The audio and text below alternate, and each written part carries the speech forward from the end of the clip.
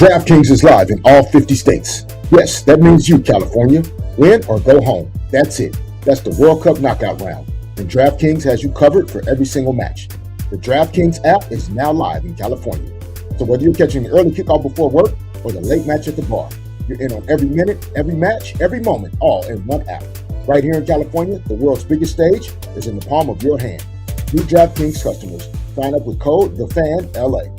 Spend $5 to get $200 in total rewards over 21 days. That's code TheFanLA. In partnership with DraftKings, the crown is yours. Event trading offered by DraftKings Predictions, a CFTC registered introducing broker. Trading involves risk of loss. Market availability varies. Eligibility restrictions apply. $50 every 7 days via click-to-claim issued in non-withdrawable predictions dollars that expire in 1 year.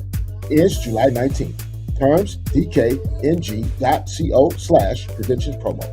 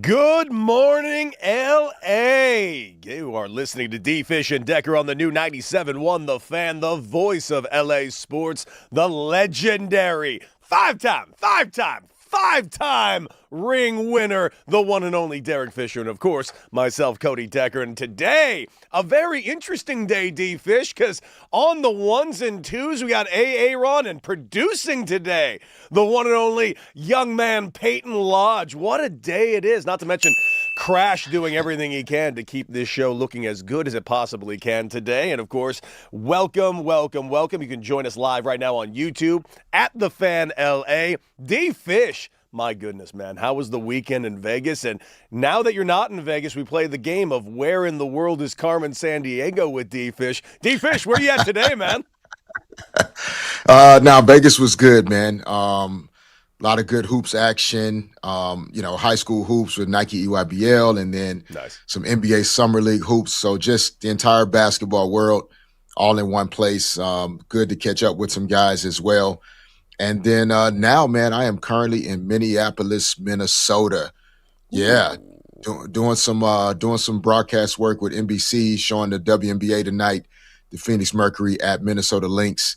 So yeah, man, just getting it in, hoops things, as always, can call me and get me to pull up almost any time. So I'm here. I gotta say, dude, you're ready. You're ready for some NBC action. Look at that beard looking a little tight. You're looking ready to go, my man. I dig it. So make sure you guys check out the one and only D-Fish tonight on that broadcast. But D-Fish, I got to talk to you real quick before we get to all of the sports of the world, which by the way, we got a ton to cover. We got All-Star Week in Major League Baseball, All-Star Game tomorrow. We got the Home Run Derby tonight. Cannot wait to chat you up about the Home Run Derby. We're going to talk a little bit about that Summer League that you got a chance to get a look at over there in Vegas a little bit.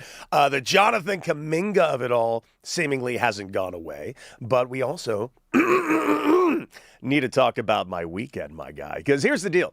D-Fish, you and I are both Cadillac drivers. We're classy folk, you and me. We like our caddies. And my caddy had a little bit of an issue this weekend. So what did I do? I took it to a shop. And I drive a very specific type of Cadillac. It's a plug-in hybrid, and they don't make it anymore. So D-Fish suggested I go to his guys, and I did. And they're phenomenal dudes. I'll give them the shout-out, GMC in Santa Monica. Really good dudes. So I'm over there, and I pick up my car. No problem. Like, it's all ship-shape. We're good. And I start driving. Turns out something actually is wrong with my car. Not their fault. Something just is not clicking in it. And I immediately turn it back around and bring it back over. I'm like, hey, guys, something seems to be off on this. And like, oh, we'll get the electric guy to look at that. No problem. We're going to give you a loaner. Now, I didn't get a loaner the first time. I didn't ask for one. I was cool. I could just walk back and forth because it was in Santa Monica, my hometown. They offered me 2 loaners. I'm like, oh, what can you give me? He's like, well, we can give you this gigantic Hummer. Or we can give you this gigantic electric Sierra, which is a massive 4-door pickup truck. I just said, whatever's faster, we'll do that. They gave me the Sierra. And I've always made fun of truck drivers, D-Fish, my entire life. Like, oh, very cool. Souped up, all lifted truck. Yeah, you're cool. It's pretty cool. You felt cool? Pretty cool. It's actually pretty cool. I'm not going to lie to you, dude. It felt like I was driving around in a Tonka truck. I felt like a man for the first time in my life. And and I'm not kidding, this is true. I think it was the first time my girlfriend's ever been attracted to me. It's actually causing a problem. No, hear me out, D-Fish. No, like, I'm telling you, I pulled up, and she kind of gave me the once-over, like, up and down, like, slowly. And she's just like, okay, you look good in a pickup truck. I'm like, I do. This is not good. It's not good, dude. That being said, your guys over there, they're trying to sell me on all of them. It's not going to work. Yeah, that's how they get you. That's how they get you, bro. That's how they get you. They let you ride around in those loaners, get you feeling all good and comfortable, got your girl feeling all good. Now you got to try to turn it back in. Because the problem is not that they're doing it, dude. The problem is that it's working. It's working really, really well. They know I don't need a new car. I love my car. But I don't have a. There were members of the focus group that are wired exactly how you're wired. Yeah, they know it's gonna work. My ass, and I don't got that kind of glue right now. I can't be going out buying electric trucks. I'm just saying. That's just realistic life of nature. But hey, man, lots of sports to cover, and D-Fish, let's just get into it, my guy, because the Dodgers. We are now officially done with the first half of the Major League Baseball season. We go into All-Star Week, but we go into All-Star Week without the number one vote getter in the All-Star game. Shohei Ohtani has dropped out of the All-Star game. Now, is it entirely panic mode? No. Luckily, we will get into the graphic details of Shohei Ohtani's current knee injury and the situation and the procedure he'll be getting this week. But let's just stay focused on the Dodgers themselves.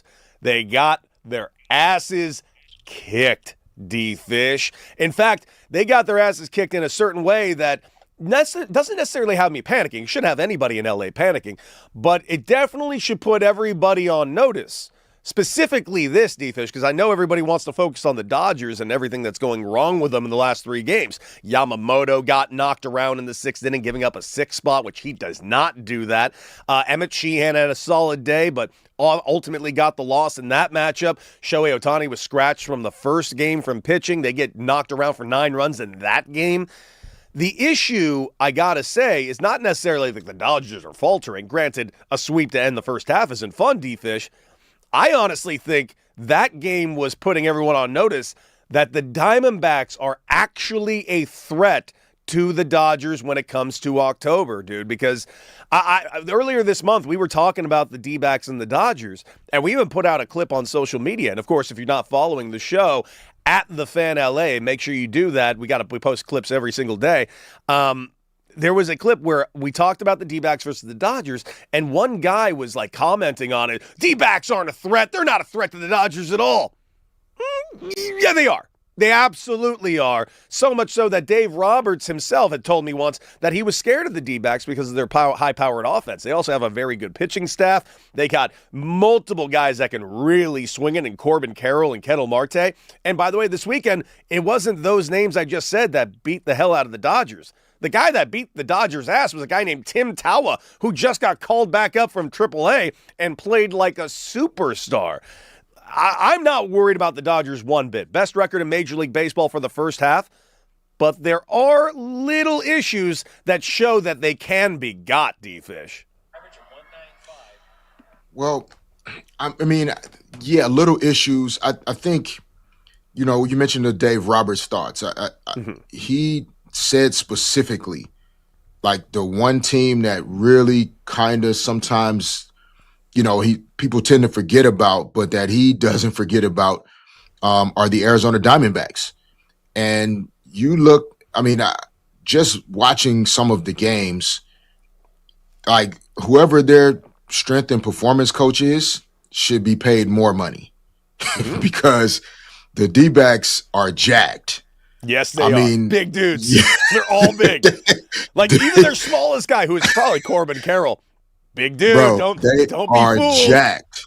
Yeah, no. So when that bat touches that baseball, it is gone. So you have to give your opponent some credit always. Like it's not just because the Dodgers are going into the All-Star break, and there are some things that come with when you have such a big cushion going into the break. There's no threat to the division. You've been battling a lot of injuries. You still have guys coming in and out of the lineup.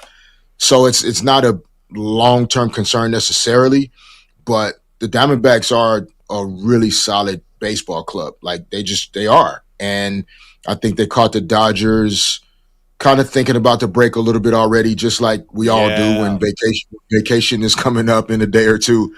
It's hard to kind of have your entire attention on some of the small details. The errors that were committed throughout the series are not common for the Dodgers to make. Typically in sports, and you tell me if I'm wrong as far as baseball, like typically when you have some of those kind of errors committed that are usually like easy plays to make, it typically means just mentally, whether it's fatigue or lack of focus or inability to focus due to the fatigue, it just catches up to you. And that's what it looked like in terms of the Dodgers wrapping up this first half of the season. It wasn't great to watch or see. Didn't like that. But it's the reality of a long season. And then, they have 13 days at home. I think sometimes you also, which is nice. Yeah, I think sometimes, it's really nice in terms of getting a chance to kind of take a deep breath and enjoy some time with the family and, get a nice routine going. But then there's also a point where you get a little too comfortable and you lose some of that edge that comes with sometimes when you're out on the road or sometimes when you're just not at home as long. And so, hopefully the Dodgers can enjoy this break, get a little bit of time away. They obviously have several guys in the All-Star game, minus Shohei Ohtani, of course. But that road series in New York, when they come back out of this break, it'll just be important to, start establishing some good habits again and try to get back to playing winning baseball as soon as possible. Like, as you know, those divisional leads and those leads can go fast. You put a bad week together and all of a sudden, things start to get a little closer. Quickly. Yeah, you ain't lying, dude. But here's the thing: you touch on something that I do agree with, but for me, it gives me more of a cause of concern about the Dodgers than I probably should. But it reminds me of 2023. Now, before the Dodgers went on their 2 World Series run, everybody and their cousin firmly believed the Dodgers were going to win the World Series in 2023. They didn't get to the World Series in 2023. They were swept by the Arizona Diamondbacks, which, by the way, they went to the World Series. This is a playoff team. Now, granted, they're 2 games currently out of a wild card spot, 12.5 out of the division lead. They're in second place in the National League West, but they're only 2 games over 500 right now. They did underperform in the first half. Now, I still firmly believe this is a team that will likely get to the playoffs. They have the pitching staff to do it. They have the offense to do it. And I do think they are a potential real landmine for the Los Angeles Dodgers when the playoffs come around, because they have the pieces to win in a small, short series, especially if the Dodgers were to play them in the divisional series. I would be fairly concerned about that matchup due to the pitching matchups that could be available. Granted, we don't know what the Dodgers pitching situation will be like in October. And granted, to be fair, we don't know what the D-backs pitching situation will be like in October. But as time goes forward, what did concern me that you just mentioned, D-Fish, is that idea of guys kind of already on vacation already. I have this very vivid image in my head of the Dodgers before the playoffs, right before the playoffs started. They were all waiting because they had the bye, and they were just out at home plate. Somebody got a new pitching wedge, and all of the Dodgers were at home plate using the pitching wedge, hitting balls into center field. And I remember saying out loud on my show, man, it must be nice to be so good that you can just go out on the field like there's no problem at all with a pitching wedge, even though you got the Diamondbacks coming to town. Dodgers lost that series, and it concerned me. Yesterday and this last weekend felt like pitching wedge gate all over again, my man. Yeah, I mean, baseball players and golf and the relationship there. During my era, there was no way I could try to be good at another sport. I was barely hanging on to being good at the sport I played. You'd be bold, man. Oh man, but it's interesting. It really is. I don't think it's. I don't think even then, right? That example you gave, I don't think they were necessarily overlooking the Diamondbacks. Not at all. I just think, some of these things are a byproduct of, you play 162 regular season games following spring training, rolling into, a wild card or a divisional playoff series. The amount of focus that it takes to stay at the top is really difficult to maintain at the highest levels every single day. And the Dodgers are human. Sometimes they're going to get caught just not having their best. And the additional kind of challenging piece of where the Dodgers sit, which, I can relate to in a lot of ways, you're going to get the other teams and the other fans' best energy. Like every day when the Dodgers show up to the ballpark, the pitchers on the opposing team know they have to be ready to throw their best stuff. They have to put their pitches in the right place. The coaches know they have to be locked in and dialed in terms of what they're doing with their lineups and whether we're shifting, whether we're bringing our infield in. Everybody's on their A game, because if not, the Dodgers have the the power, the talent, the ability to just embarrass you and run you out of the ballpark.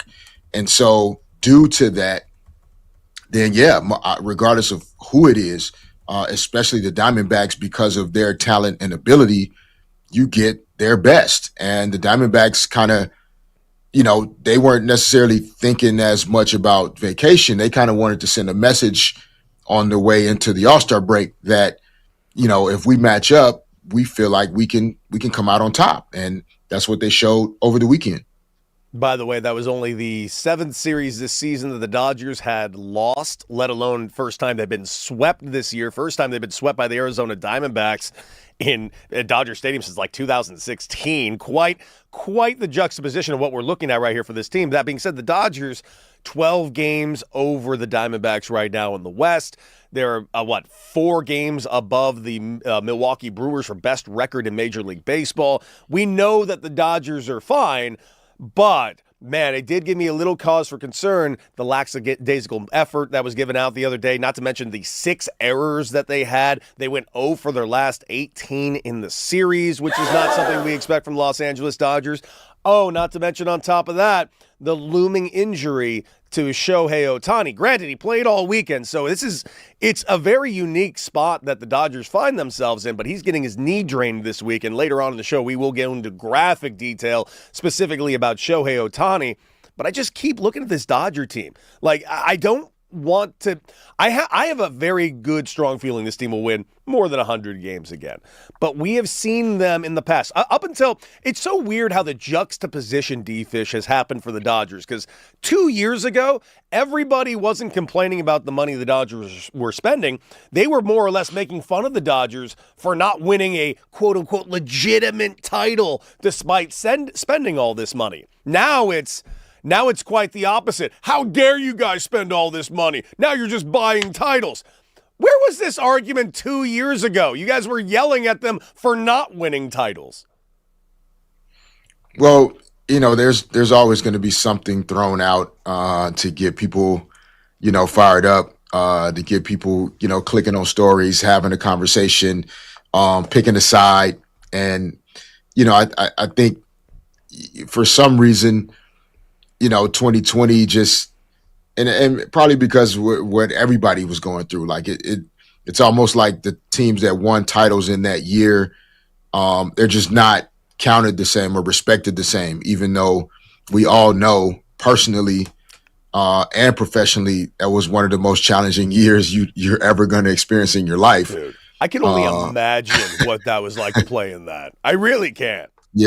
Yeah, no, and for me, I was coaching and leading in the WNBA at that time, and those ladies are always at the forefront of, just kind of these moments in time where things are shifting and changing, and so that year was just difficult for everybody. So the Dodgers finding a way to win the title that year, similar to the Lakers, like that, it shouldn't be looked over as though it didn't count as much. The last 2 titles, I think. Part of it as well, like as a fan, you got to celebrate it in a more organic and authentic way compared to 2020, where in terms of parades and celebrations and, fans being able to show up, et cetera.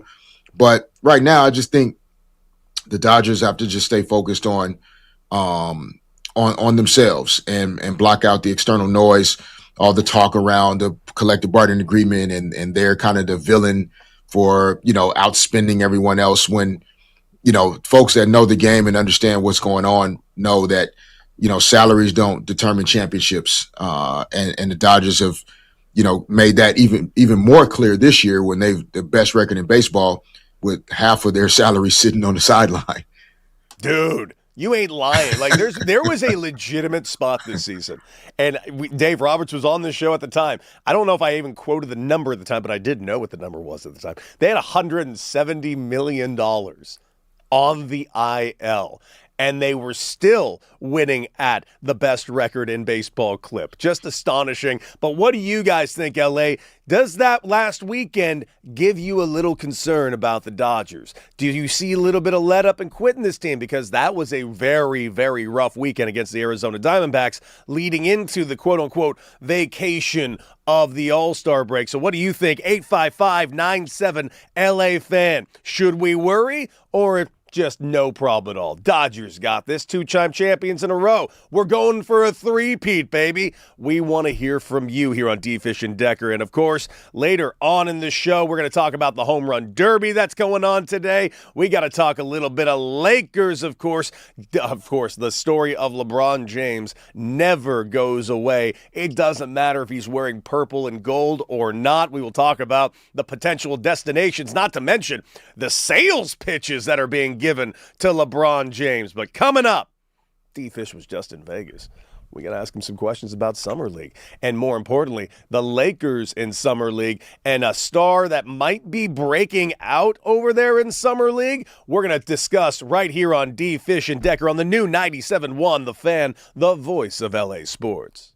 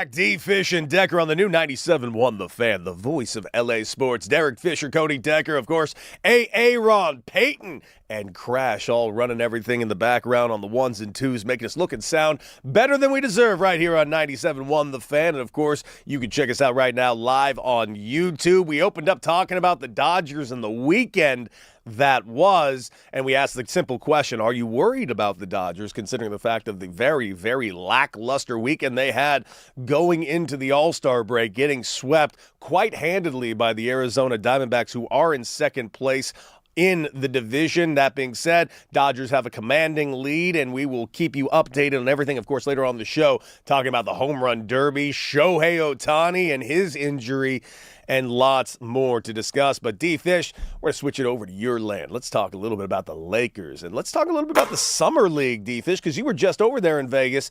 Did you catch any of the Summer League games while you were there? Yeah, for sure. I mean, definitely Nice. caught a few of the games. I mean, there's games like every hour and a half, every 2 hours. So no matter what time you're in the building, you'll get a chance to see some good action. And I mean, the Lakers always have great turnouts at NBA Summer League in Las Vegas. I mean, Vegas is LA East basically. So Yes, it is. Just up the street on Lakers, the 15 freeway, baby. yeah, the Lakers. Good turnout, good energy. It's amazing how much NBA Summer League has grown. I was talking to a few guys there, and just kind of thinking back to 30 years ago. Of course, when I first played in the NBA Summer League, it was held in Long Beach at the Pyramid, and what Summer League has grown into now is just unbelievable. What the league has established, the fans and the way they support it and show up every night. So, just good basketball weekend, and especially for us sports junkies that the World Cup has slowed down in terms of the frequency in its games.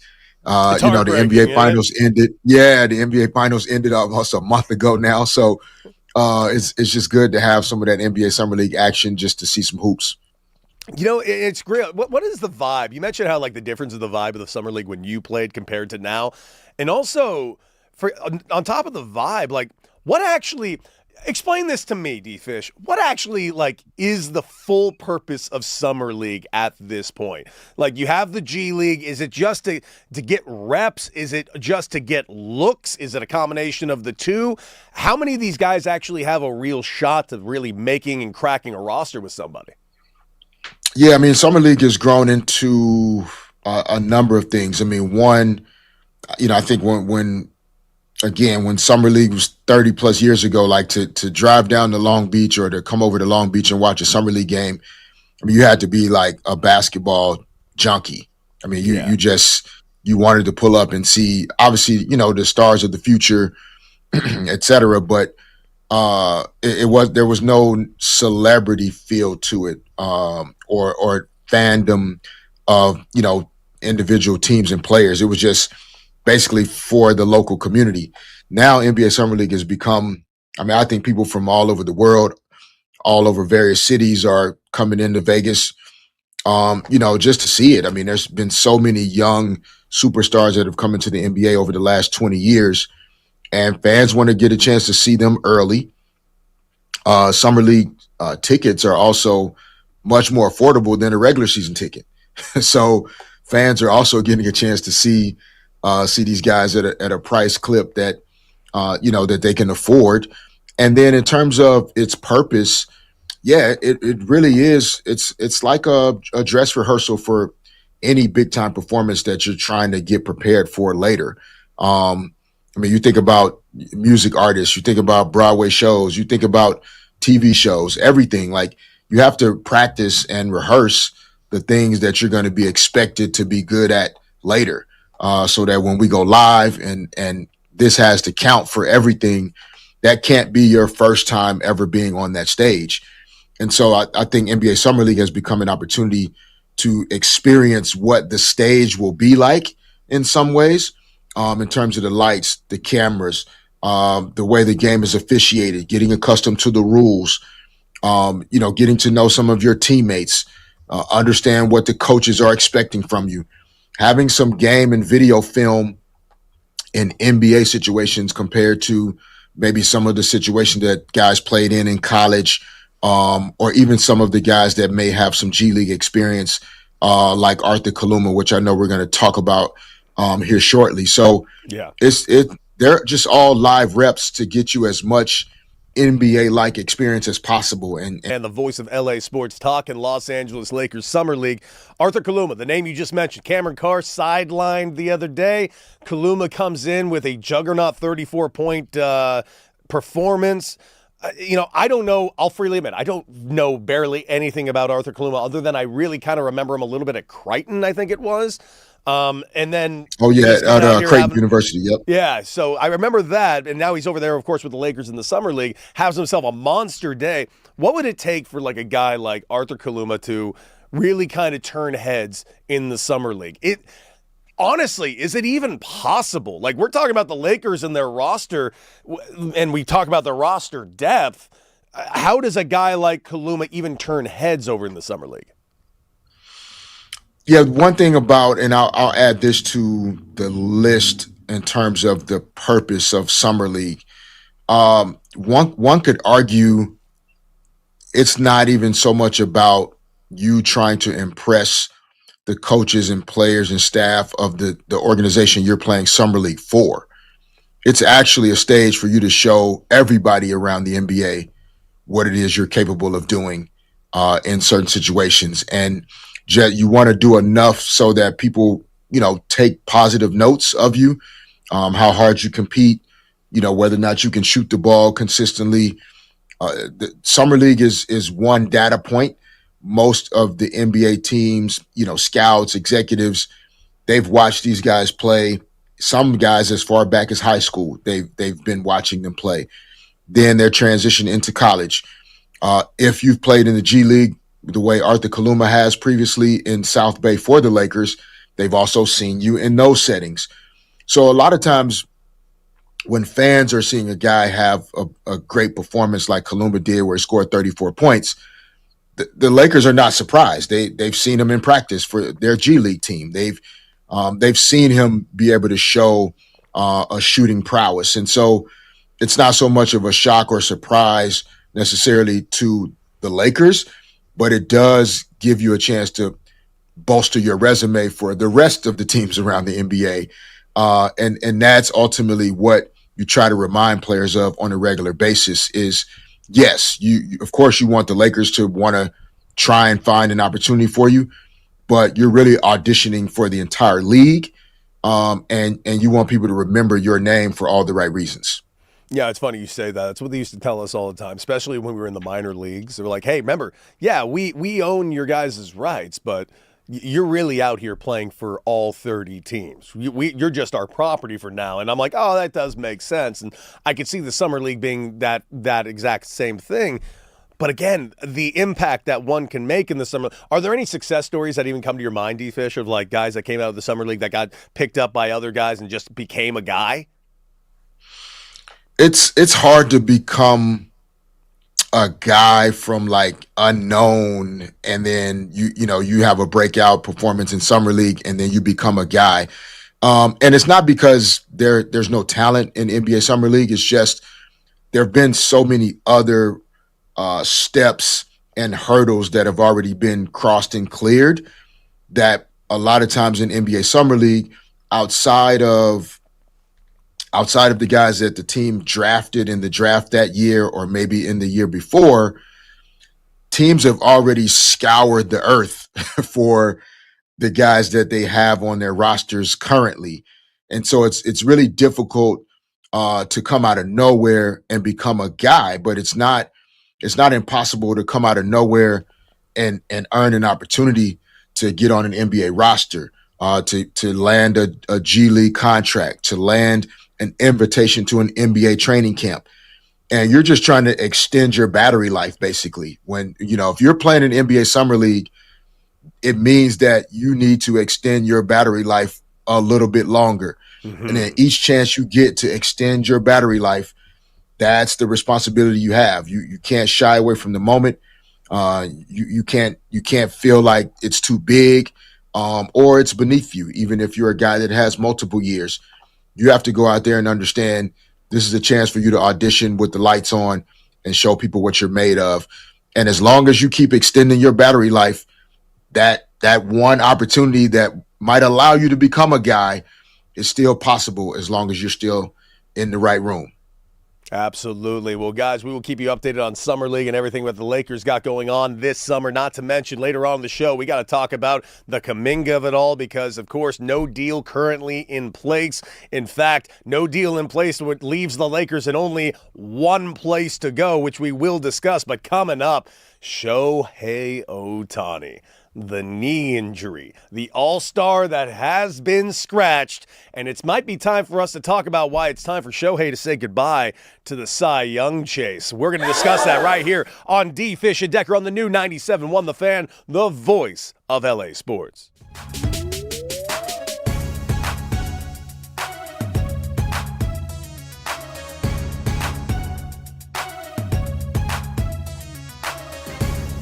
Mitch, what up, man?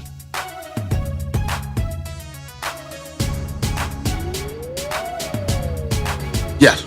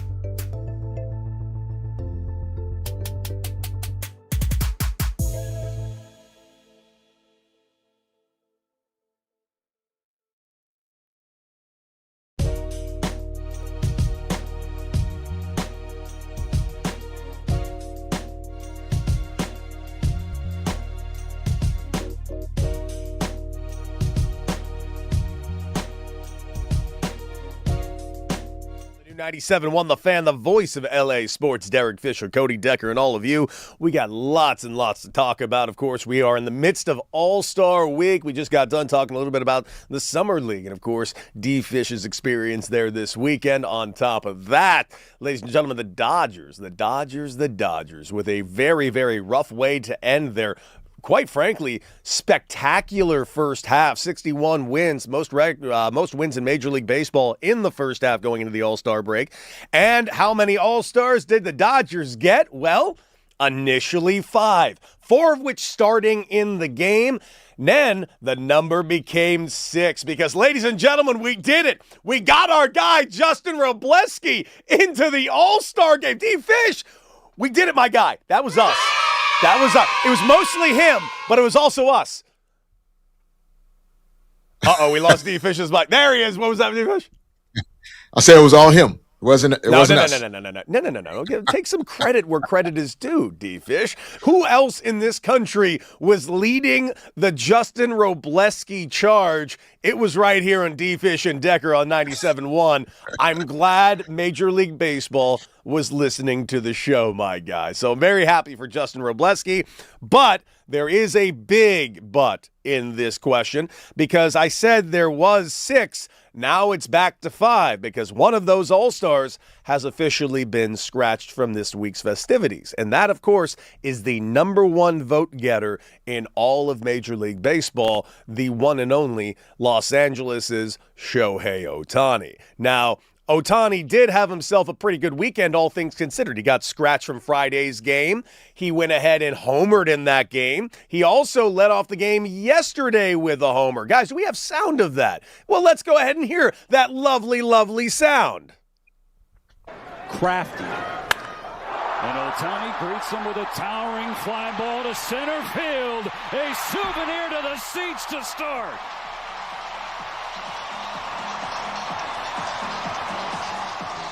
And, of course, with Sportsnet LA, Dodgers open up that game, and Ohtani gives them the lift, but they end up losing that game 5-3. Final game of the series, their first time being swept this season, only the 8th time they've even lost a series this season.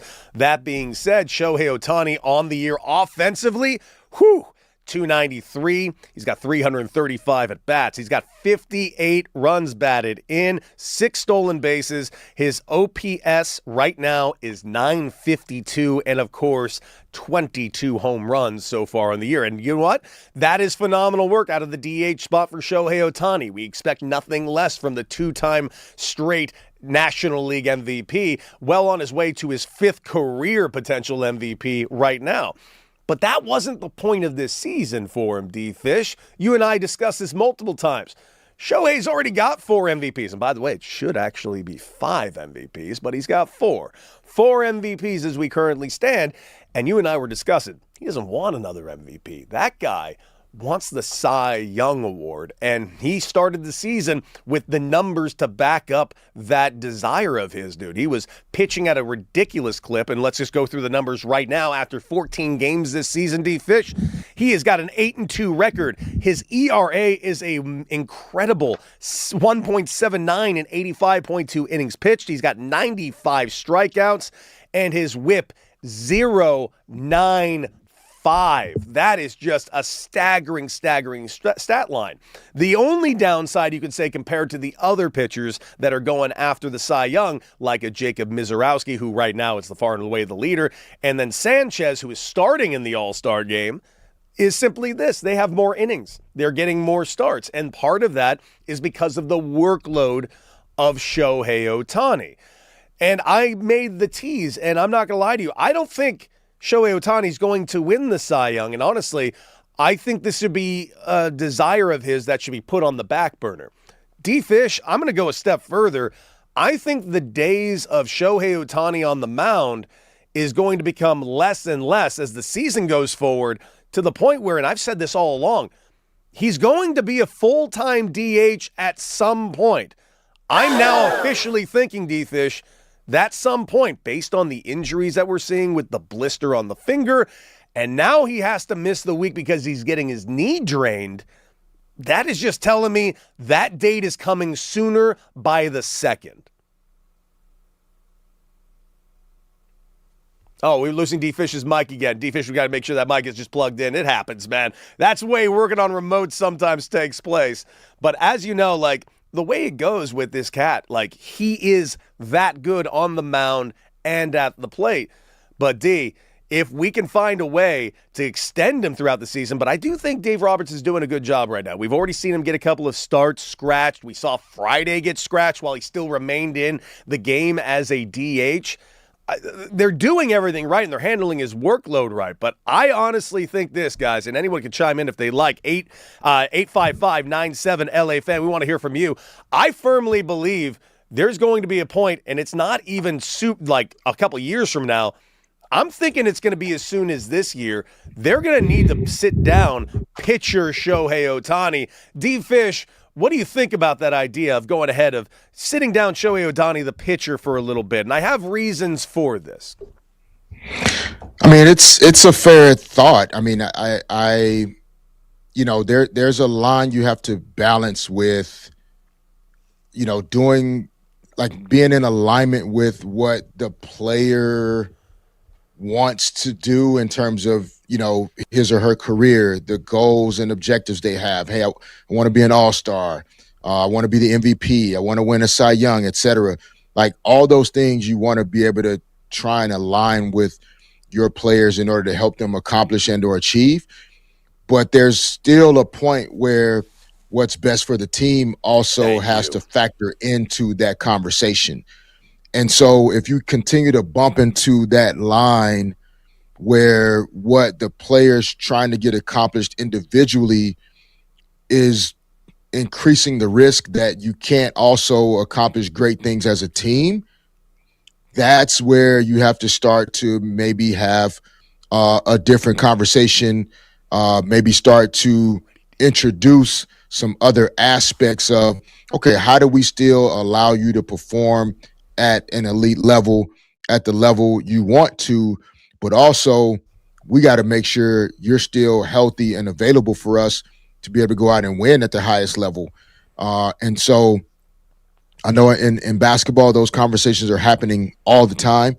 It's why sometimes you see, I know folks don't like load management or even the phrase load management, but part of it is so that your best players don't run into these situations where there's knee inflammation or a shoulder or a back or something that could jeopardize them being available for you at the most important times of the season.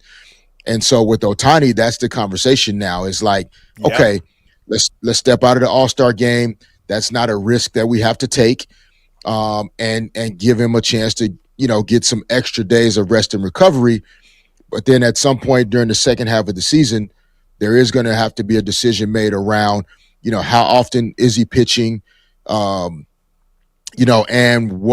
how long are they going to allow him to pitch? If he starts, do they allow him to pitch enough innings to stay in the Cy Young race, or do they start to just, kind of pull him earlier?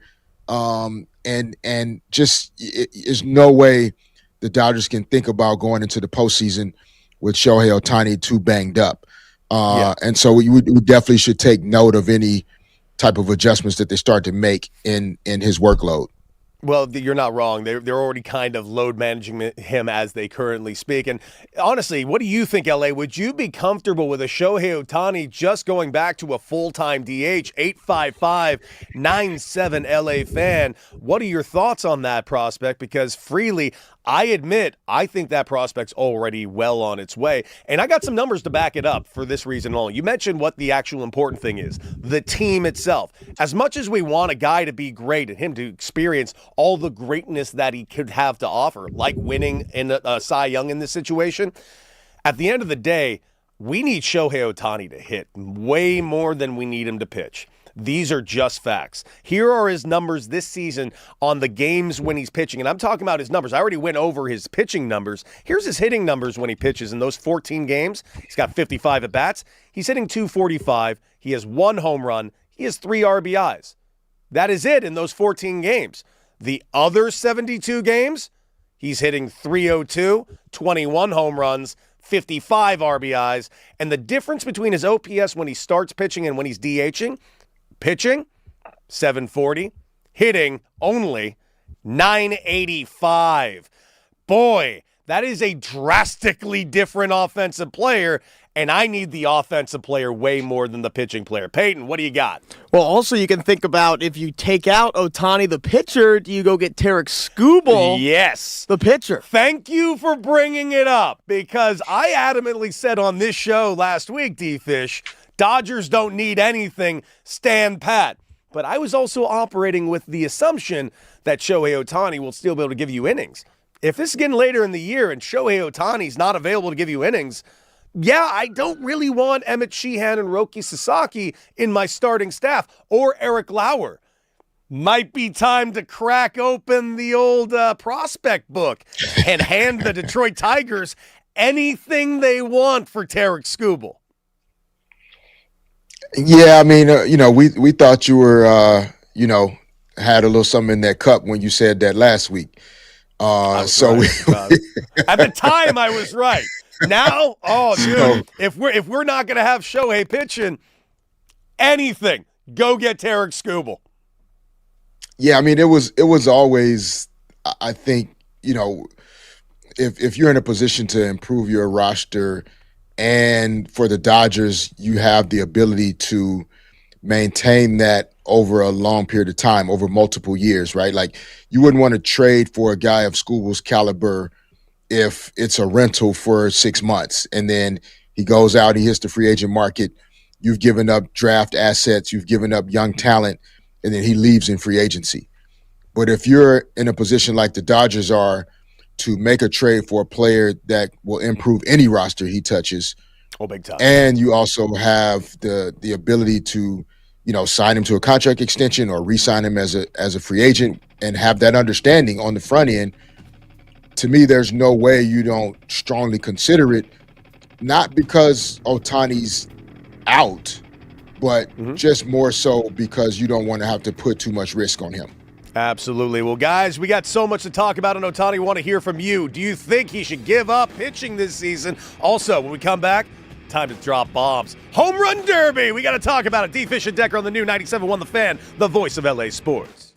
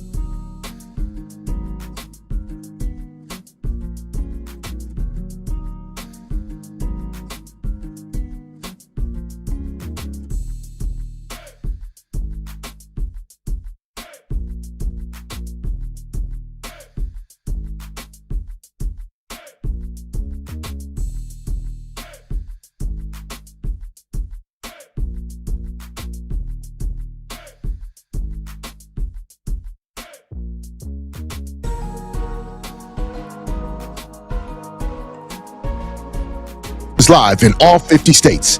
Yes, that means you, California. Win or go home. That's it. That's the World Cup knockout round. And DraftKings has you covered for every single match.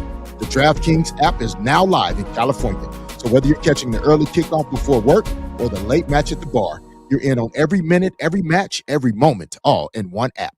Right here in California, the world's biggest stage is in the palm of your hand. New DraftKings customers, sign up with code TheFanLA. Spend $5 to get $200 in total rewards over 21 days. That's code TheFanLA. In partnership with DraftKings, the crown is yours. Event trading offered by DraftKings Prediction, a CFTC registered introducing broker. Trading involves risk of loss. Market availability varies. Eligibility restrictions apply. $50 every 7 days via click to claim, issued in non-withdrawable predictions dollars that expire in 1 year. Ends July 19th. Terms, dkng.co/predictions promo.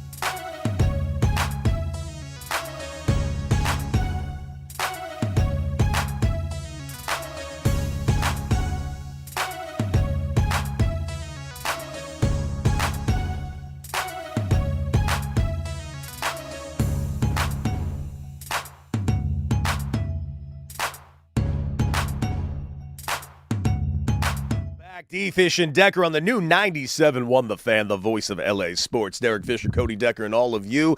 And, of course, we opened up talking about the Dodgers and the terrible weekend that was. Their first time getting swept this season by the Arizona Diamondbacks, a team that we sleep on to our own peril, ladies and gentlemen. I can't stress this enough.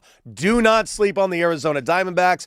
Yes, 12 games out of first place, but a team that could be a very potential landmine for the Dodgers or any team that takes them lightly in October. They are currently 2 games out of a wild card spot. And I'd like to also point this out, Peyton and D-Fish and Aaron and Crash. I've been saying that since the jump of Major League Baseball season. Do not get fooled by the Arizona Diamondbacks.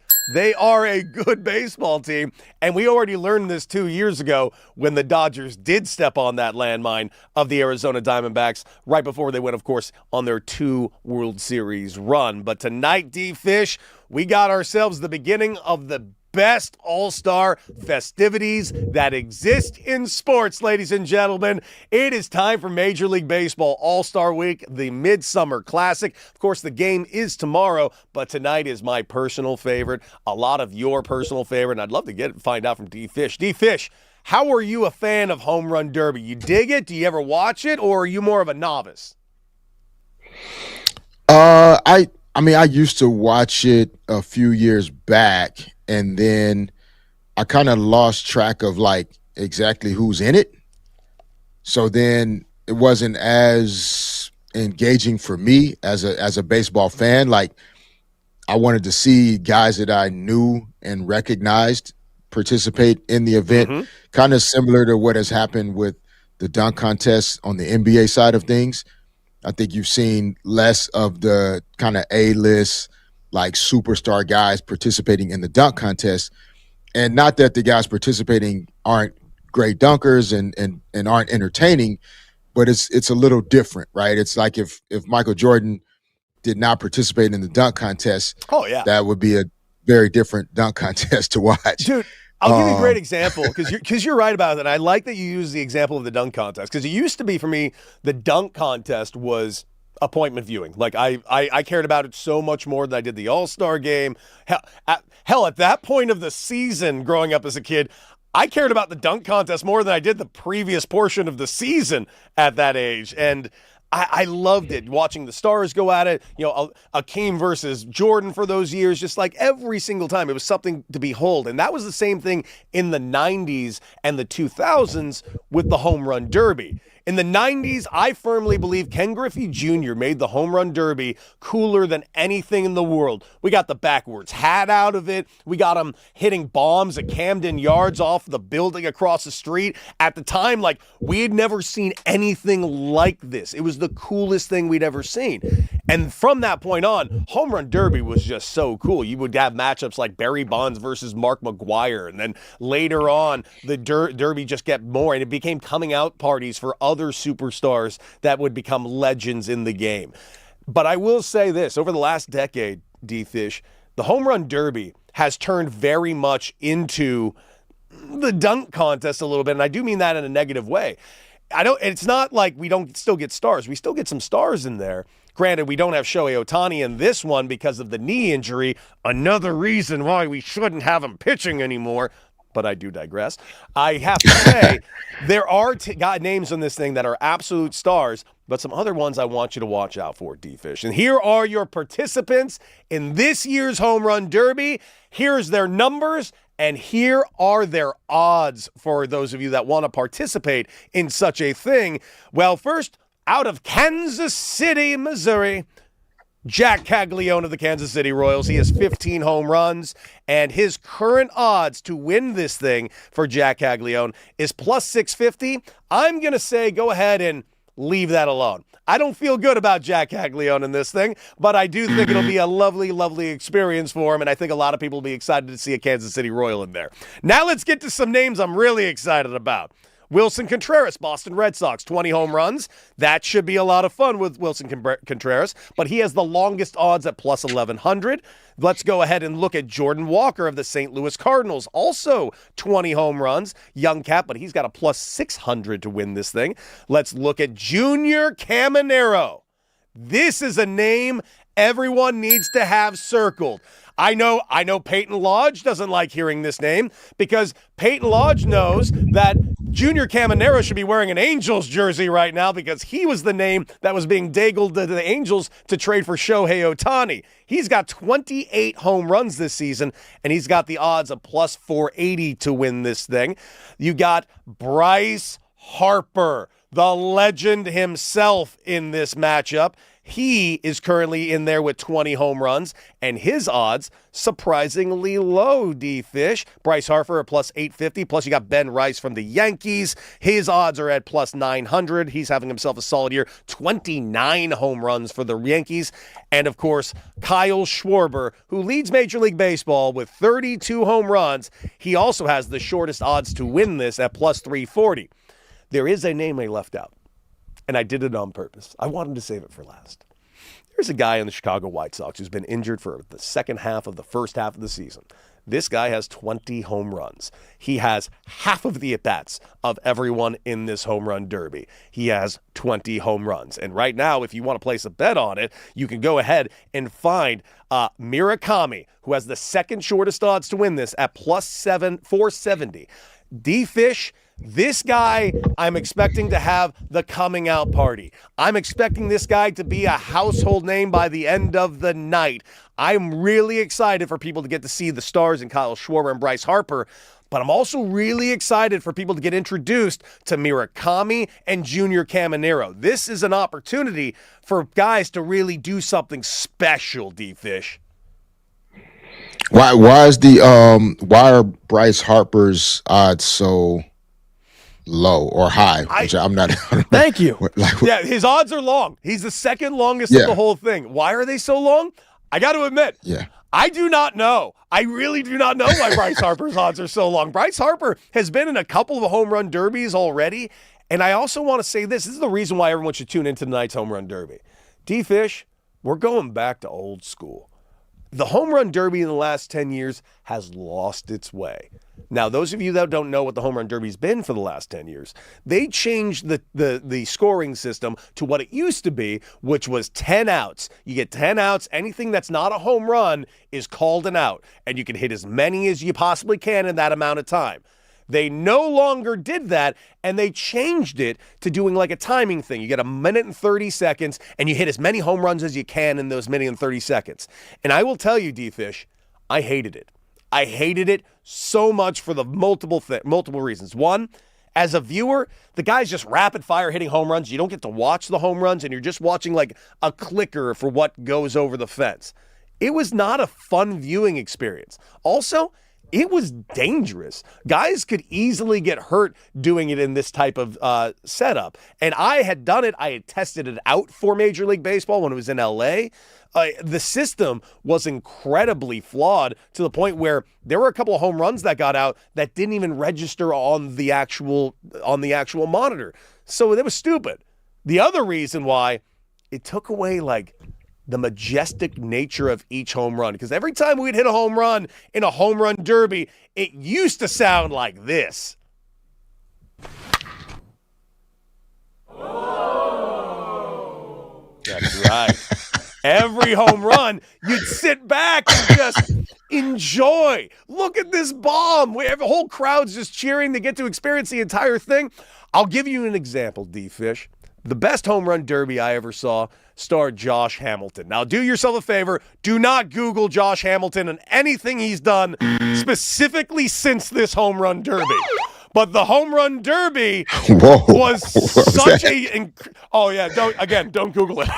You will be very, very disappointed. Honest to God, if Josh Hamilton's story could have been his redemption drug arc that got him back to the big leagues, and he did that home run derby and he retired and we never heard from him again, it would have been the greatest movie of all time.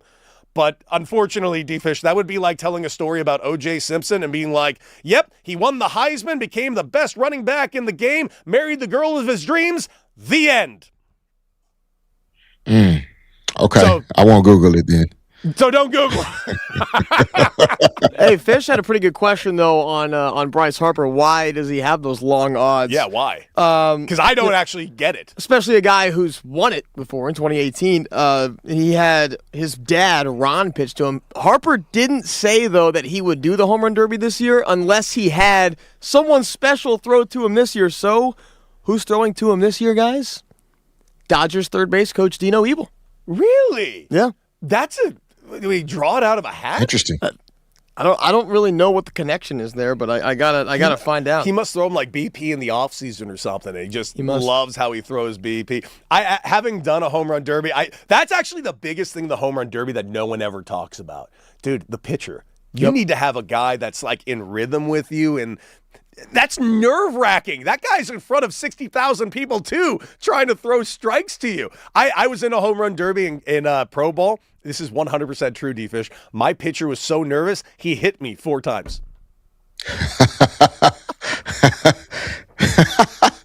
Oh my God! Did you were you okay? Did you? I did not win the home run derby.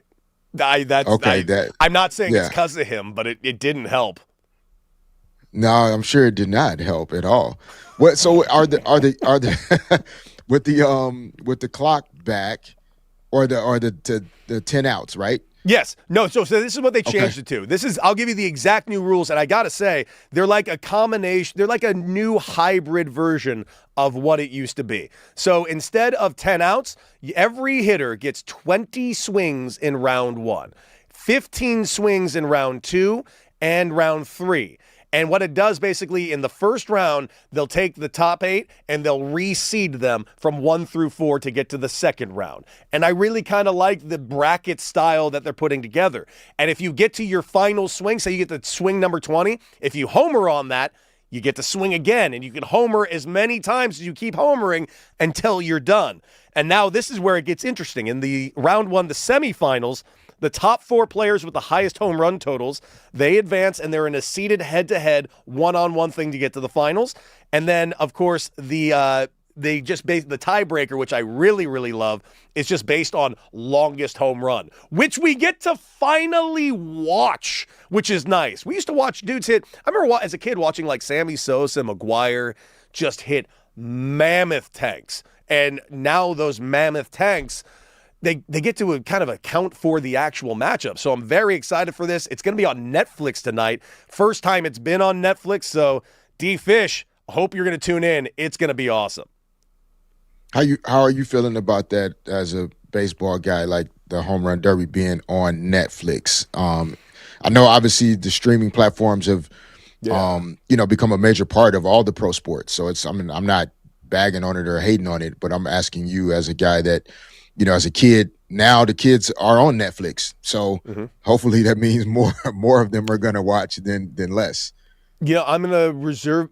How about this? Based on opening night, I did not love opening night. Netflix's opening night was a calamity. And I understood what they were going for. They were trying to basically make a 3.5-hour Netflix commercial, but it left the game kind of behind.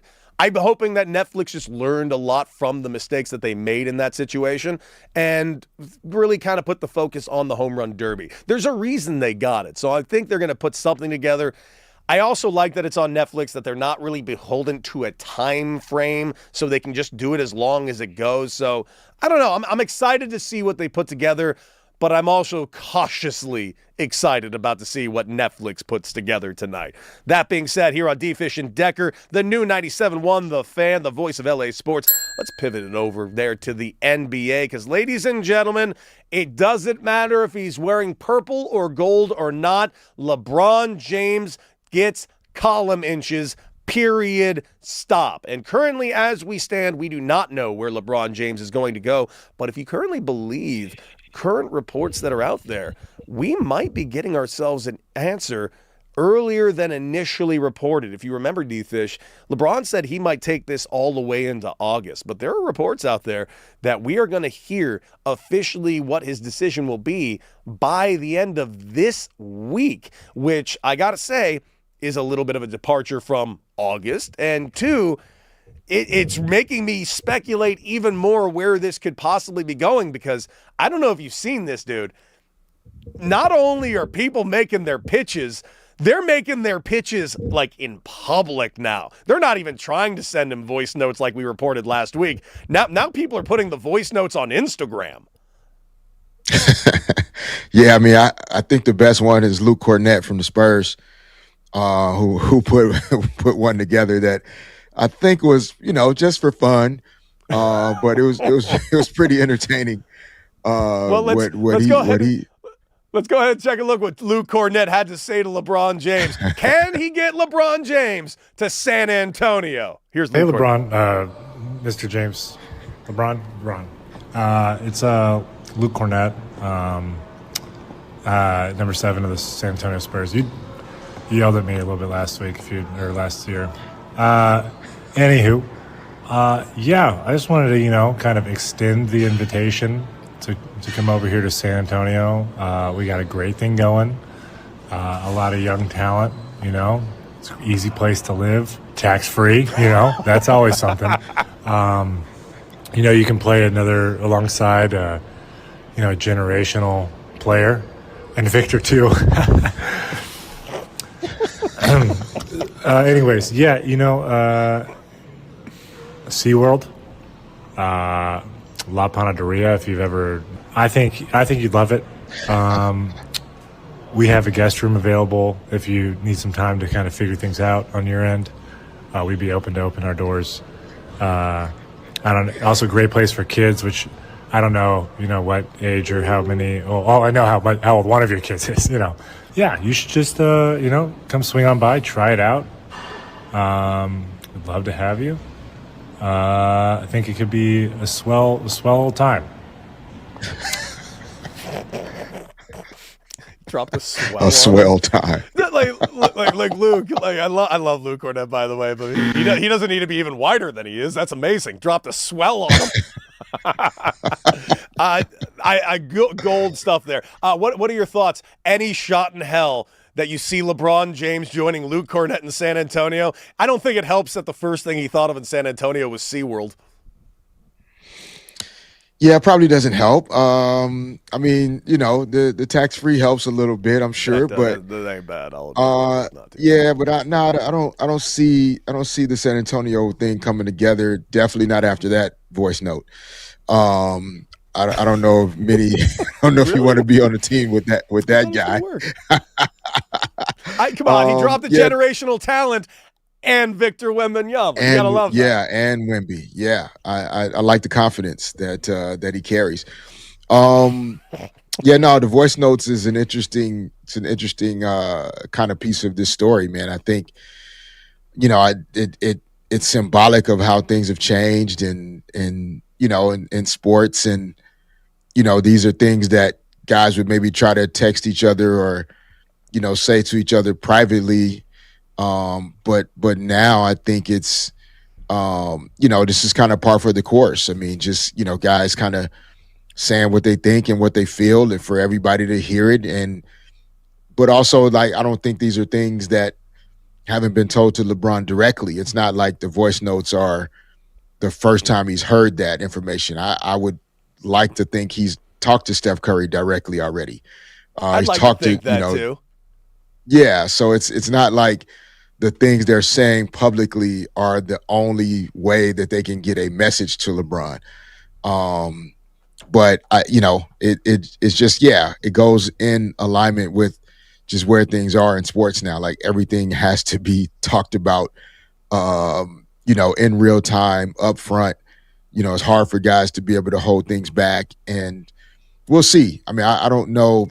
It's always great to be pursued. I think LeBron is enjoying that feeling that, multiple teams and guys are interested in, having him join the team. I don't care who you are. You want to feel like you're needed. So I think that part is fun. But we'll see who gets the whose voice note was the most impactful, possibly by the end of this week.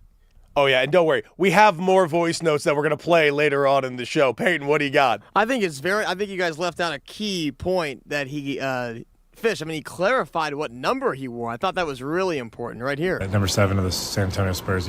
That's very important. That's big. That's big. Pertinent information. That way you can pick him out of a room. That's good. That's smart. Yeah. That But is also, helpful. That's well, helpful. here's the big question. This is the biggest question I have about the entire LeBron situation, D-Fish. And this is what I want your opinion on.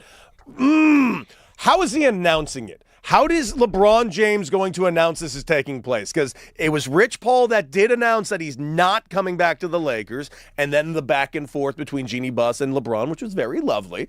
Now, how do you think he does it? Are we getting a decision too on ESPN? Are we just getting an IG post? Are we getting some sort of like drone show outside of a stadium that he's going to be playing at? Or does he go on, and this is what I do think it's going to happen, I think he does it on Rich Paul's podcast. That would actually make an outrageous amount of sense to me, considering the fact of how much Rich Paul has been talking about it on Rich Paul's podcast. Yeah, I'm not sure what in what form or what platform this will be announced. I don't think LeBron is necessarily interested in having to be the voice or face of this announcement. I think he'll address it. I think he'll address it whenever he feels like it, or whenever training camp starts, or whatever. I think this could be a situation where, whether it's Shams or Rich Paul or somebody else that says, "Hey, this is what LeBron's going to sign here," and then when the press conference for him to join that team, that's when he'll speak on his process and his situation. Absolutely. Well, we will discuss. What do you guys think? How do you think LeBron is going to announce his new destination? 855-97-LA-FAN. Is it going to be a podcast, a post, or a TV special? Reason we ask is he's done literally all three of those already. So which one could it be? Or is it going to be something new? We want to hear from you. But coming up, ladies and gentlemen, it's happening. Oh, baby, it's happening. The single greatest defensive player in NFL history is currently getting his reps in at the Rams facility this last weekend. And no, we are not talking about Myles Garrett. Right here on D-Fish and Decker on the new 97.1 The Fan, the voice of LA sports.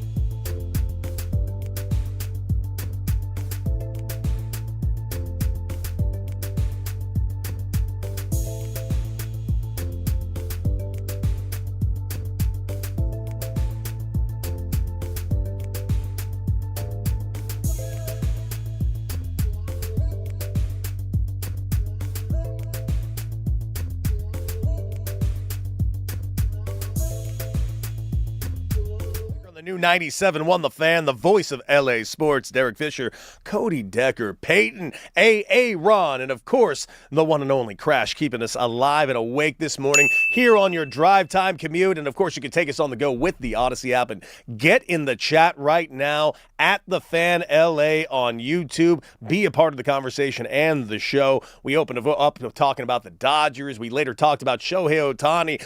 Do we think the pitching days of Shohei Ohtani need to be tampered down a little bit? 855-97-LA fan. I made the argument earlier, the hitter Ohtani is far more valuable to the Dodgers than the pitcher Ohtani, but you heard what we think. What do you think? And of course, our phone number, 855-97-LA fan, but we got to switch it over and talk a little bit about the Rams because, ladies and gentlemen, what can we say? About a month ago, we heard the rumblings. Then, of course, we had Les Snead on to talk about it. Then, of course, we had the billboard up on the 405 that said, right there from the Fan LA D-Fish, what did it say? Come back, Aaron Donald. Well, guess what? Yesterday happened in the lovely town of Thousand Oaks, California, where the Rams have their practice facility. D-Fish, did you see a little video of a very large man hitting the gridiron that wasn't of the name Myles Garrett? Because I saw Aaron Donald out on the field, and I'm getting quite excited, my man.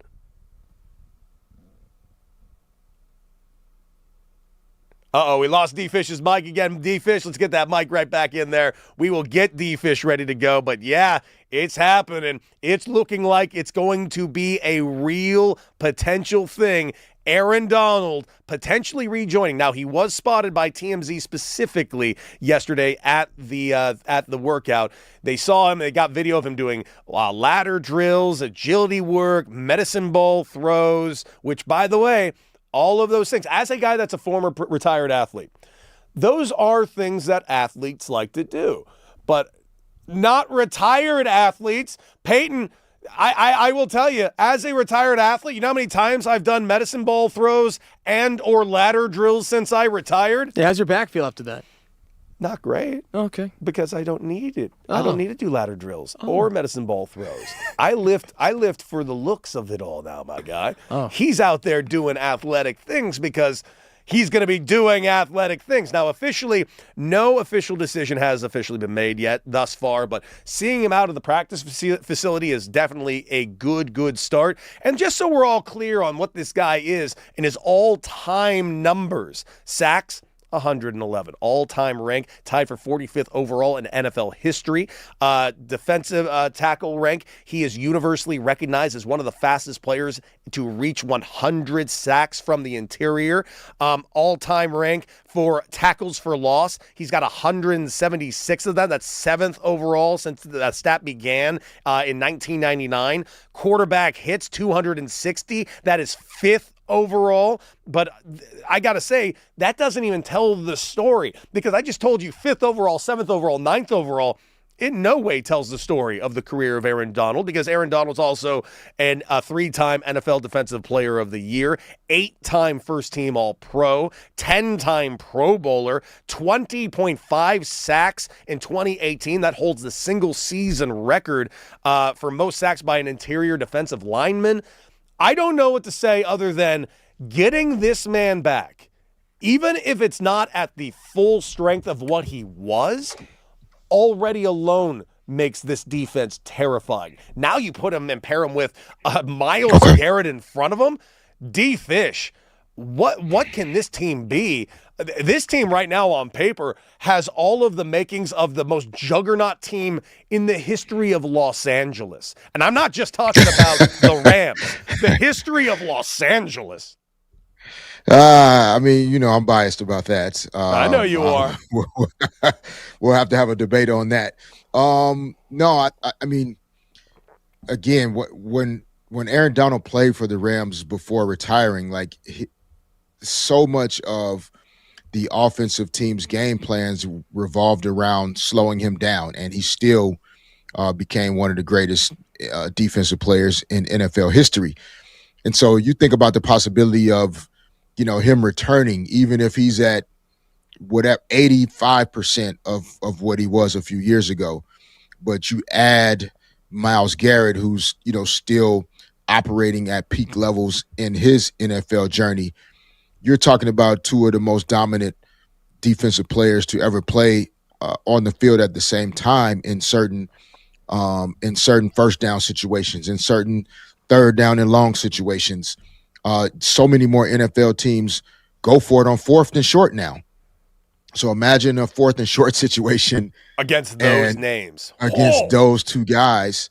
It's just a much different scenario in terms of what comfortability offensive coordinators and play callers will have if those two guys are firing off the edges or those guys are being moved around on the defensive side of it. You just don't have as much time to allow your offensive action to play out. And so, and I think it also adds an element of, not that the team isn't, the Rams are already operating in a win now mindset. We get that. But there are some teammates that crystallize that point even more. And I think a return by Aaron Donald, could also continue to keep guys focused on what this thing is all about this year. That it's not about any one individual, that it really is about doing something for your teammate, helping your teammate accomplish something really special.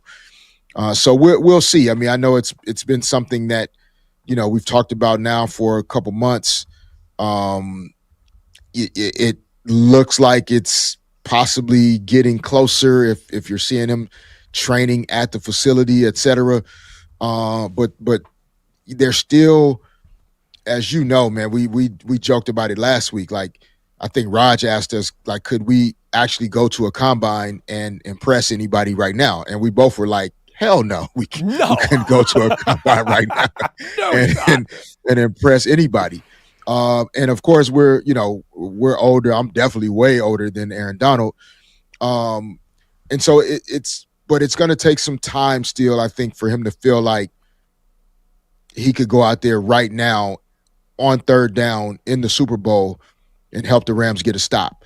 And until he feels that he's really ready to do that, I think he's just going to continue to train, pay attention to his body, understand his ability to recover, and then I think also from a financial standpoint, I think the Rams probably also have some dates in mind where the numbers make sense in terms of what he was signed for, considering the fact that in football they have the hard salary cap and they really do have to move their dollars and cents around in a very, very specific way in order to make it all work. That's right. D-Fish and Decker on the new 97.1 The Fan, the voice of LA sports. We had Les Snead on here about a month ago, right when the rumblings of this all took place.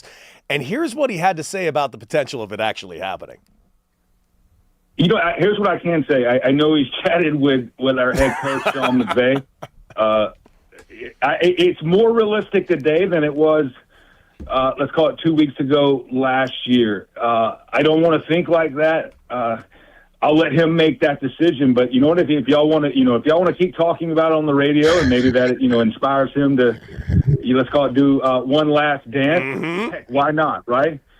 Oh, why so not? We'll let him sit, toss, and turn, and determine whether I think he's tweeted it, right, or talked about it, right. Mm-hmm. Let's see if that fire's there, because I can tell you this about Aaron now. Hey, he's going to send out his workout videos. I don't think he's missed a day of working out in his life. I don't think he's missed it since he's retired. May not do 2 a days now, but the one thing I do know about him, he's one of those human beings that if he truly doesn't think he can be one of the best, he probably doesn't want to. It's an interesting personality trait, just kind of who he is at the core, which you always appreciate it, and that's probably why he.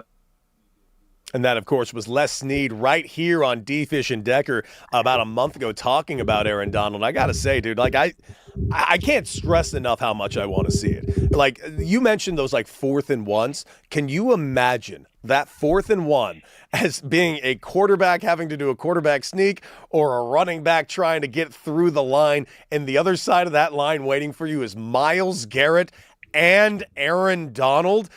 I keep thinking about one play last year that I think is the funniest thing that ever happened, when Myles Garrett was going after Jordan Love and he broke through the line, and all that happened was one defender on the offensive side who could do nothing about Myles Garrett just screamed, "Jordan, run!" It reminded me of this very famous scene from Boys in the Hood. That's what it was, and that's what it's going to be every time you try to go 4th and 1 against the Rams this year, if those two are waiting for you. Yeah, I mean, even Myles Garrett alone, can wreak havoc on 4th and short situations. But if we do find ourselves in a scenario where both of those guys are on the field at the same time, and some of these very key defensive situations, analytics and data have also become a big part of football decisions.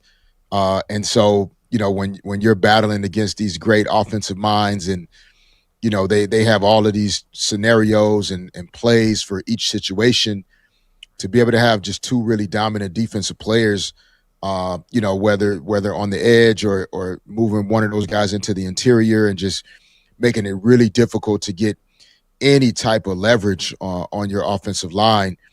It just changes everything. And so, the Rams being basically a possession away from going to the Super Bowl a season ago, to think that they would have the opportunity to now have Myles Garrett and then possibly Aaron Donald would be quite scary for opposing teams, and a lot of fun for Rams fans. Absolutely. Well, plenty to discuss when it comes to the Rams. How excited would you be, LA, if we got our hands back on Aaron Donald? Boy, oh boy, it looks like it's actually going to happen. Let's keep you posted as that goes forward. But guys, coming up, boy, oh boy. A lot of fights in Vegas. A lot of fights in Vegas this last weekend. And some of them, the most talked about ones, nowhere near the octagon. Looking very forward to talking about that. No Raj today? No problem. We're going to do some hit it or quit it right here on D. Fish and Decker on the new 97.1 The Fan, the voice of LA sports.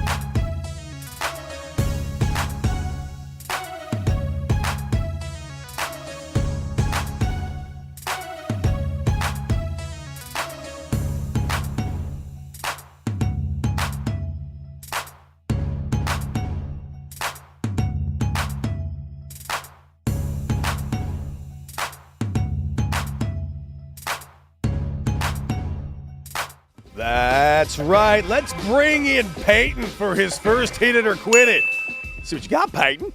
First career Hit It or Quit It. Let's go. All right, let's get right into it. Bam Adebayo. Oh! All right, threw more punches than Conor McGregor this weekend. I'm not kidding, right? That's not a joke, by the way. No, not a joke. I'm dead serious.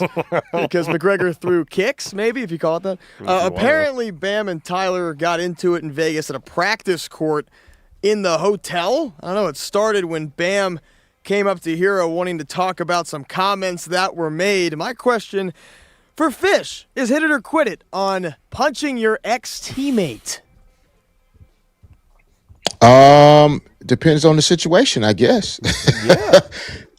No. Do you know the whole situation, D-Fish, how this started, apparently?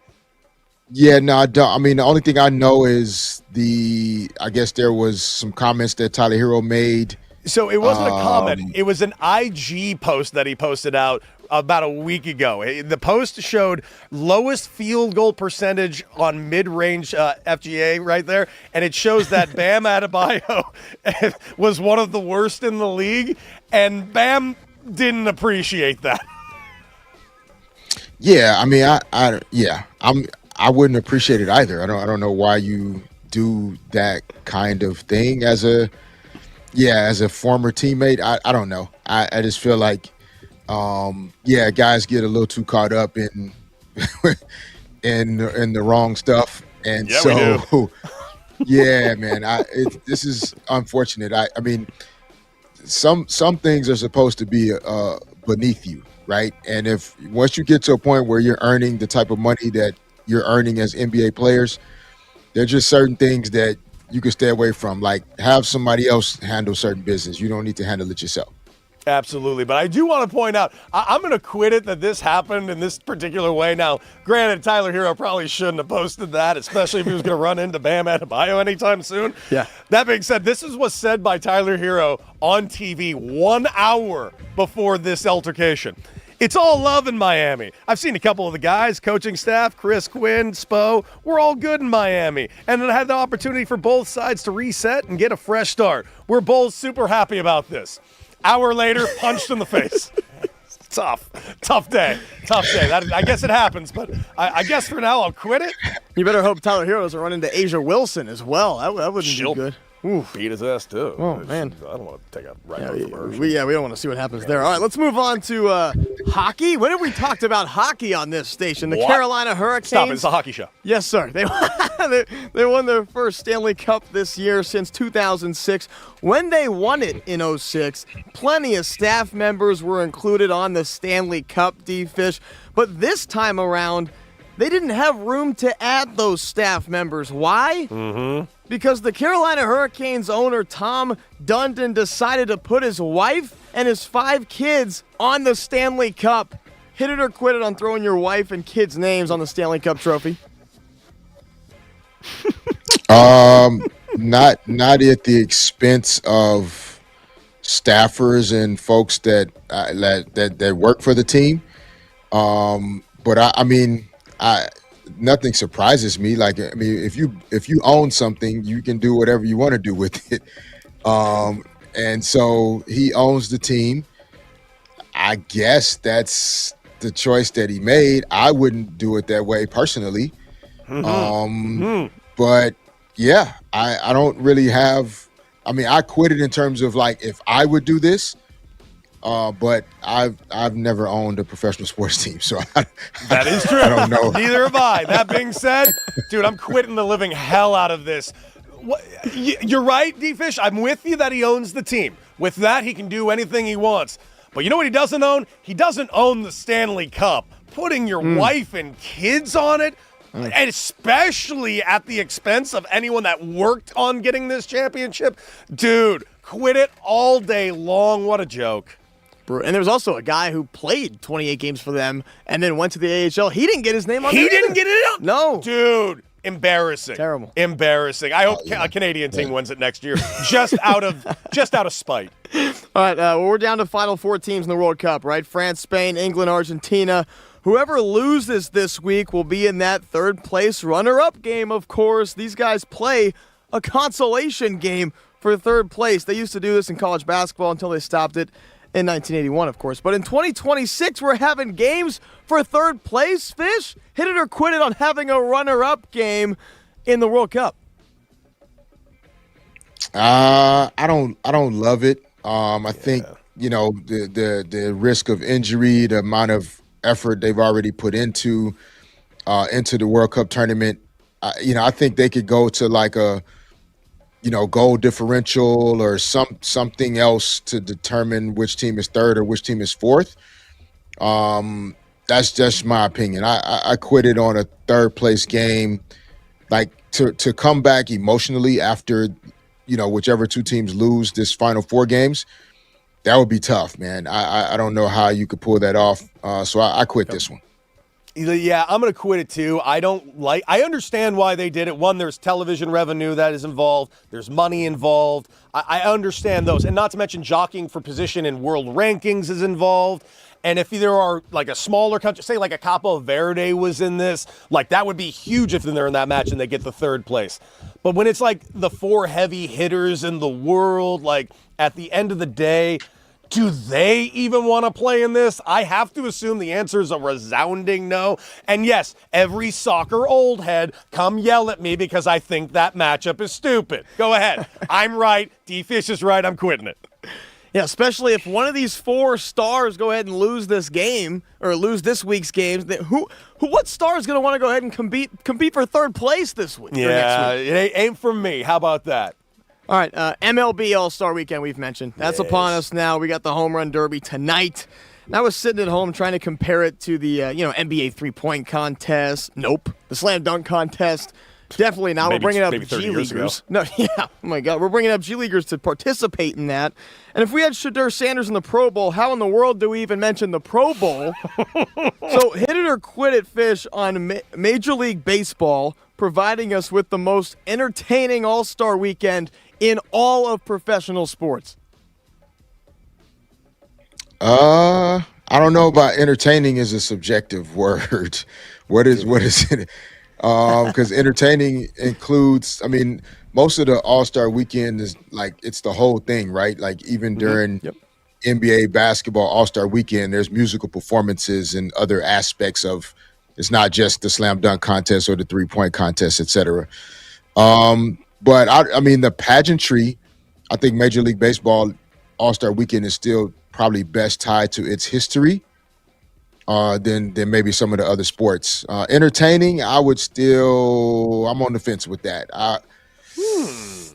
Yeah, I'm on the fence with it being the most entertaining All-Star Weekend.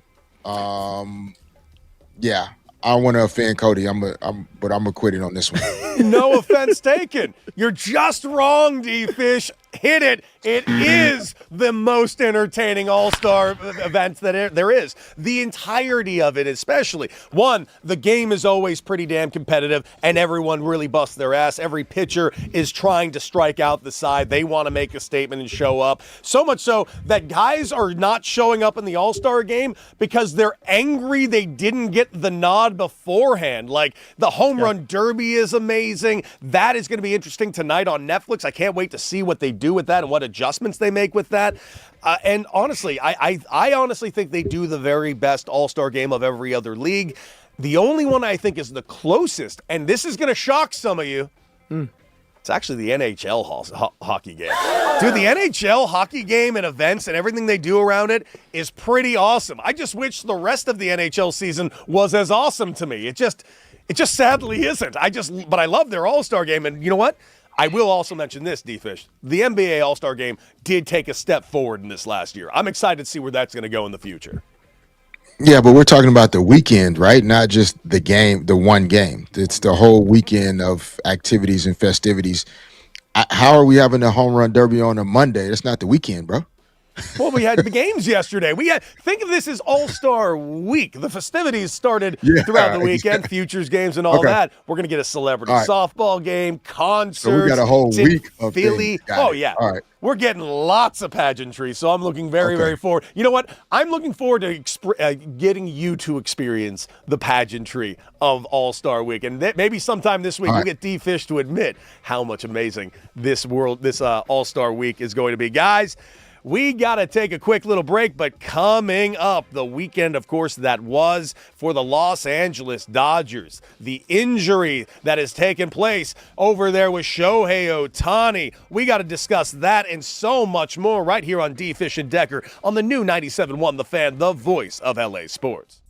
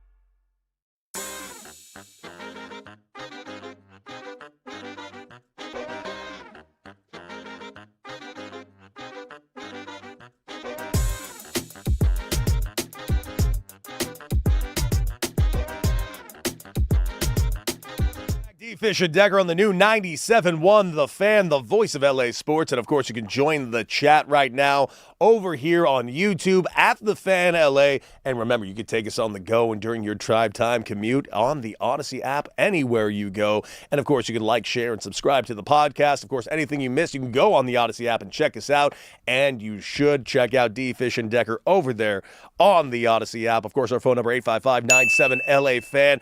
And it's time to talk about the Dodgers again, my guy D-Fish, because the Dodgers finishing out their first half of the season with 61 wins, the best record in Major League Baseball. The follow-up teams that are not super far behind with 58 wins. Of course, you have your hands on the great Milwaukee Brewers, who are having an incredible season, spearheaded by their pitcher, Jacob Mizorowski. You also have the Tampa Bay Rays, who are having a good season. The Yankees aren't far off on that as well. But the Dodgers, by far the best team in Major League Baseball, and especially the National League West, despite the fact of going into the series being up 12 and a half games, 14 and a half games this last weekend, they get swept by the Arizona Diamondbacks, a team I've told everybody, sleep on at your own peril. This is a good team. I firmly believe they're a playoff team despite being 2 games out of the wild card as we currently stand. But right now, if you sleep on this team, they will be a landmine in October, or at the very least, a landmine for somebody in the month of September leading into October. This is exactly what happened 2 years ago, D-Fish. I watched this happen in real time. About right around the All-Star break, I saw what the Diamondbacks were starting to put together, and it worried me. And I watched it continue to go all the way to October.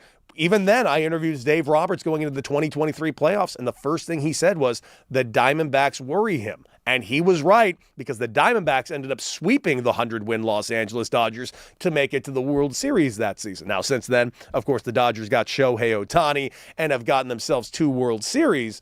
But it still remains that the Diamondbacks are not a team to be taken lightly, and they showed it this last weekend against the Los Angeles Dodgers, D-Fish. They are serious. They are serious.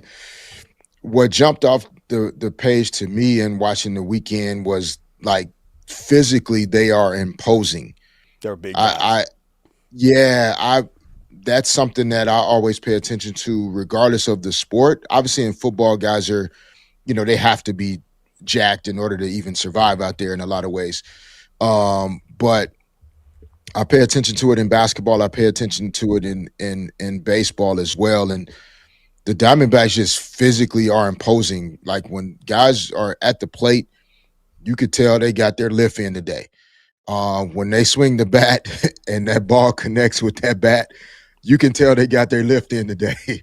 Can confirm, by the way, they were the last team I played for my last 2 years of my career. Really good strength training staff. Really good program, got to say. Probably one of the best ones I played for. No, it is obvious to me, at least, as just a casual fan. Every guy almost that stepped up to the plate, he's on his nutrition plan. He's eating right. He's in the weight room. He's probably still having fun too, as baseball guys, are, and everybody's having a good time. But those guys are grinding, man, physically. And so that's the thing that jumped out to me. I don't know. There are not a lot of teams that bat for bat, power for power, have been able to kind of stack up with the Dodgers and just, be able to kind of power the ball out of the park, and just score runs, instantly. And to me, the D-backs showed that. I know the Dodgers, one of the games, I can't remember which day it was, but they purposely rotated the pitchers almost like every inning and a half. There was a new pitcher that came in. It's a bullpen game. Yeah, it's when you're trying to save some arms. I understood why the Dodgers did it, but still ugly game for them. Yeah, and so that game. Hey, all right. The opposing team's probably going to take advantage of that type of game in that situation, but they still showed the power that they possess in their lineup in the other 2 games that weren't necessarily bullpen games either. And so I understand why Dave Roberts, had some concern about this group. And they came in with bad intentions. I mean, I think they wanted to send a message and kind of go into the All-Star break with some momentum, and they were able to accomplish it. I agree, and they did get that momentum, and we'll see where the Diamondbacks go going forward. But let's look back at the Dodgers specifically. Now, they went 0 for their last 18 in this game. It was almost, you said it earlier on the show, it seemed like they were already on vacation mode, and that always concerns me. We have a team this dominant going into vacation mode when there's still more game to play. I've mentioned the Dodgers are in a situation where they're just so damn good, they kind of can play with their food. The entire aspect of Shohei Ohtani going for a Cy Young this season and really going all in on the pitching side, part of that has to do with the Dodgers' dominance. If the Dodgers weren't as dominant, if they were a team hovering around 500, I have to assume the Dodgers would be making several different adjustments to Shohei Ohtani's pitching plan, because the Dodgers have to be able to recognize this the same way I do. Shohei Ohtani, the hitter, is vastly more productive and vastly more important to the Dodgers' success than Shohei Ohtani, the pitcher. And let's just look at those offensive stats real quick, because I think they are important. This season, Shohei Ohtani has played 72 games where he was at the DH spot. In that time, he's got 280 at-bats. He's hitting .302. Now, he's pitched in 14 games that he's hit in. Those 14 games, 55 at-bats, he's hitting .245. I granted it's a smaller sample size, but how about this? In that amount of time, 21 home runs as DH, 1 as a pitcher. 55 RBIs as a DH, 3 while pitching. OPS 985 as a hitter, 740 while pitching. Now, again, this is a small sample size, and Shohei Ohtani last year in the championship series to go clinching to go to the World Series had the single greatest game of all time, where he went 3 for 3 with 3 home runs, pitched and struck out 10 in 6 scoreless innings. I worry we might not be seeing that quite at the clip that we were, especially if they don't tamp down those innings, because this week, Shohei Ohtani ain't going to be at the All-Star game. And that concerns me, because he's not hitting the IL, but he is getting his knee drained this week, Fish. That's not nothing. Well, it's not nothing, but it's also, and I don't know this to be the case, but it's also sometimes a way of respectfully, getting rest. I mean, the knee, I would argue, probably needs to be drained if they're draining it. That's not something that players do if it's not needed. But it's also an opportunity for him to get it done. He can respectfully kind of take a step back in terms of participating in the All-Star game. And it's not a situation where he's just choosing to rest. So they can get that accomplished. And then it sets him up for, a healthier finish to the season, rolling into August and September, hopefully by draining that knee, helping resolve some of the tightness and inflammation there, he'll be able to finish the season strongly. Also, you're hopeful that with the draining, him being healthier, and then Blake Snell, and some of the other pitchers for the Dodgers returning to the lineup, not necessarily that, he'll pitch less, I guess, but that there won't be so much pressure on his pitching. I mean, they've needed his pitching in order to get to the place where they are now, where they are 11 and a half games up in the division, best record in Major League Baseball. There is a conversation to have that as their starting pitchers return, and you don't necessarily need his pitching to help you secure wins. Yep. Can you then slide him out of the pitching rotation as often, focus more on DH, allow him to get fully healthy going into the postseason? And that just has to be something that he's ready to, to choose to do, that would essentially kind of take him out of that National League Cy Young conversation. But unless Mizorowski goes down or something unfortunate happens to him, I don't see him relinquishing that award at this point. Me neither, but I have to say, I still think Shohei Ohtani's pitching years are kind of numbered. I think we've seen reports about it. We've seen Buster Olney even speculating that this might be it.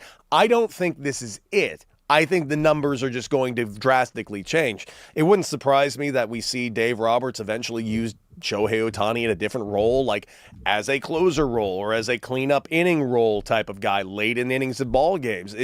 After what we saw, what Dave Roberts was willing to do with Roki Sasaki last season, I firmly believe nothing's left off the table with how they'll use Shohei Ohtani going forward. But right now, him taking a bit of a break from pitching because he's getting that left knee drained, which doesn't affect his hitting clearly, is definitely something that needs to be watched out for. And by the way, this injury report brought to you by Ozaran Law. Ozaran Law, the injured worker hotline. But I still remember this. The man was scratched from his pitching performance on Friday. Homered in that game. Yesterday, opened up the game with a homer, and here it is. Crafty. And Ohtani greets him with a towering fly ball to center field. A souvenir to the seats to start.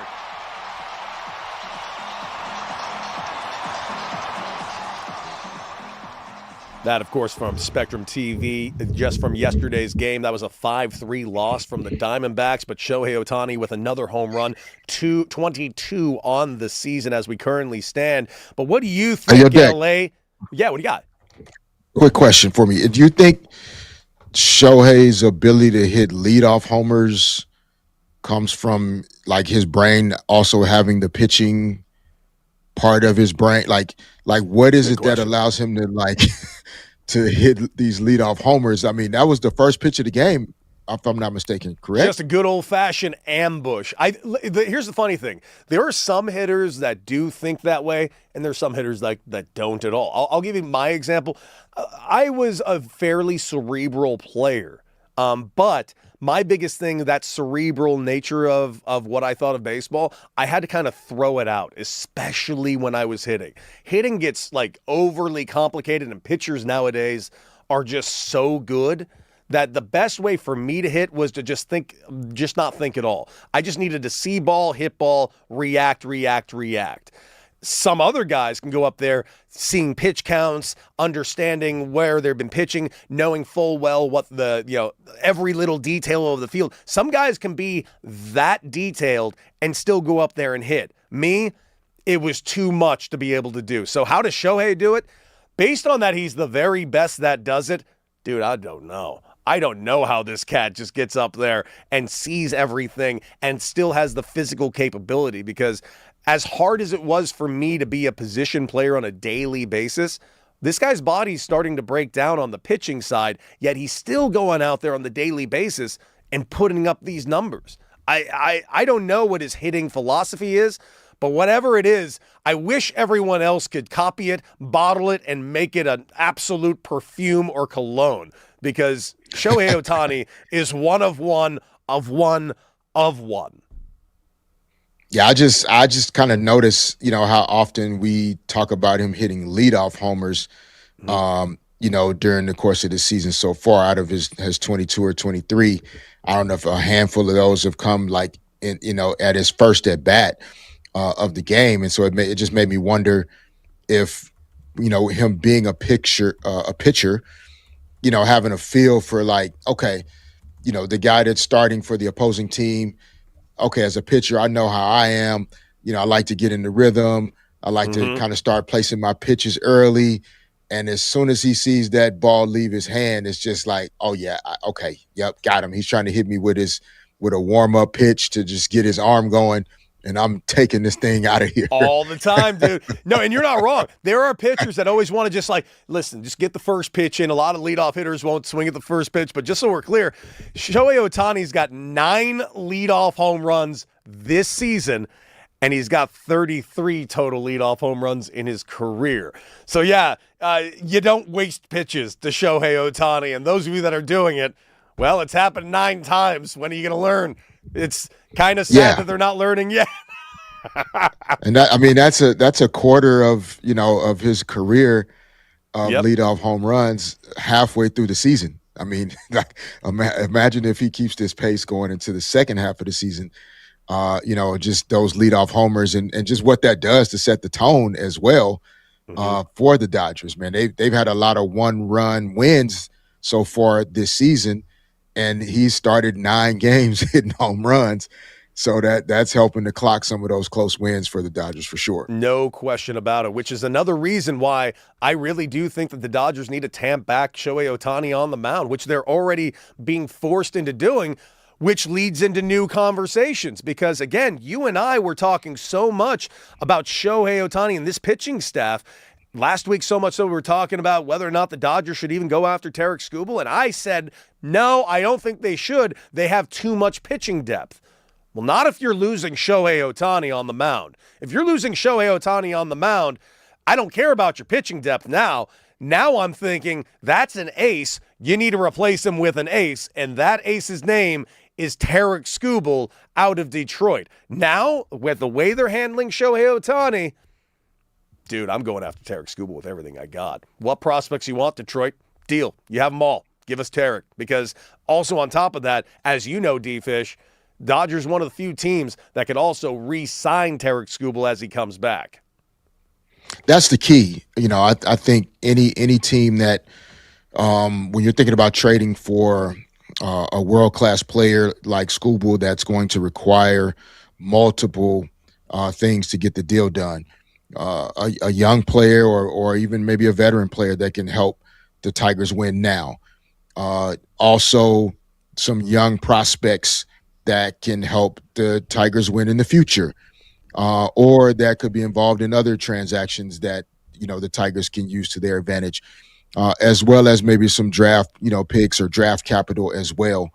And so when you're talking about giving all those things up, you have to, really be in a position where that player is going to be there for, multiple years. You don't want to give up your future for just right now, and then leave everything else, on the table. In particular, with some of the potential changes coming in future collective bargaining agreements. Oh yeah. If you can get a player like Skubal into your salary cap structures now, even with a new system, you'd have his rights. He'd be your free agent, or he'd be your player that you're working with, negotiating a new deal.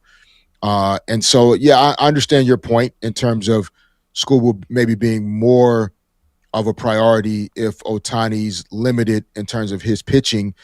But I think you also have to look at, if Ohtani's wearing down and getting beat up a little bit, combined with Blake Snell and Tyler Glasnow having missed so much action this season already, it's tough to have those guys come back and then throw them right into multiple situations where they're going to have to win games for the Dodgers right away, in order to maintain the lead in the division, but also be able to win in the postseason.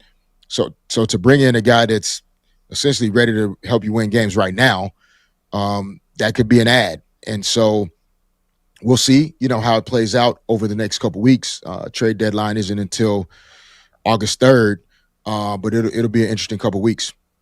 Yes, it will indeed. But you heard what we think. What do you guys think, Los Angeles? 855-97 LA fan. How much more pitching do you want to see from Shohei Ohtani this season? Or do you think they just need to shut it down and get as much out of the bat as we humanly can here in LA? We want to hear from you. And, of course, our phone number is 855-975-2326. Mitch in LA. Talk to us, Mitch. You're on with D-Fish and Decker.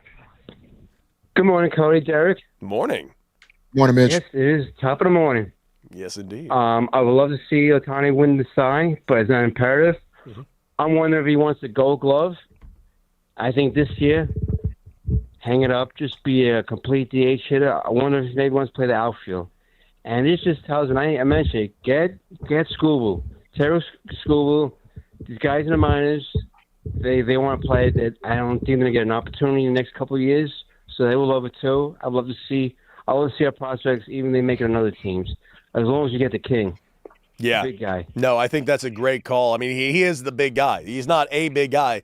He's going to be the big guy this go-around, Fish, because here's the deal. Like, the other names that we thought were going to be available, might not be available anymore. Like, we were thinking Yordan Alvarez, who's having a monster season in Houston offensively. We thought maybe he was going to hit the market, but now we are standing here at the near the trade deadline, and the Astros are only a game and a half out of the wild card and within a stone's throw of first place of the division. Then you also got Joe Ryan out of Minnesota. Minnesota looked like they were going to be a calamity this season. They're like a half game out of the wild card as we currently stand. So Joe Ryan might not be available. Sandy Alcantara, everyone and their cousin thought he was going to be available out of Miami.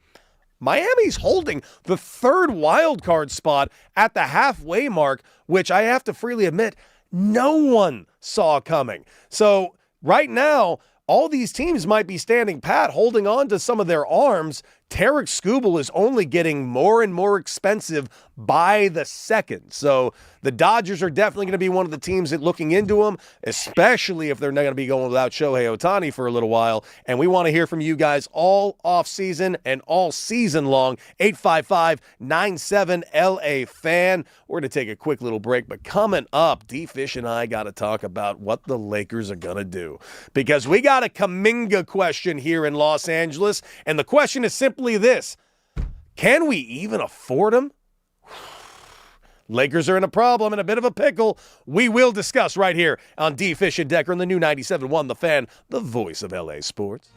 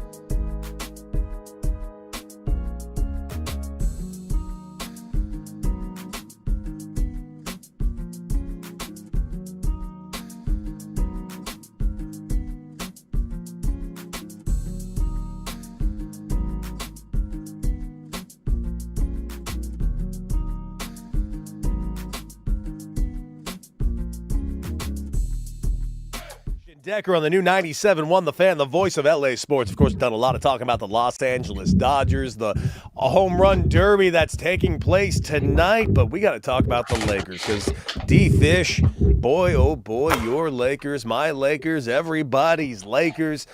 And all the moves that they made in the summer of 26 that's been sold to Luka Doncic and all of the Laker fans out there.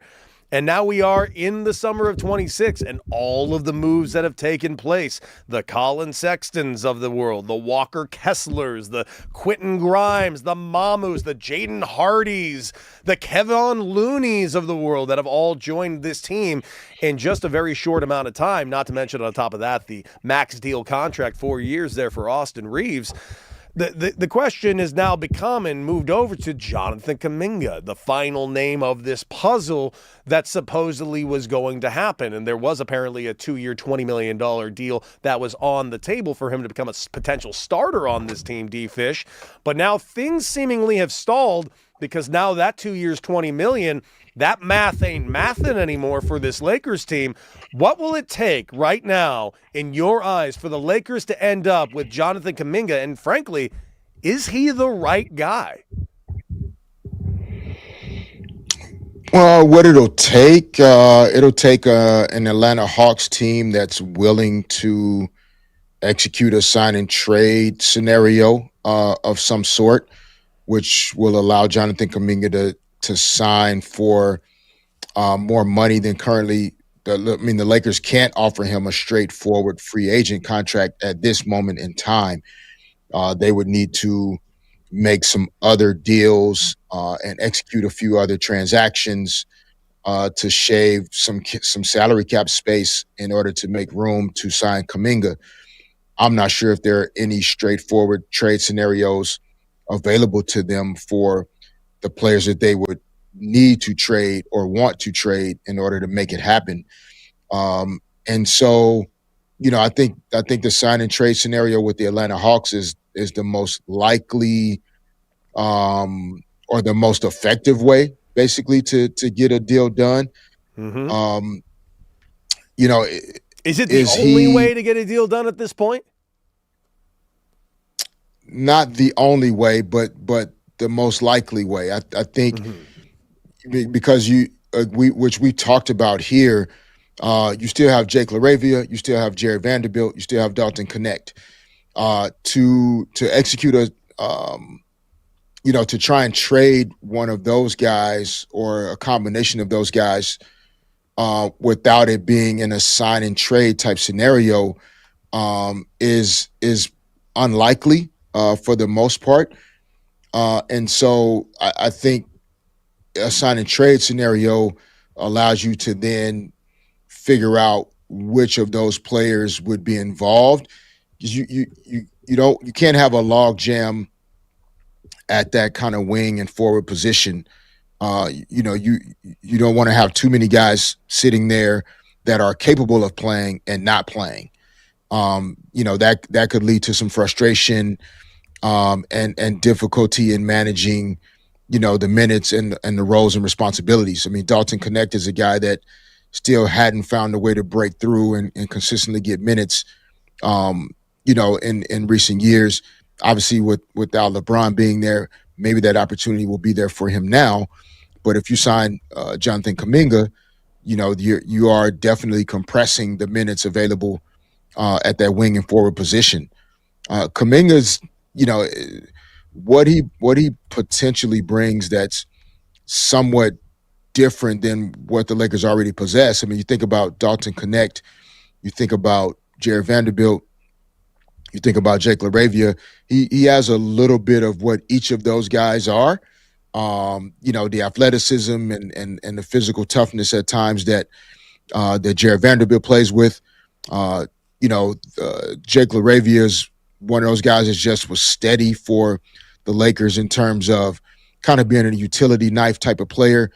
Didn't always jump off the stat sheet, but just did a lot of little things that helped the Lakers to get it done. Like Kuminga has that ability as well. And then Dalton Connect, who has, some scoring and offensive potential that he's flashed during his short time in the NBA so far. Jonathan Kuminga has that potential and ability. And so when you think about those three guys, Kuminga kind of is a combination of those three in one player, as well as being, like I said, just incredibly athletic, incredibly dynamic as a player. And he's also been around championship DNA in his 4.5+ years with the Golden State Warriors. And so, he learned a lot there. He's still a very young player as well. And I think he does have a bright future in the right situations. Absolutely. Well, D-Fish and Decker right here on the new 97.1 The Fan, the voice of LA sports. And that's not the only thing that the Lakers got to worry about, because we got a summer league going on. And those of you that are watching us live on YouTube right now, you can see at The Fan LA, D-Fish is not in studio today. D-Fish wasn't in studio on Friday. Right now, over there in Minnesota, what do you got going on tonight in Minnesota, my guy? Yeah, Minnesota tonight, man. The Phoenix Mercury and the Minnesota Lynx are going to tangle. Nice WNBA matchup. It'll be on Peacock, NBC Sports tonight. And so here for that, man. Excited to get to get my toes back in the W a little bit and see some good hoops action in the WNBA tonight. Fish, are you going to go see the pride of TCU, Olivia Miles, tonight? I got my TCU crew neck on right now. Look at you in your weird horned frog top. Come on now. Yeah, I mean, I see it. I mean, Olivia Miles was, she was at TCU, but she really became Olivia Miles at Notre Dame. That's That's right. Come on. No one does anything at TCU. Yeah, and then, I mean, I'm not hating on TCU. I like what she did at TCU. I like what Haley Van Lith did at TCU. Mark Campbell's a great young coach. I like him a lot. Olivia Miles is a rookie that arguably could be in the MVP running as well. I mean, I think Asia Wilson probably will win MVP again, but Olivia Miles is having one of those seasons. I think Candace Parker did it in her rookie year, where you could be Rookie of the Year and the MVP in the same year. That's the type of season Olivia Miles is having for the Minnesota Lynx. Huge, absolutely huge. Well, on Friday, you were over there in Vegas, and the reason I bring that up, of course, is that Summer League going on right now. And is there a potential over there with the Lakers Summer League that maybe there's a future that's bright enough that someone can actually crack this team? Obviously, a lot of eyes on Cameron Carr, because first pick this year for the Lakers out of that first round. But really, Summer League, what has anything on the Lakers impressed you thus far, what we've seen so far? Is the future bright? And if, say, we don't get our hands on Kuminga, is there a young cat that's like on his way up at some point that we will see over there in purple and gold? No, it's hard to say. I think Cameron Carr right now is the guy that's best positioned to potentially carve out some opportunity when the regular season begins. And not because there aren't some guys that are capable. I mean, you saw Arthur Kaluma with a 34-point night on Saturday night. Yeah.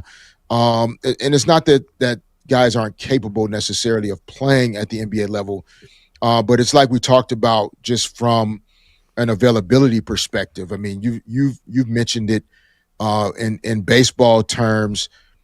Guys competing at AA, AAA level. It's not because they aren't necessarily good enough to maybe play in the major leagues.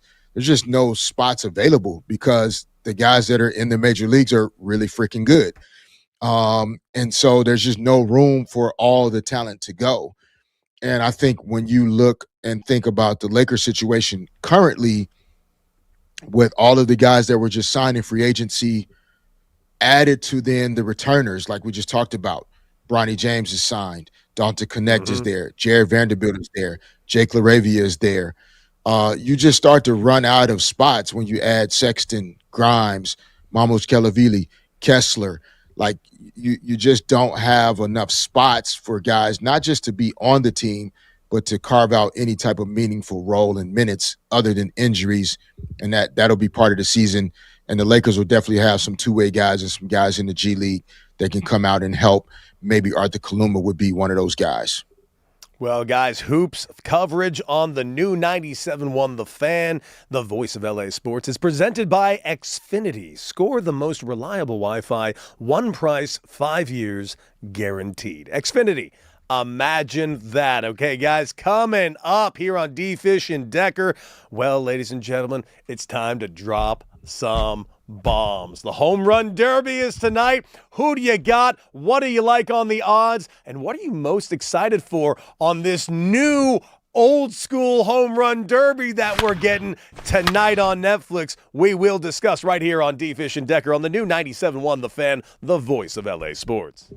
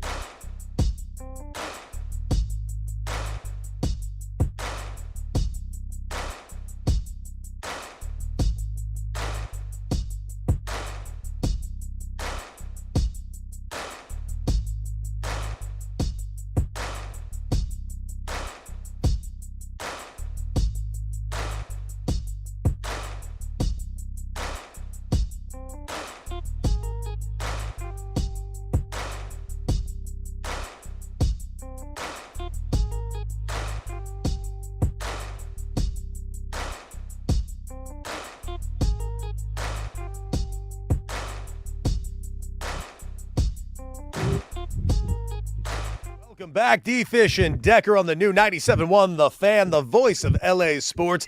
Derek Fisher and, of course, myself, Cody Decker, and, of course, Aaron Payton and Crash all back there crushing it behind the scenes, making us look and sound better than we've ever deserved a day in our lives right here on 97.1 The Fan. And, of course, remember, you can take us on the go with the Odyssey app, as you should. Like, share, and subscribe to the podcast and get in the chat right now at The Fan LA. The chat has been live all show long and active all show long. We got some of our great regulars in there, but we also have a poll going. Peyton, tell the people about the poll.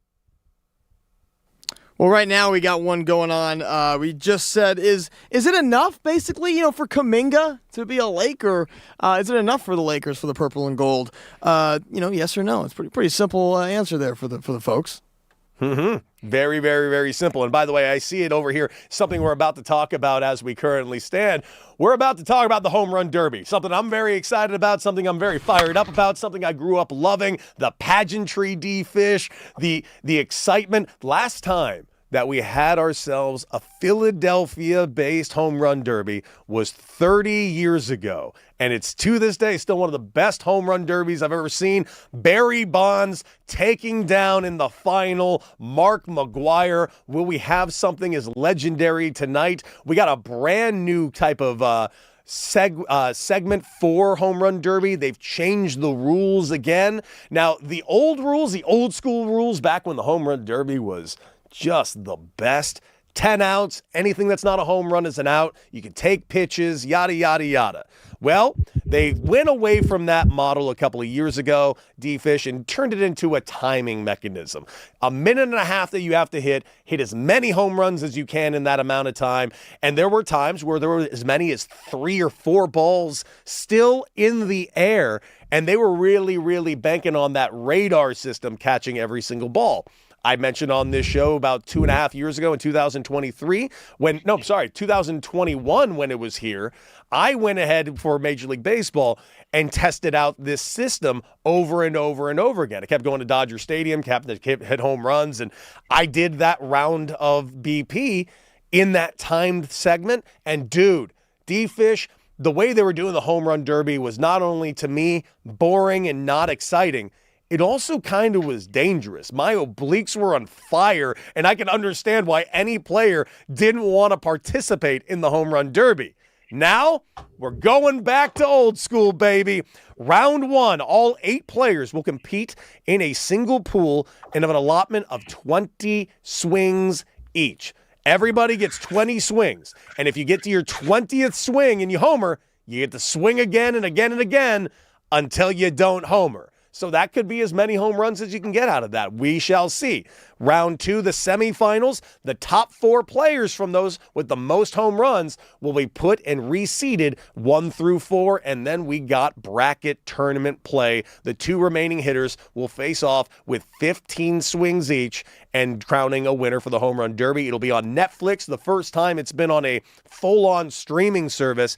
And I gotta say, with these rules, D-Fish, what do you think the excitement can be on tonight's Home Run Derby? I think it's just I like seeing each one at a time, where like you kind of know what the out situation is. And like you said, it's kind of a hybrid model of some of the different forms that they've done it before.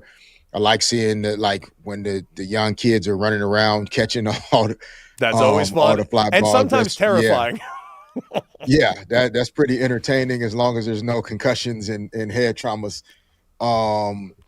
And so I think obviously the superstars, man, they make the game go in every sport. So I'm surprised that Bryce Harper's odds are so long and with it being in Philly, I'm hoping that he shows out for the home crowd and gives us some power we haven't seen. And then you mentioned the Morikami guy. I didn't even know about this guy, so I'm also now curious about what he's going to get accomplished tonight as well. Dude, latest addition to the entire All-Star game. Murakami out of Chicago. So here are the names that you mentioned. Bryce Harper, who has the second longest odds, by the way, to actually win this home run derby. So you got Bryce Harper, a legacy and a legendary figure in this one, second longest odds. Jack Caglione out of the Kansas City Royals. He's got 15 home runs this year. You got Wilson Contreras out of Boston. He's got 20 home runs this year. He'll do well. Jordan Walker out of St. Louis. Now, that is a name that I feel like not enough people in LA know yet. This could be a coming out party for Jordan Walker. He's been a player for like the last 3 years. Everybody's been waiting to take that step. Not unlike a guy like Joe Adell. We've been kind of waiting for him to take that same similar type of power step. Like Jordan Walker's there. And Jordan Walker is going to show it tonight in the home run derby. Ben Rice with his incredible 29 home runs out of the Bronx. He'll be in there. And a name that I know bothers Peyton because he's an Angel fan. Junior Caminero, a player who, God, you're so bitter. Angel fans are so bitter, Fish. Like I get why they're bitter because Junior Caminero should be yours. Because Junior Caminero should be wearing an Angel uniform along with like 8 other members of the Tampa Bay Rays, who, by the way, have like the second best record in Major League Baseball. But instead, Artie Moreno and all that wonderful wisdom that he possesses wouldn't allow anybody to trade Shohei Ohtani. So, too bad. You get to see Junior Caminero wearing a Rays uniform tonight in the home run derby. And then, of course, Kyle Schwarber, who leads Major League Baseball in home runs, 32 home runs. He is also spearheading this, just shortest odds. But the name you mentioned, Minetaka Murakami, out of Chicago, 20 home runs. Why is that so impressive?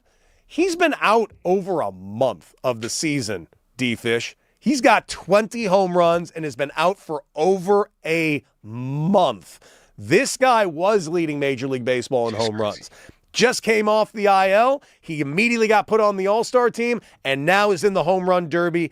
I'm excited, dude. And of all the guys I'm most excited to see in the home run derby, number one for me is Minetaka Murakami.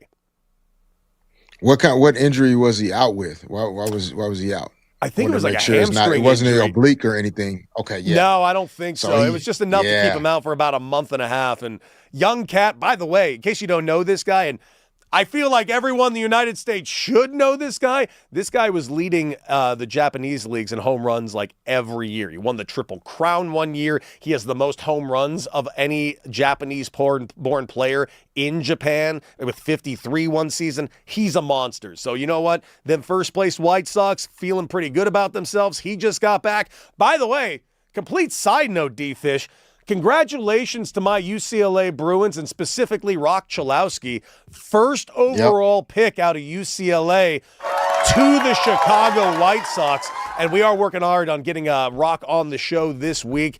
Looking very forward to talking to him right here on D-Fish and Decker. But yeah, D-Fish, home run derby tonight, all-star game tomorrow.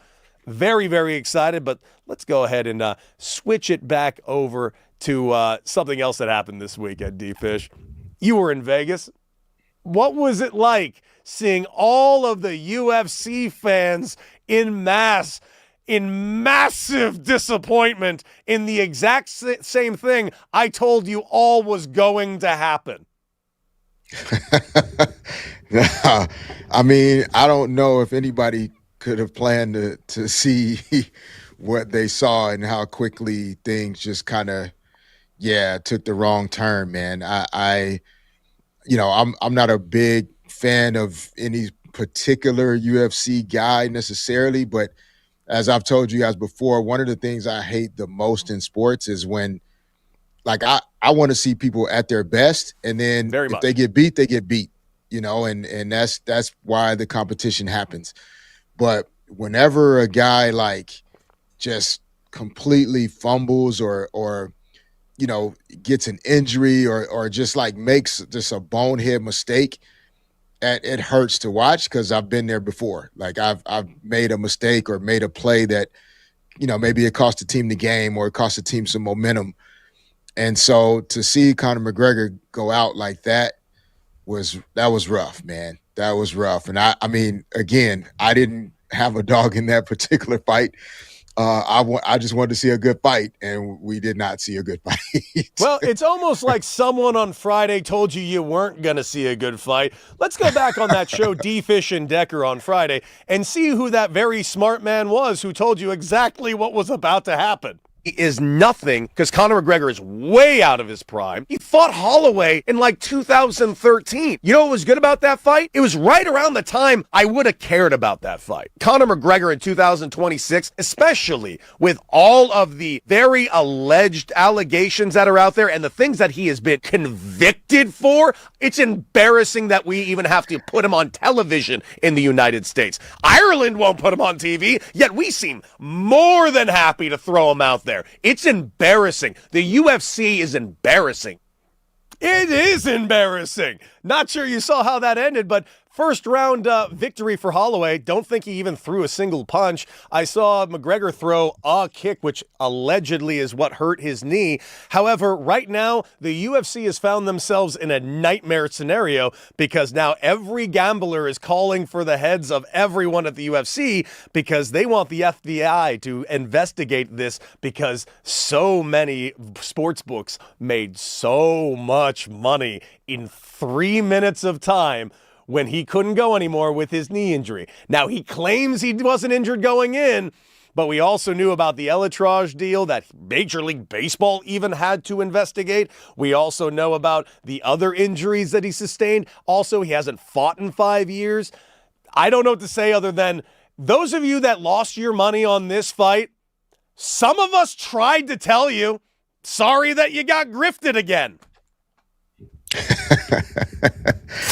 Yeah, it's tough. It's tough, man. I hate to see, guys go out like the way he went out, and now the credibility of trying to do anything after this should be gone at this point. I don't know if many people would bet on any of his future fights, and if UFC will provide another platform for him, assuming he gets healthy again at some point, man. But that was rough to watch. I didn't really anticipate the fight being over, in one round in that way. I could see somebody getting knocked out or, getting kicked or kneed into submission, but not just like a non-contact injury and the fight's over.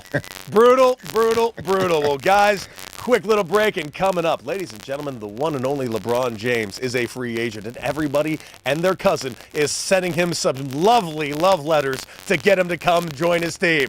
Well, we're going to play some of them love letters right here on D. Fish and Decker on the new 97.1 The Fan, the voice of LA sports.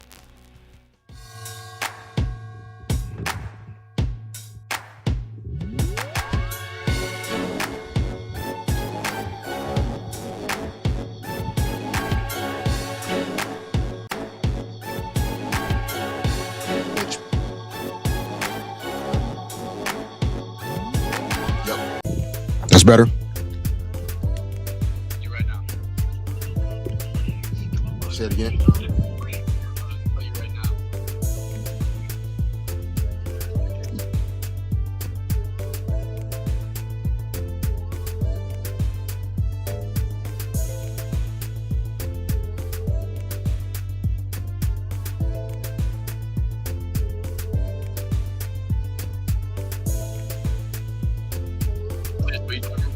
Yeah, testing 1, 2, 3, 4, 5.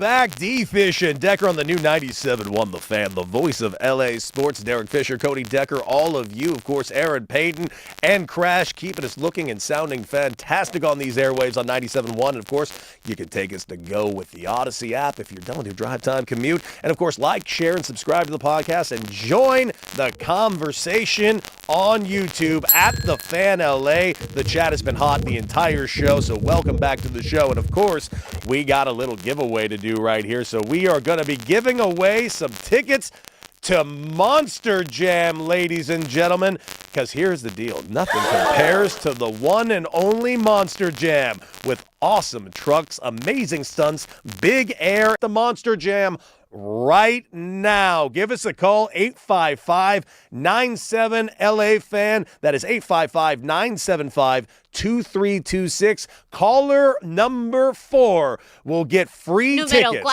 Free tickets to Monster Jam Live. Give us a call, of course, that phone number, 855-97-LA-FAN, and you can join us over there at Monster Jam. 2 free tickets. Caller number 4. D-Fish and Decker on the all-new 97.1 The Fan, the voice of LA sports. And D-Fish, man, we've been talking about it a ton, and as we should. It's so funny when I see, like, people in L.A. I jokingly, like, Eric Sondheimer's a writer for the L.A. Times. I've known Eric since I was in middle school. He wrote articles about me growing up in high school here in L.A. And I love every once in a while when he tries to throw some shade at, like, L.A. radio stations, because I feel like he's probably talking about me. And he's going ahead and he's saying, like, all right, that's enough of LeBron talk. No, it's not. It's never enough of LeBron talk. What world are you living in? He's the most important athlete in the world. It doesn't matter if he's wearing purple or black or not. Where LeBron James is going not only affects the NBA and the Lakers themselves, it really kind of affects the entire sports landscape, because this guy's decision-making process right now is at the tip top of the entire sports landscape, D-Fish. Yeah, it's interesting, you know, how Eric, you know, I don't know. He's trying to tell us. By the way, I'm not singling out Eric specifically, but he's like, he's a name that does it. Yeah, I mean, but I've been working with Eric a little bit over the last few years in high school sports, and so yeah, for another time when we get into high school hoops at some point. But yeah, I mean, come on now, it's I don't care what sport. It's like if Shohei Ohtani was a free agent. Yeah. Like, why would we not talk about Shohei Ohtani? He's the best player in baseball. You know, we'll look back on his career 5 years from now, 10 years from now. Anything that he's doing, any move he makes, it's going to be baseball news. It's going to be sports news. That's what LeBron is to sports. It's not just to basketball. It's not just to LA. Obviously, we are the voice of LA sports. We're going to talk about LA teams, but there are certain teams, certain sports stories that transcend markets. And LeBron is one of those players and one of those sports stories that transcends the market. If you're not talking about LeBron James, you're not reporting the news in sports. And that's our job, is to talk about sports news. And trust me, it'll have a tremendous amount of impact on LA if he agrees to go to a Western Conference team. Oh, yeah. Oh, yeah. God, you're telling me right now, if LeBron James doesn't end up on, say, the Golden State Warriors, you think that doesn't affect the Lakers, ends up on the Nuggets, the Timberwolves? You said it. Pretty much any team specifically in the West, that affects the Lakers greatly. Yeah, directly, in terms of competing for, you know, Western Conference, you know, standings, top 4 seed, home court advantage, all of the things that, you know, you want to, you know, to get into. But yeah, it's, you know, the process that he's going through, you know, we're somewhat being talked through it by Rich Paul and by kind of some of the stories in terms of, you know, what he's thinking, which teams it's come down to, et cetera. I don't know if we should just follow what Rich is saying. I think LeBron, remember during the season, there were times when Rich Paul would say things and LeBron would say, well, that's not me. Like, Rich is a grown man. Rich is entitled to his own thoughts and opinions. Yep. Those are not my opinions necessarily. So in a case like this, I'm not necessarily 100% subscribing to just Rich Paul's every word is exactly what LeBron is thinking or saying. He clearly has a feel for what LeBron is thinking. These are the teams maybe that we've talked about or that he's considering.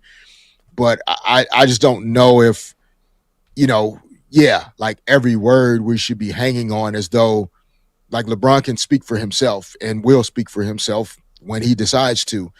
I think it's okay for us to, continue to, talk about it and kind of not necessarily speculate in a negative way, but talk about the possibilities, the scenarios, the potential fits on various teams. All of that matters. We're going to talk about it until he decides. And even once he decides, it's still going to be basketball news, still going to be sports news. The odds of those teams are going to shorten or lengthen, or it all matters. And so hopefully we'll get a decision here pretty soon. The NBA does start to set their season schedule parameters around where guys are. Yes. So yes, they do. as you get into August, how many times teams are on national TV, et cetera, are based on who they have on their roster. And those are things that, LeBron is aware of as well. Well, listen, you're not wrong about how much this is going to – you mentioned that they might be even soon. Like, we were initially told August by LeBron James himself. But now if you believe current reports that LeBron might have a decision made by this week, and we will find out what that decision is. Now, whether or not the decision comes in an announcement like the decision remains to be seen. We do not know of any TV time that's been set aside for him. We are not aware of any IG posts that have been scheduled. We are not aware of any podcast appearances that have been scheduled for LeBron James either. But speaking of all of those things, LeBron James's name has been brought up on podcast after podcast. It's been brought up in voice note after voice note. And every team is trying to either just go to LeBron directly, his agent directly, or just out and about do their best to send messages to LeBron James this way. And let's start with Bob Myers and his pitch to get his hands on LeBron James. Sixers, if he was here, I'd say I honestly believe this is your best chance to win. You have to decide all the other things that are equally important because it's his life, right? He has to play. He has to face the scrutiny of his decision. That'll half the people will say you should have done this or should have done that, and they'll criticize him for whatever.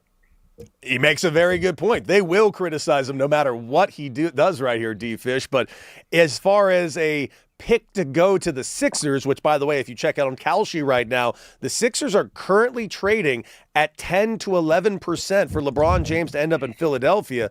What do you think of Bob Myers' assessment that place right there, Philadelphia 76ers, is his best chance to win right now?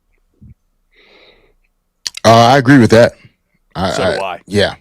There's no other basketball situation from a roster perspective in terms of like their starting five kind of unit and group. I think Dean Wade's addition in free agency, former Cleveland Cavaliers player, kind of versatile forward, good defensive player, can shoot the three, and then Anthony Simons is also one of those kind of microwave offensive guards that you can bring in off the bench. You'd be able to kind of manage Joel Embiid's workload throughout the season. LeBron as well, but Tyrese Maxey, Edgecombe, and Jaylen Brown would kind of, bring the energy that the Sixers would need almost every night. So yeah, I think the Sixers present the best collection of talent at the top, especially. I think there's a part of many people that want to see LeBron and Steph Curry play basketball together. I think that would just be fun and enjoyable to see, regardless of how many games they win or whether or not they're actually a contender in the West. Because I think that's the other part that Bob Myers mentioned in his sound, right? Like, yeah, the Sixers give LeBron the best chance to win, but LeBron has to kind of reconcile all the other stuff, right? Like, he's going to get scrutinized regardless of where he goes. But is he going to actually enjoy just day to day his life, personally? How does it impact his family where he's located? Is he considering, are they considering as a family, are his wife and his children gonna, like, he has a young daughter that's in school in Southern California. Is everybody moving to Philadelphia? Is everybody moving back to Cleveland? These are all things that would go into decision making. Like, he's still a father, and he's still a husband. So you like it all kind of factors in. There's a lot of factors. So again, that's why the basketball part is one part of it. But I think at this point in LeBron's journey, this decision is not as much about the basketball part only.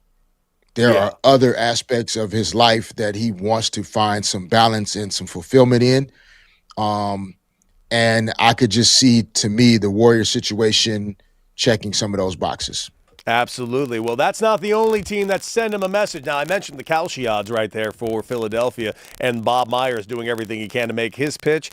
Well, how about a team that's not even on the Kalshi odds top 5 market right now? How about them San Antonio Spurs? Does he want to go and play with a generational talent?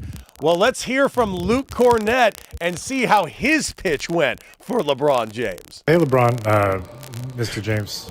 LeBron. It's Luke Cornett, number 7 of the San Antonio Spurs. You yelled at me a little bit last year. Anywho, I just wanted to, kind of extend the invitation to come over here to San Antonio. We got a great thing going. A lot of young talent, It's an easy place to live, tax-free, That's always something. That is something.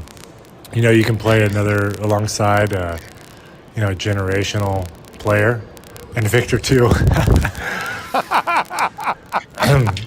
Anyways,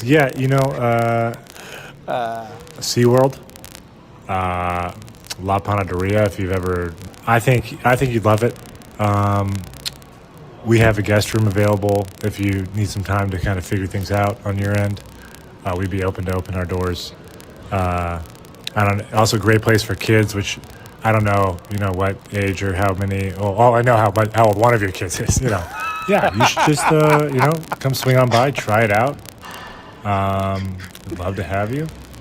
I think it could be a swell time.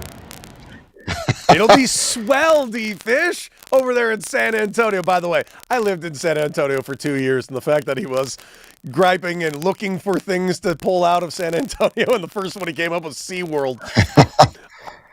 I'll admit, I don't think he's going to San Antonio. No, probably not on the list. Not on the list at the moment. But Luke Cornett, jumping into the fray a little bit, having some fun. Yeah, increasing his followers. Nothing wrong with it. Well, let's go ahead and take a look at one of those teams that is higher up on the board. According to Kalshi, it is a 15 to 20% chance that LeBron James ends up with the Golden State Warriors. So who better to ask about this than Steph Curry? Here's what Steph had to say. I don't have a percentage. It's kind of up to him. I feel like any place he called and said I want to play there, you move mountains to make it happen. And I know we're in that boat as well. So the pitch is we want to play good basketball, be around people that know how to play the game. Hopefully, raise our floor on our competitiveness this year. There's good golf in the Bay. Yeah. You play with guys that know the game, know how to win. He can help them match their competitiveness. I like it. But I didn't feel that, D-Fish. I didn't feel that in my chest, in my heart. Didn't feel it. You know what I need to feel it? Give me Draymond Green. What does Draymond Green have to say? And us being brothers, I'd be remiss if I don't take the opportunity to throw my pitch in there. I'd be crazy if we're together for X amount of days and at no point am I like, yo, we need to chop it up. Like, what the hell going on? What we doing? And so there's that. Of course I did that. And of course, the pitch was crazy. Like, since I think I'm pretty decent at it. Does it change anything? Does it make anything happen? I don't know. I hope so. With the things that I shared in it, I believe it definitely is going to make the brain. Terrible pitch, but I gotta say, he's just kind of beating around the bush. I'm not feeling it, and it's making me think he's not going to be a Golden State Warrior. How about this? Let's get somebody young and excited for the possibility of learning from LeBron. What did Lennon? My pitch is, man. I know you don't like rookies that much, man, but I'm not the average rookie, you know. And I would love to learn under you, man. So I mean, if you're looking to play with one of the greatest shooter of all time, and a close friend of yours, Draymond, it'll be great to come to Warriors, and we'll be glad to have you. You know, we've been doing this for. That was Lendenborg making his pitch. So that's 3 guys trying real hard. But here's the deal: they are third right now on the Kalshi odds for them to get LeBron James. I mentioned again going at 14 to 20%. Well, how about the Miami Heat? The Miami Heat's trending right now at 20 to 40% right now on Kalshi for him to join that team. But I haven't heard a whole lot of pitches thrown our way. I have, however, for Cleveland, heard a pitch or two. What did Kenny Atkinson have to say, D-Fish? Here it is. That's going to be our step, and then you guys know there's a little free agency thing going on right now, so you never know what that could be our real jump. Yeah, and you know what I'm talking about. So that's exciting too. Yeah, that's going to be our. So what do you think right there? They're trading at 37 to 48%, nearly 50% of the odds in Cleveland. And it seems pretty clear they'd be very happy to have him, D-Fish. Where do you think, standing today, All-Star Monday in Major League Baseball, where is LeBron James going to end up, D-Fish? I wish I felt like super strong about it. I think they're doing a good job of, at least giving us the impression that, this is more than just about one team, right? Like if he was always going to go back to Cleveland, they're definitely making it look the opposite of that. But I mean, there are all the right reasons in the world for him to return to Cleveland and finish his career up. I think that would be in alignment with, how he started his career, not just in terms of starting his career in Cleveland, but starting his career. Everything with LeBron has always been intentional. He doesn't just kind of make, decisions in a vacuum and only think of one piece of the puzzle. Like he's thinking about it, in more ways than just, is it the right basketball fit, or, where is it located? Is it in the Western Conference? Is it in the Eastern Conference?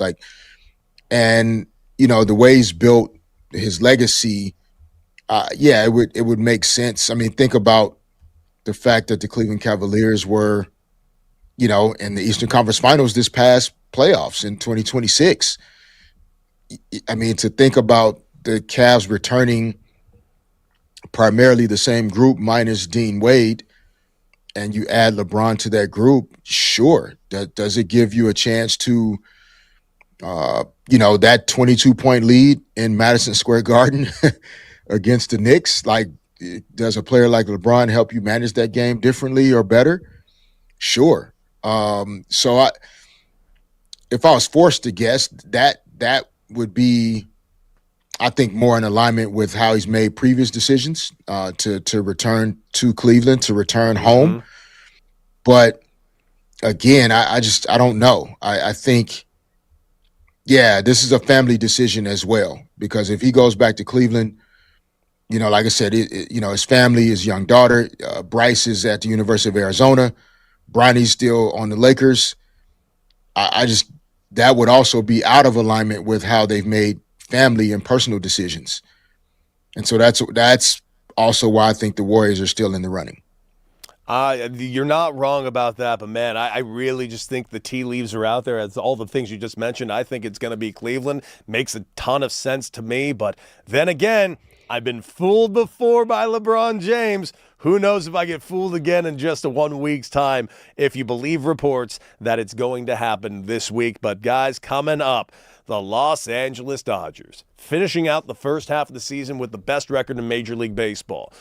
But it goes out with a bit of a whimper and a bit of a scare. We need to discuss it right here on D. Fish and Decker on the new 97.1 The Fan, the voice of LA sports.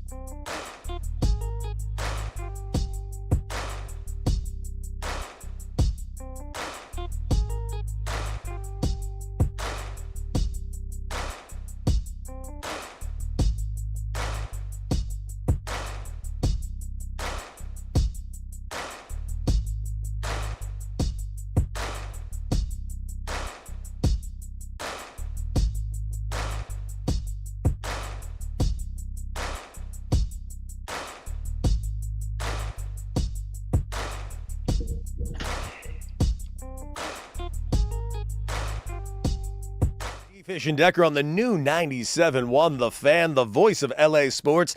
D. Fish, the legendary Laker, and of course myself, the legendary person, and of course Aaron, the great Peyton, and don't you dare forget about Crash keeping us on this YouTube stream right now at The Fan LA, getting the conversation. And actually, let's bring in Peyton real quick, because not only did we have a poll earlier, we got a new poll up. Peyton, one, tell us what the old poll was and give us the results, and tell us what that new poll is.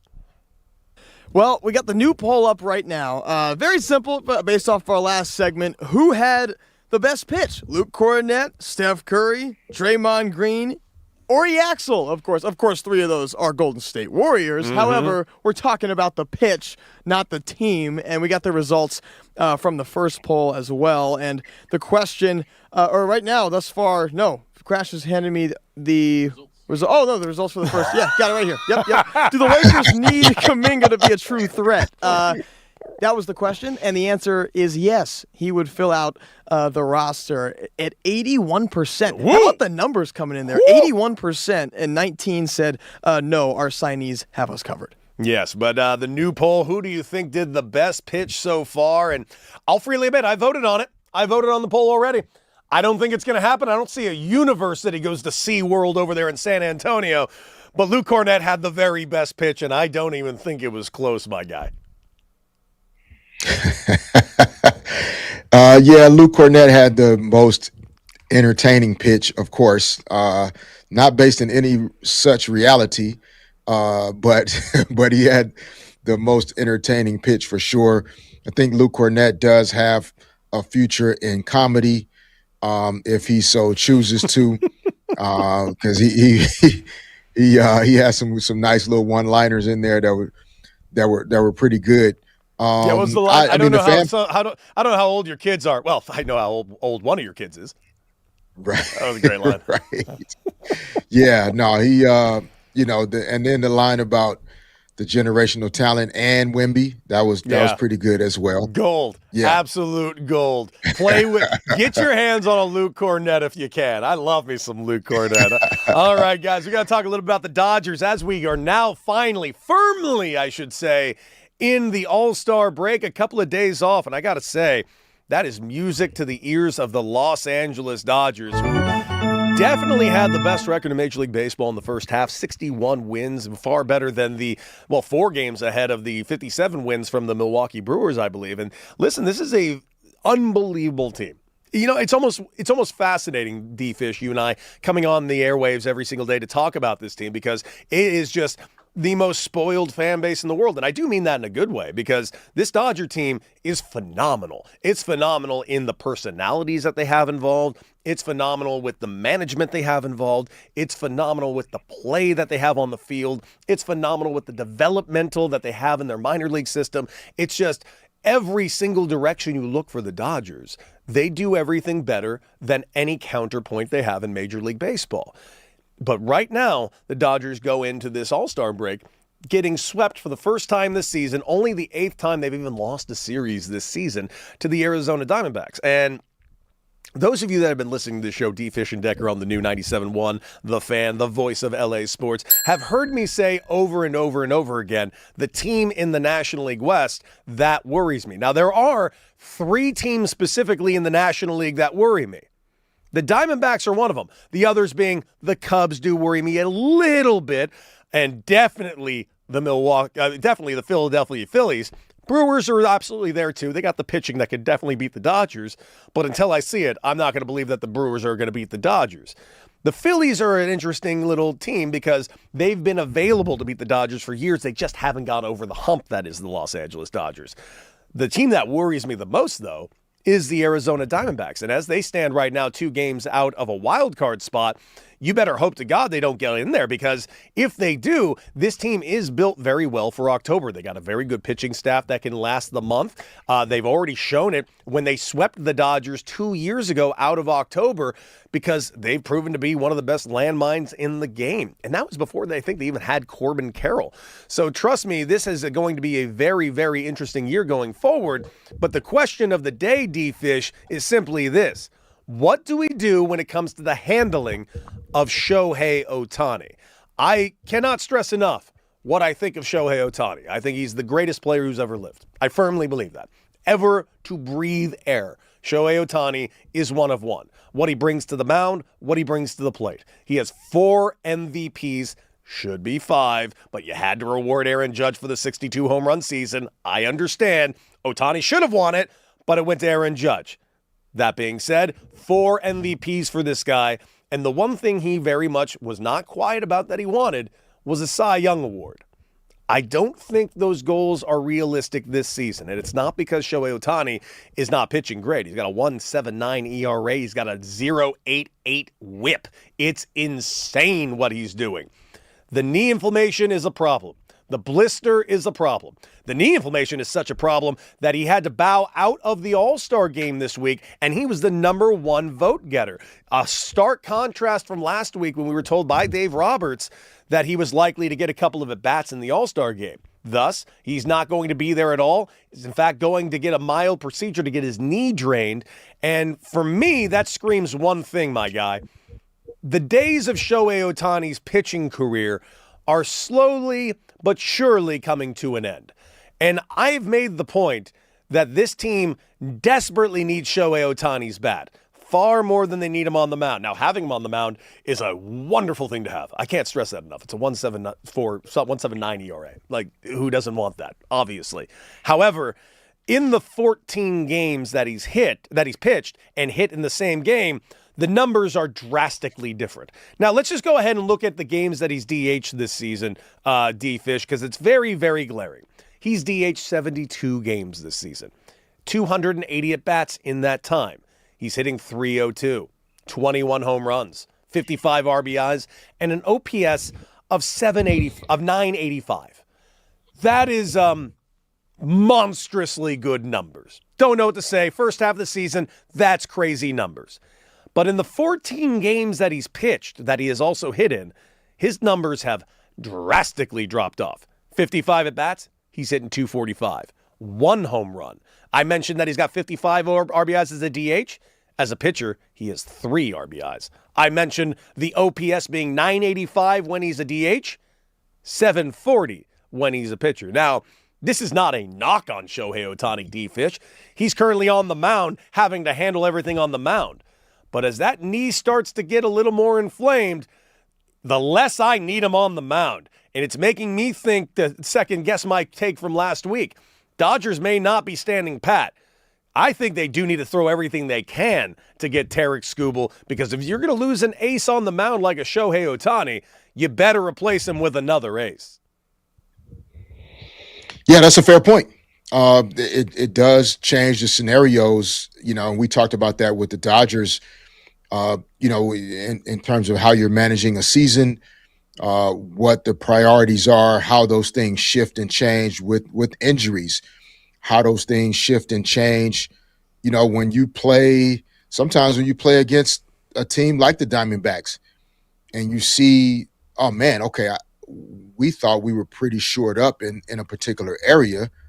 We actually need a little bit more reinforcement. We need some left-handed pitching. We need some more power in our lineup. Like you start to notice certain things that your team is still in need of as you move through the season. And so when you consider the workload that Shohei Ohtani's carried, obviously Blake Snell and Tyler Glasnow have been out. Edwin Diaz has been out. They've had multiple pitchers that have been out of the lineup. All of those guys are working hard, I think, to get back.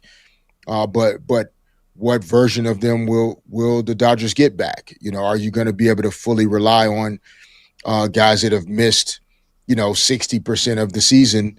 They'll be fresh, but will they have their best stuff? Will they be able to show up and get it done for the team? And to your point, Shohei Ohtani is a Cy Young level pitcher if that's all he did.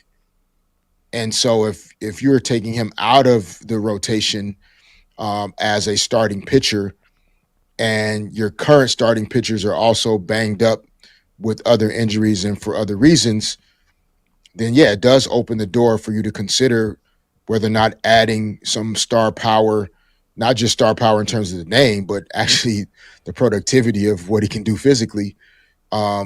Is it worth considering going into the deadline differently than it was 2 to 4 weeks ago? Yes, it is.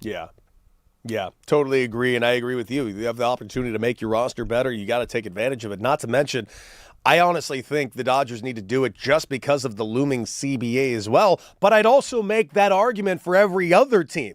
Because of the looming CBA, everyone should be going all in on Tarek Skubal right now, especially if a fighter's chance to get to the World Series this season, because we don't know if we're getting one next year. And I'm not saying that to be hyperbolic. I'm saying that because I legitimately don't know if we're getting a World Series in 2027. So I want to enjoy the living hell out of my World Series in 2026. But you've heard what we think. What do you guys think? 855-97-LA-FAN. Do the Dodgers need to go get Tarek Skubal with this Ohtani injury? You tell us. Let us know here on D. Fish and Decker. And coming up, guys, final segment of the show, a little final out, but also on top of that, we got a home run derby tonight and an all-star game tomorrow, and it's time for us to gloat because we did it, D-Fish. We did it. We got Robleski into the all-star game. No one else did it, just me and you, my guy, and we're going to celebrate right here on D-Fish and Decker on the new 97.1 The Fan, the voice of LA Sports.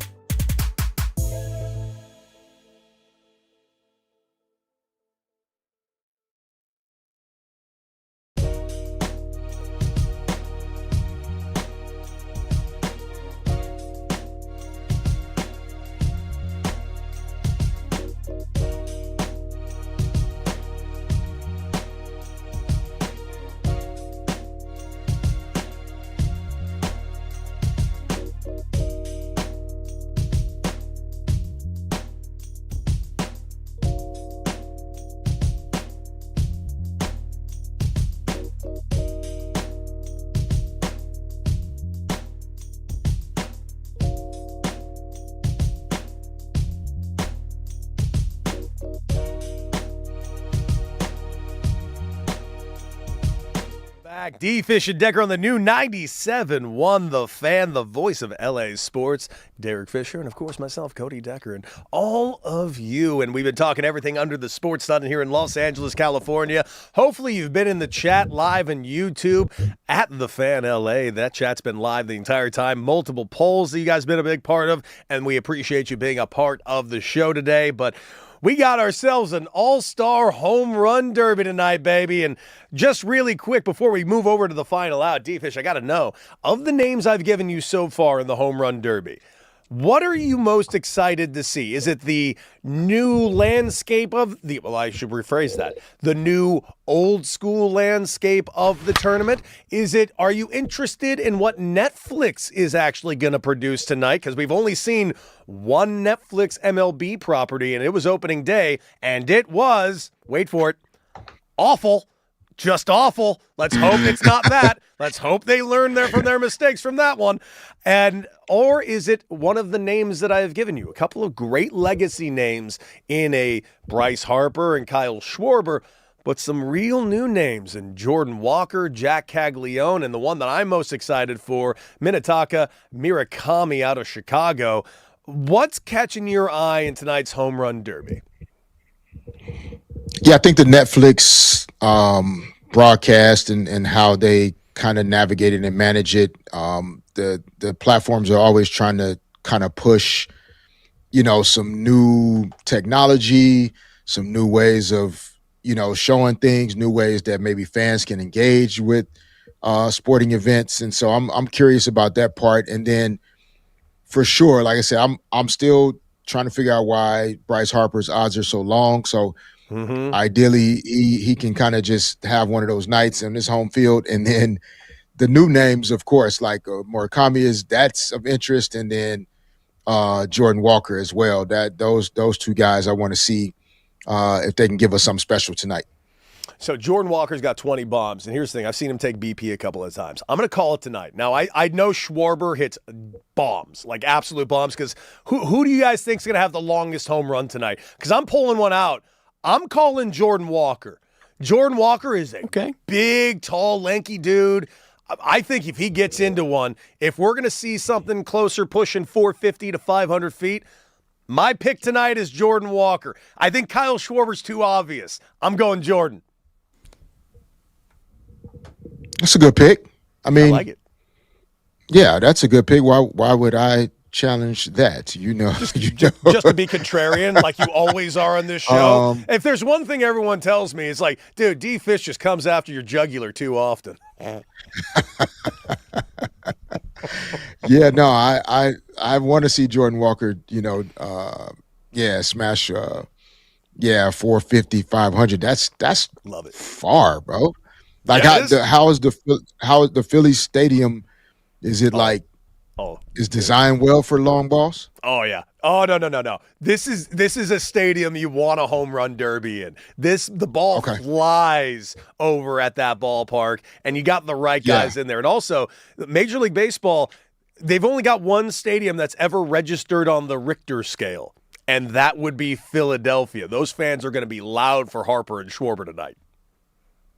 Nice. Okay. Well, yeah, no, that's good. Some of the parks aren't designed for the ball to really take off, but I like that. So it should be fun. And then I want to see all the kids running around, catching the fly balls and having fun out there too, man. Yeah, I look forward to seeing the kids run around and dodging basically bullets. Like Neo in the first Matrix. But let's bring in Peyton because we got a little game we like to play called The Final Out.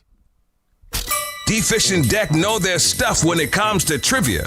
Well, kinda. Let's see who'll make the final out. All right, Peyton, what do you got? All right, guys, we all know what time it is here. Most people enjoy living here in SoCal, besides the taxes, of course.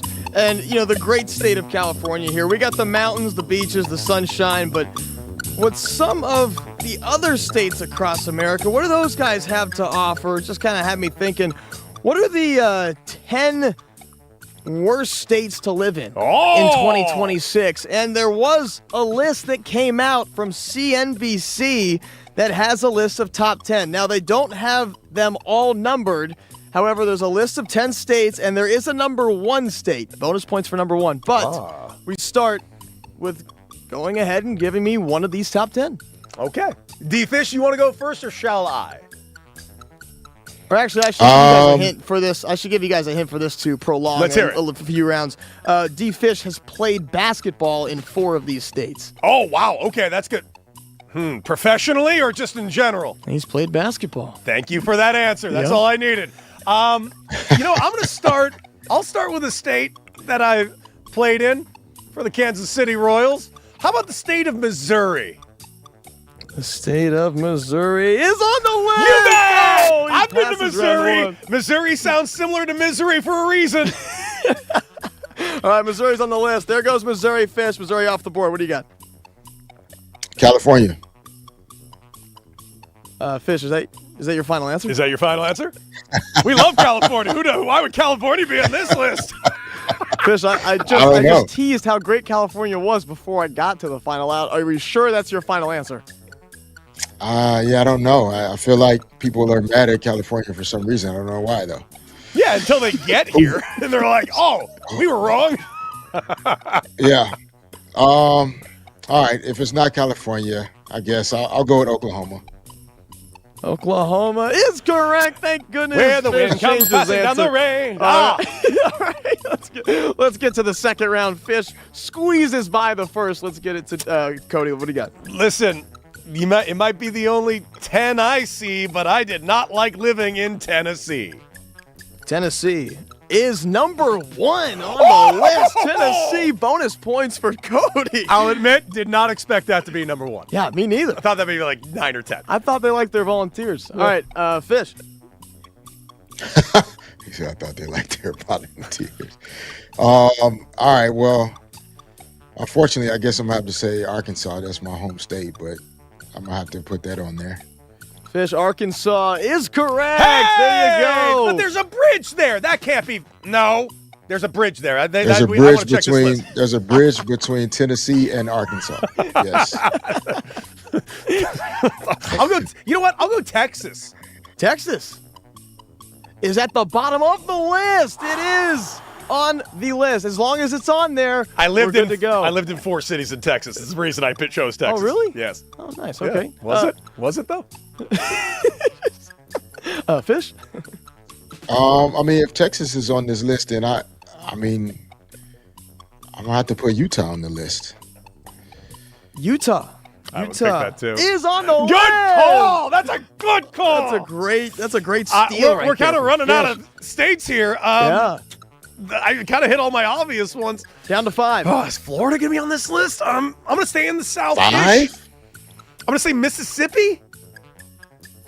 Mississippi is not on the list. Oh, I'm so sorry, Cody. You go down in the final out, which makes D-Fish the winner. That's ridiculous. My goodness. Mississippi should totally be on this list. But Fish only wins if he can spell Mississippi. Oh, MISSISSIPPI. Dang it! Yeah, you nailed that. Completes the victory. Great job by Fish. What a game of final out. Great stuff, guys. Phenomenal stuff. Well, D-Fish, you're out there in Minnesota. Please tell the masses what you got going on tonight in Minnesota, where they can watch it. Yeah, man. Peacock, NBC Sports tonight. Phoenix Mercury at the Minnesota Lynx. WNBA action. Watch out for Olivia Miles, a rookie, but also possibly the MVP of the league as well. Playing great basketball. Lynx tied at the top of the standings with the Vegas Aces. So I'm excited, man. It'll be fun. Yeah, no, it's going to be a blast. I absolutely got to check out D-Fish tonight on that broadcast. But also, D-Fish, we got ourselves Home Run Derby tonight. Very, very excited to see all the things around the Home Run Derby leading into the festivities all around, of course, the All-Star Game tomorrow. And guys, what a show it's been so far. We are just about to wrap up here, and I got to say, D-Fish, having you over there in Minnesota, I'm looking forward to watching you on Peacock. What are you most looking forward to in the game tonight? Well, I'm trying to really see, man. I want to see Olivia Miles in person. I watched her in college at Notre Dame, and then she transferred to TCU. Peyton's rocking the TCU quarter zip. Yes, sir. But I have not seen her play in person. And so I'm excited about the opportunity to see her play in person and, see if Minnesota can pull out this win tonight. I love it. I absolutely love it. Well, guys, you want to make sure you're checking out D-Fish tonight on Peacock for that matchup. And, of course, tonight on Netflix, we got the Home Run Derby leading into all the festivities for Major League Baseball's All-Star Game, which is tomorrow. Looking very forward to talking about all things Major League Baseball All-Star Game tomorrow. Of course, we will keep you updated on the Shohei Ohtani of it all. The injury that is will not be in the All-Star Game tomorrow at all. He is getting his knee drained. And, of course, we will keep you updated on every single aspect of Shohei Ohtani. And, of course, you don't want to go anywhere because Brock and Alex, of course, are next right here on the new 97.1 The Fan, the voice of LA Sports. And D-Fish, my guy, we've done it again. Another day. My man. D-Fish will be joining us back, of course, on Wednesday live on this show. And we will be back, of course, live tomorrow morning, bright and early, right here for D-Fish and Decker on a new 97.1 The Fan, the voice of LA Sports. And, guys, go enjoy some sports. We'll see you.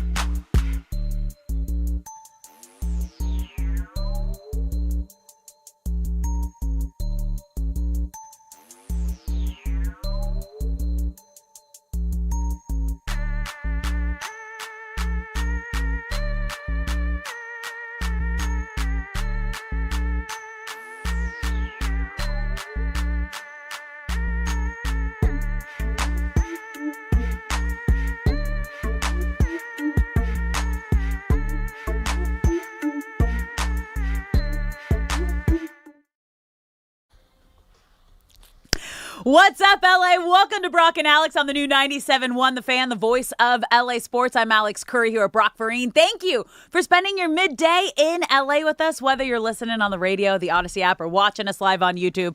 We appreciate you being here. We want you to be a part of the show. So if you're watching the live stream, get in the chat at The Fan LA. You can also call us at any time, 855-97-LA-FAN, 855-975-2326. It is officially the final week of the FIFA World Cup.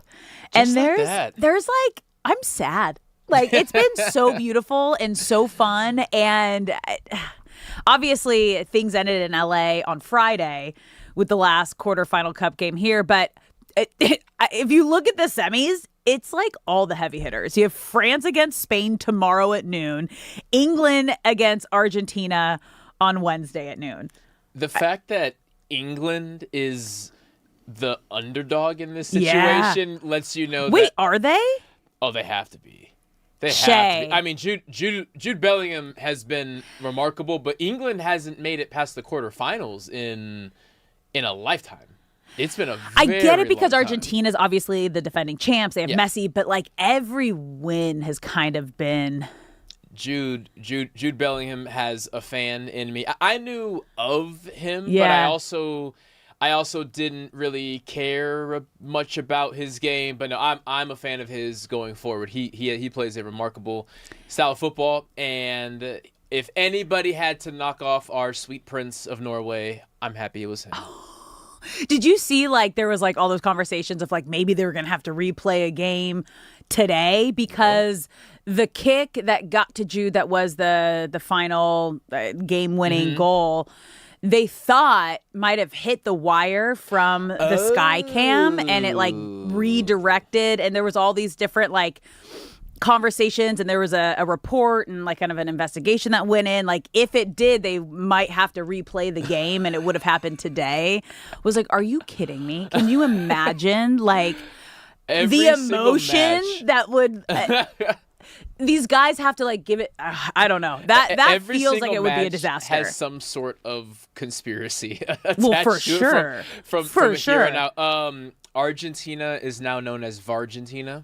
Oh, because like VAR's on their side. VAR has been on their side for every single match. I get it. Argentina is my saving grace for trying to win the in-studio tournament that we have. I can't root for them anymore.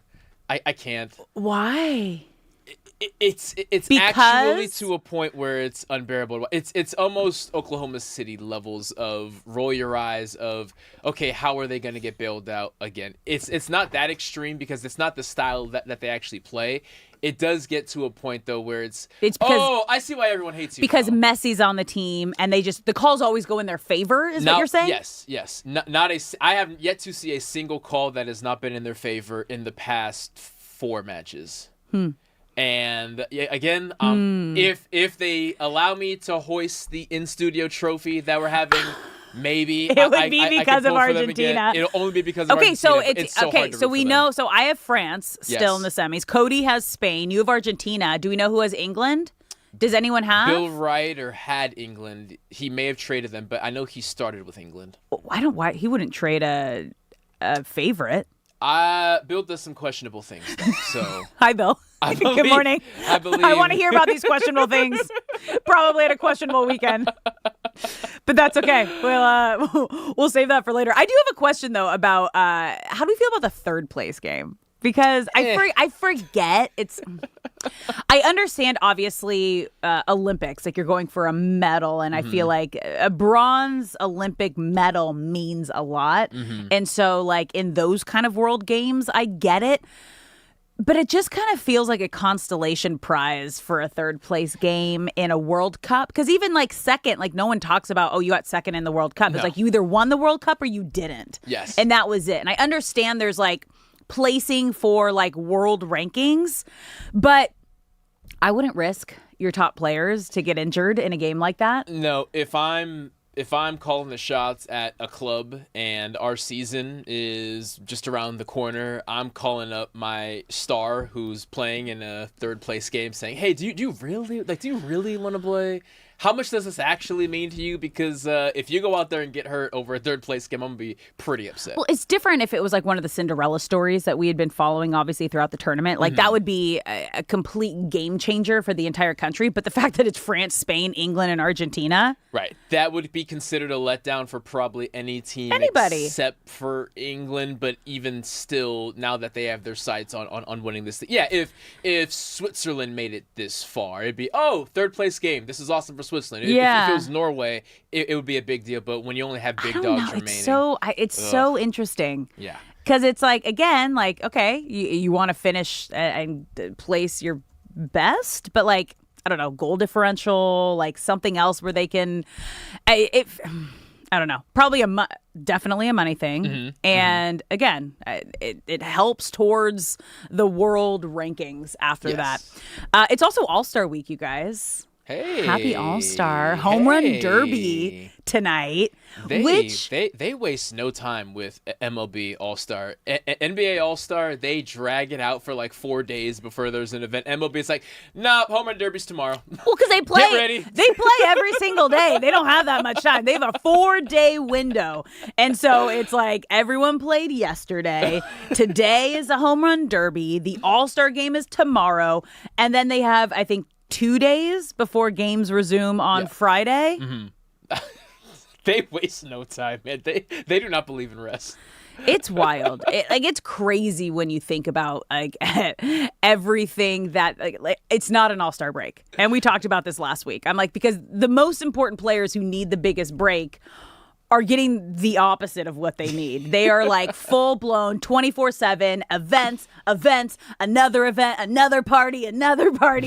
It's just nonstop. But again, did you say it's in your contract that they get like bonuses and a lot of times incentives? You can put it in your contract for sure. And okay, so say you are a Shohei Ohtani and making the All-Star game is a guarantee. Yeah.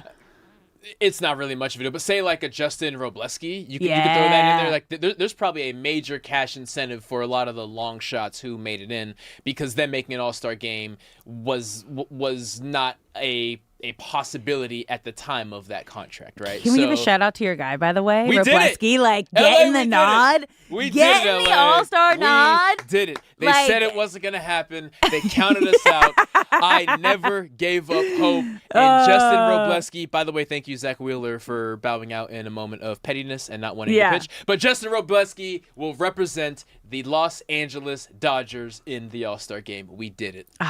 That's so much fun. I'm thrilled. That's so much fun. You're listening to Brock and Alex on the new 97.1 The Fan, the voice of LA Sports. I'm Alex Curry here at Brock Vereen. And you guys, Dodgers, they kind of cruised into the All-Star break, closed the first half with one of their worst stretches of the season, you guys, getting swept by the D-backs at Dodger Stadium. They've now lost 5 of their last 7 games, and it was sloppy. Baseball Dave Roberts called the recent stretch just not clean baseball, which that's the nicest. In Dave Roberts' terms, that's we were not playing well. I mean, D-backs outscored LA 23-8 in the series. I feel like every time I looked up, I'm like, what happened? What? Like, it just feels like they were checked out. The entire Dodgers lineup was like, all right, it's the All-Star break. We got a good enough lead. We're checked out. They looked like a team that was planning to enjoy themselves during the All-Star break. And the Arizona Diamondbacks, to their credit, where credit is due, they came in exhausted. The Arizona Diamondbacks have had 1 day off after a 10-game stretch, whereas the Dodgers had a day off before heading into this series. And so there's no excuse regarding being exhausted, tired, whatever have you, because the Diamondbacks played 21 games over a 23-day stretch. Dang. And to finish off against the best team in baseball and dominate them and stomp all over them, credit to the Diamondbacks. But I also understand why Game 1 looked sloppy. Shohei, of course, being yanked from the pitching lineup hours before. I expected that game to go poorly. I did not expect that to carry over for the entirety of the weekend. And it was embarrassing. It could have been catastrophic if the Diamondbacks were threatening the Dodgers' position in the NL West, which they are still not. But no, that was embarrassing, and a poor taste is now in your mouth going into All-Star break. Yeah. See, I'm not really worried about it at all. They had a 14.5 game lead heading into that series. Now, after obviously getting swept by the D-backs, who were right behind them in the NL West, they have an 11.5 game lead over Arizona and a 12.5 game lead over San Diego. How concerned am I? Not at all. Like, I think it was literally just everyone was needing a break and checked out. And you know when you can kind of see your vacation and your break like on the horizon, and I don't think they're purposefully like not playing well. The only thing that concerns me, and this is where great teams get into trouble late in the season. Like right now, it doesn't concern me, but like seeing with, okay, we're already fine, we're just kind of cruising through mentality. If and when we've seen in the past, the Dodgers clinch too early and they aren't playing meaningful baseball down the stretch, that's when I get concerned, and that's when I get nervous, because that's when we've seen the Dodgers get knocked out early in the postseason. So that would be my only concern of like, okay, is this kind of the pattern of, okay, you see kind of the light at the end of the tunnel, you know you're okay, and you're just like, okay, we're gonna cruise on through. But the fact that the D-backs always, it's always an interesting series. It's always tough. It's always an interesting series with the Dodgers, especially divisional games. And as we always said throughout the season, any team that's coming to play the Dodgers, especially at Dodger Stadium, you're going to see the best version of every single one of those players, because their goal is going to be, I want to be the one to take down the back-to-back champ. That is true. And we saw that from the Diamondbacks, who were also coming in feeling snubbed that they should have had more representation at the All-Star game. I mean, Ketel Marte, I don't even think is going. But what concerned me is the self-inflicted mistakes that the Dodgers brought on themselves. And there were plenty fielding errors across the entire series. This was probably the worst fielding series, the worst defensive series that the Dodgers have had in this year and last. Game one, Dalton Rushing tries to throw to Mookie Betts at second base. The ball rolls into center field. Tommy Edman tries to throw to first base. The ball goes into right field. Edgardo Enriquez allows a score off of a wild pitch. That's just game one. Game two, Muncy, an awful throw to first base, forcing Freddie Freeman to leave the bag. And that runner who got on the base in that moment ends up scoring. Also, Max Muncy in that same game gives up an RBI double. The ball just rolls right beneath his glove. Game three, Max Muncy misses a liner. I don't know what happened to the webbing of his glove. It looked like it went through the glove. Somehow he misses it. Pages, a terrible throw from center field to second base. Then Pages drops a fly ball in center field. And then catcher Eliezer Alfonso, of course, he's filling in for Rushing, drops a pitch to advance a runner. Those are the moments where, yes, if it was a high-stakes game, a playoff game against the Phillies or something, do those mistakes happen? Probably not. But you just don't want to have 3 consecutive games of sloppy baseball. If there was 1 or 2 games in there, sure. But 3 games, maybe this All-Star break is a necessary reset, because I'm sure Dave Roberts would have this team on fire if they had a game today. Yeah. No, this is... like I said, I feel like you can like almost see the light at the end of the tunnel, and these are the dog days of summer. Everybody's feeling it. So I don't read too much into this series, because we know how great the Dodgers are, because they have such a solid lead in the division. However, I mean, you can explain this if you see a team, like when you're on a team, when you were playing, and everyone just kind of seems off.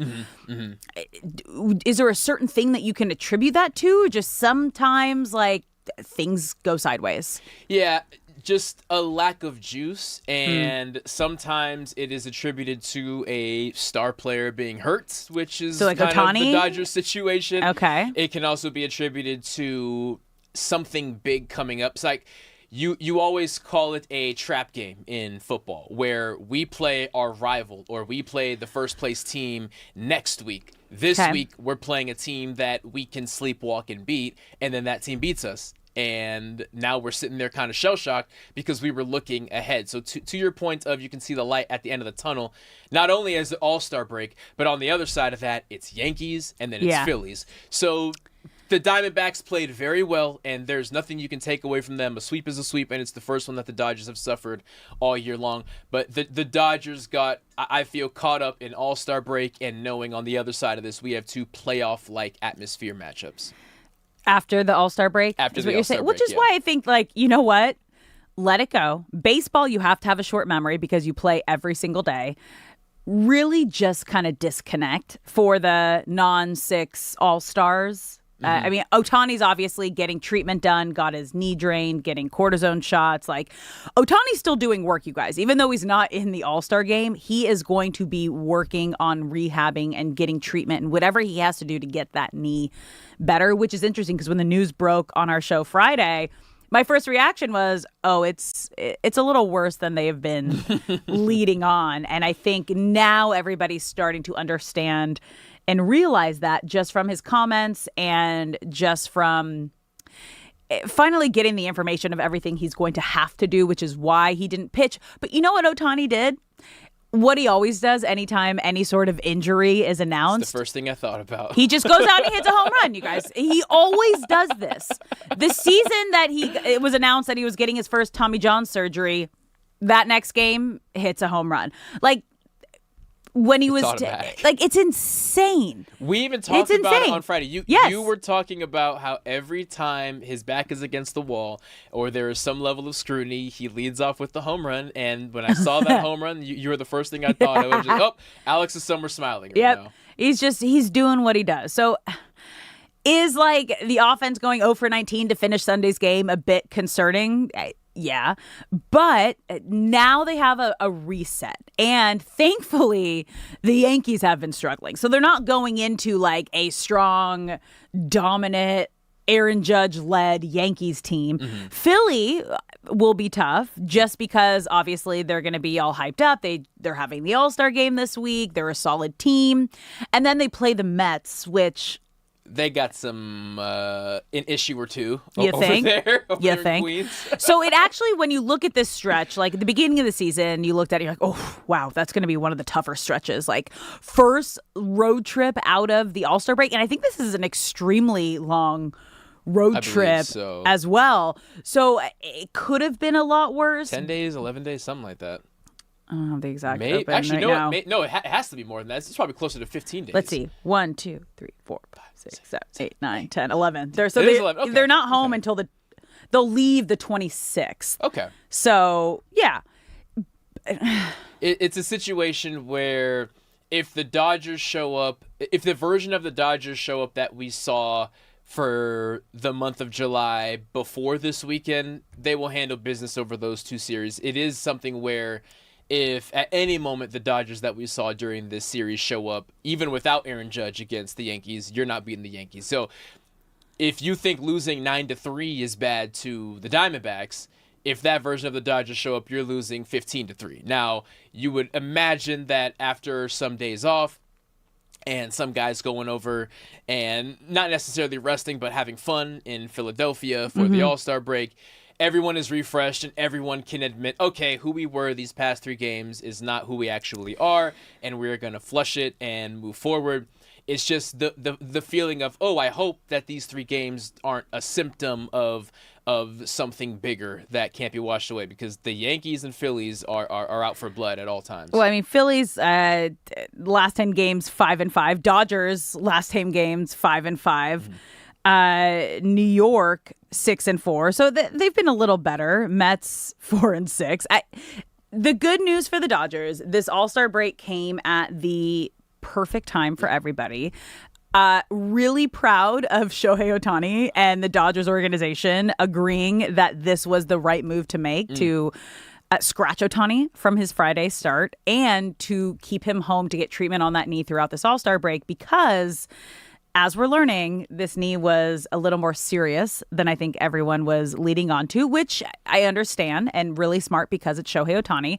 But everyone gets a little reset. We can kind of shake off that D-back series and come back into New York and then into Philly and then back to New York and then just play Dodgers baseball. That's all you can ask for. That's all you can ask for. All right, guys, we're going to take a quick break here. When we come back, Austin Reeves, it is officially official. You guys, we're diving into this new Lakers roster when we come back.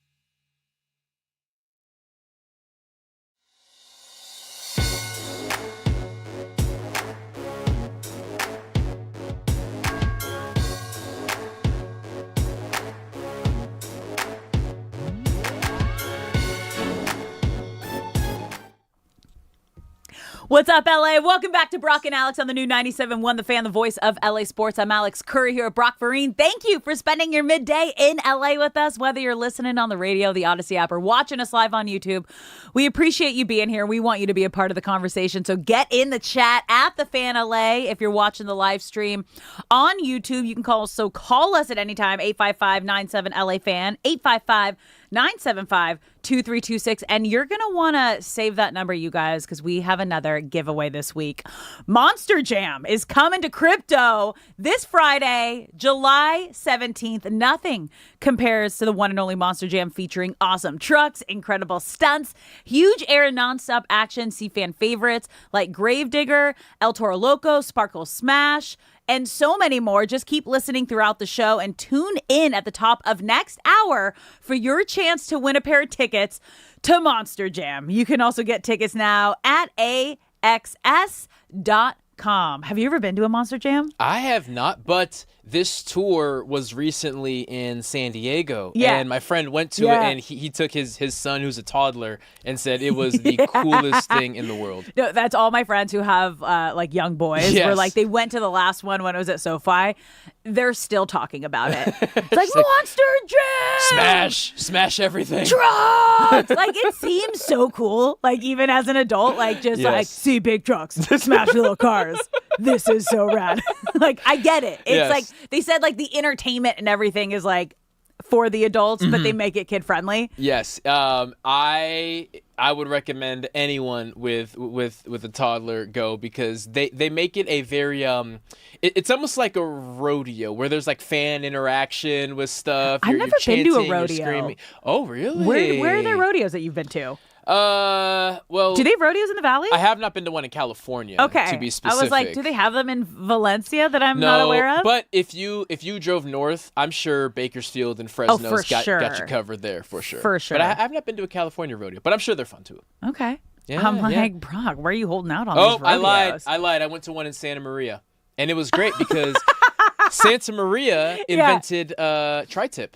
So the best tri-tip. Okay, here's another like random Brock fact. They invented tri-tip. How do you invent tri-tip? They like decided, the style of how they serve it? How tri-tip is marinated and prepped and cooked, Santa Maria is where they did it first. So they didn't invent the cow, I suppose. Yeah. But they decided, let's take that part of the cow and prepare it this way and call it tri-tip. Santa Maria did. So I went to a rodeo there once because I was covering high school football at the time. The championship was based around the rodeo, and after the game we went to the rodeo. Yes. And that's like their claim to fame. But they're like, we invented they are proud of their tri-tip. And it is delicious. All right. Yeah. Fine. So that's the tri-tip hour with Brock and Alex. More fun facts. I love. Didn't we say we were going to try to get you on Jeopardy? Like, there was like a Celebrity Jeopardy happening, right? Are you that kind of fun fact guy where you feel like you could succeed and do well? I can succeed in a trivia night of any kind. Yes. Really? I'm confident in my trivia abilities as long as they're facts that don't matter. Like, if you start bringing up things that are important to the world, I'm gonna fall flat. But if you need to know where tri-tip was invented, I got you covered. Yeah. On those. What was the other one? There was a couple other ones. Shay, do you remember like the other random like fun facts he's given us? Like the pterodactyl one. Like humans and pterodactyls were alive at the same time. There's too many to like bring up. We need to start logging all of these, so at the end of the year we can have like a fun fact, like Brock's fun facts. You know what the sad thing is though, Alex? What? I think I've almost gotten used to them. Like, he can say a fun fact. Sad? Like, well, he'll say a fun fact and like I just won't register it. You know what I mean? Like, he'll be like, "Oh, like clowns were created in like Uzbekistan." And I'll just be like, like so sure, random, like all right, cool. I mean, it's like you just get desensitized to it, and I'm sad I'm getting desensitized to Brock. No, you're not. No, you're not. You can't. Oh, never. my God. Never. Stop giving people ideas. What do you mean? The fact that you read the dictionary before you go to bed? Yes, that's exactly what I mean. I know.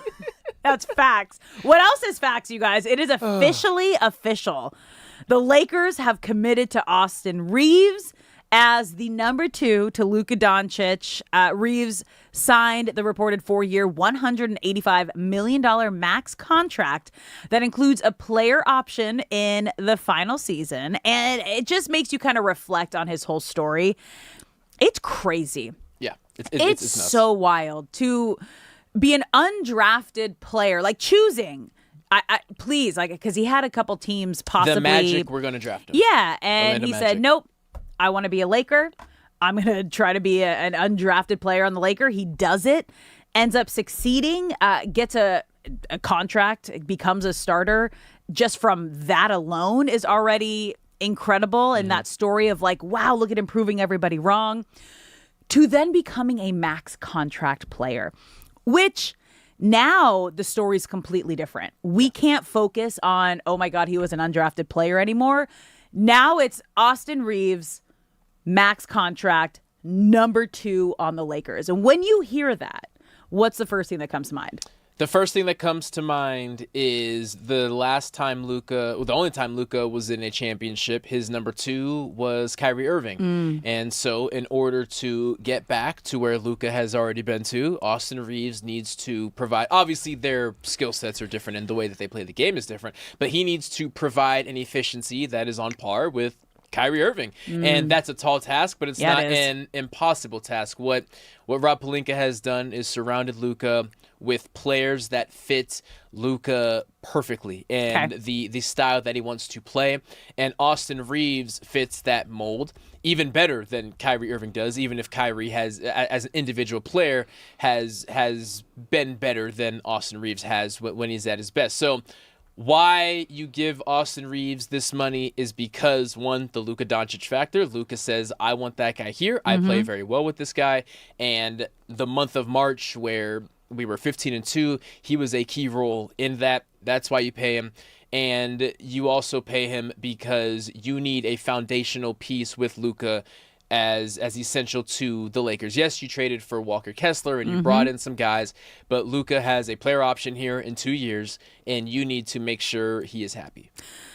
So when you look at what the Lakers did this whole offseason, obviously, number 1 was re-signing Austin Reeves, and Luka was very clear that was his number 1 priority, next to getting an A-list center, which they ended up getting Walker Kessler, and Looney as kind of that veteran, which, you guys, I didn't even realize this. I forget who we had on last week who brought this to our attention, but it was like before they picked up Looney, Austin Reeves was the veteran on this team, which is wild. I think it was Jovan who pointed that out, that Reeves was the oldest player on the team before Looney was signed. Yeah, before Looney was signed. And Looney is such an important piece. Just you need that veteran presence, especially someone who has won championships and knows what it takes to get there. Yep. When you look at what they did and everything they kind of put together in this completely restructured starting roster, do you think it's going to work with Austin Reeves as a number 2? I see a team that their floor is lower than the Lakers' floor last year. That's why people are understandably nervous. If this doesn't work out, they will make last year's team look like a championship team, right? Like, but they had LeBron James last year, and I think any team that has a LeBron James, especially with the way he was playing last year, is still considered a championship caliber team. Right, but to the point of why people are not as excited as they thought they would be after this first month or so of free agency and movement. That's why, because if this doesn't go correctly, it's going to be significantly worse than last year. However, the upside of this is kind of impossible to even fathom, because you have Luka Doncic, who even on that championship team was not surrounded with this immense number of talent. They outperformed their expectation. They outperformed who they were on paper tenfold. You have Austin Reeves, who unfortunately spent a big chunk of last year injured. But when he was healthy, we saw that 15-2 March, and we saw when LeBron and Luka were injured, he averaged 35 points a game during that stretch or something. So we still don't know how good Austin Reeves can be. We know Walker Kessler was really stuck in Utah, which is essentially the Night's Watch for any Game of Thrones fans. Was stuck in Utah. Was stuck in Utah, freezing away, playing meaningless basketball, and still showed a lot of promise. So we don't know how good he can be. I say all that to say you have created a roster that if things work out, we can't even imagine how good they can be because we have not seen a system built for Luka yet in the Lakers, and we have not seen the best yet of Austin Reeves or Walker Kessler. It's also it's a new group and like a huge chunk of your roster coming together for the first time to see if this can work. And obviously in the last regime with LeBron James, you had someone that knew how to bring people together. You had someone that knew how to elevate people. You're asking Luka Doncic now to be the leader, not only on the court, but verbally off the court, bringing this crew together. Do you think, because again, we haven't seen that yet, but he also hasn't been given that opportunity with this organization. Can he be that guy, though, to really lead by example? On the court, he has to be. On the court, the moments of the Lakers are playing 4-on-5 because Luka's on the other side of the court arguing with the ref. Stop. Or arguing with the coach, hey, you need to challenge that. You know, those moments have to stop. When he was brought over, there was an understanding of what you were getting. You were getting Luka from the Mavs, but now we need Luka from the Lakers. There needs to be a new chapter starting and the old chapter closing of on-court conduct. As far as ability to score basketball, there are not many who have ever played the game that are more natural at just putting a basketball in a hoop than Luka Doncic. But now when you are the face of the franchise and they have constructed a roster that is for you, you have to do your part and give everything because everything you asked for was done for you. Okay, you got me thinking here because obviously we've seen the relationship between Luka Doncic and Austin Reeves, and it just feels really fun. Mm-hmm. And when you see them together, you're like, oh, I want to be a part of that. But that was like its own separate little like bromance going on, friendship with the LeBron kind of like on another side of the Lakers. But now that these are your 1-2 punch, these are your leaders of the team, and we keep hearing how much everyone loves Austin Reeves, whether it's current teammates or former teammates. We even heard Anthony Davis when he did like his punk styled show with Austin Reeves. He was like, yeah, that's who I really miss. That's who I miss the most, not being on the Lakers anymore. So when you kind of think about the personality of Austin Reeves and Luka Doncic attaching so much to Austin Reeves. And we even knew LeBron like really loved Austin Reeves and believed in him and lifted him up. Maybe he becomes kind of that vocal and they're like this 1-2 punch leader now that he has a max contract. Obviously Luka's the face. And if he understands that dynamic and lets Luka be that leader, but kind of takes over maybe the motivational side of things and the conversational side of things, like it can be a co-leadership.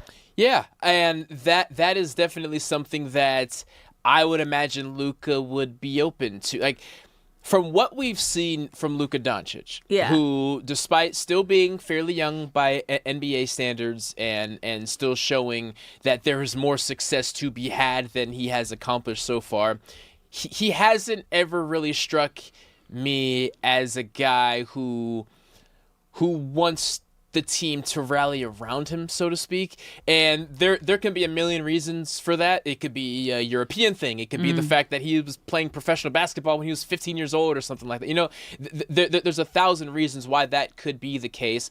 But I'm not mad at what you're addressing, meaning Luka is the leader physically, and Austin Reeves is the guy that everyone loves that can lead us emotionally. Then you add on Kevon Looney, who essentially takes over the Marcus Smart role of I am the old guy, and when I'm on the court, I'm going to make sure everyone else has success, and I'm going to hold everyone accountable, even though I'm not necessarily a key piece to what this team is trying to do.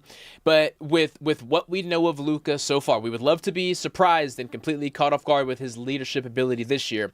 But if it takes someone else stepping up, Austin Reeves clearly has the respect of not just the Lakers organization, of the entire league. Which is crazy, because we're talking about like veteran leadership here. So like Luka's 27 years old. Austin Reeves is 28 years old. And Kevon Looney is 30 years old. So you're saying veteran, and he's still just 30 years old. I was like, is he old? I was just kind of like looking at everyone's age. I'm like, no, he's just 30 years old. Just a 30-year-old. He is the oldest man on this Lakers roster. A Lakers roster that was one of the oldest last year, right? Probably competing with Golden State as it's wild. But when you look at everything they needed to do, they did it. They wanted to get younger. Yes, they wanted to get more athletic. They needed depth, and this was the goal. This was the plan, and they are doing exactly what they said they were going to do in the summer of 26. So Congrats, again, Austin Reeves. Yeah, making that money. We're going to take a quick break here, you guys. When we come back, do you care, LA? We got some spicy stuff coming up. Don't go anywhere. You're listening to Brock and Alex on the new 97.1 The Fan.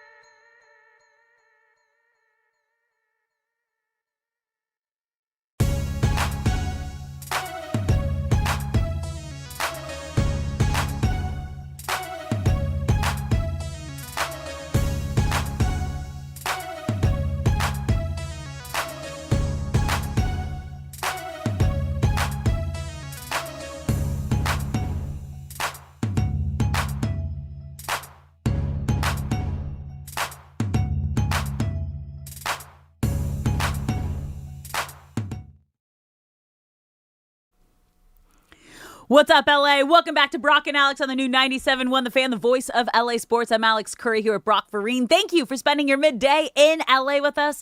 Whether you're listening on the radio, the Odyssey app, or watching us live on YouTube, we appreciate you being here. We also want you to be a part of the show. You can call us at any time at 855-97-LA-FAN. And you're going to want to save this number, you guys, 855-975-2326, because in about 15 minutes, we are giving away tickets to Monster Jam. It's coming to Crypto.com Arena this Friday, July 17th. Nothing compares to the one and only Monster Jam, featuring awesome trucks, incredible stunts, huge air, and non-stop action. See fan favorites like Gravedigger, El Toro Loco, Sparkle Smash, and more. Those names are incredible, by the way. Keep listening throughout the show and tune in at the top of next hour in 15 minutes for your chance to win tickets to Monster Jam. You can also get tickets now at AXS.com, but you can call us in about 15 minutes, top of next hour, 855-975-2326 for your chance to win 2 tickets to Monster Jam. All right, you guys, let's bring in producer Shay because it is time for Do You Care LA. The sports world is talking, but what's actually worth talking about in LA? Producer Shay brings the stories. Now Brock and Alex give the city your verdict. Do you care, LA?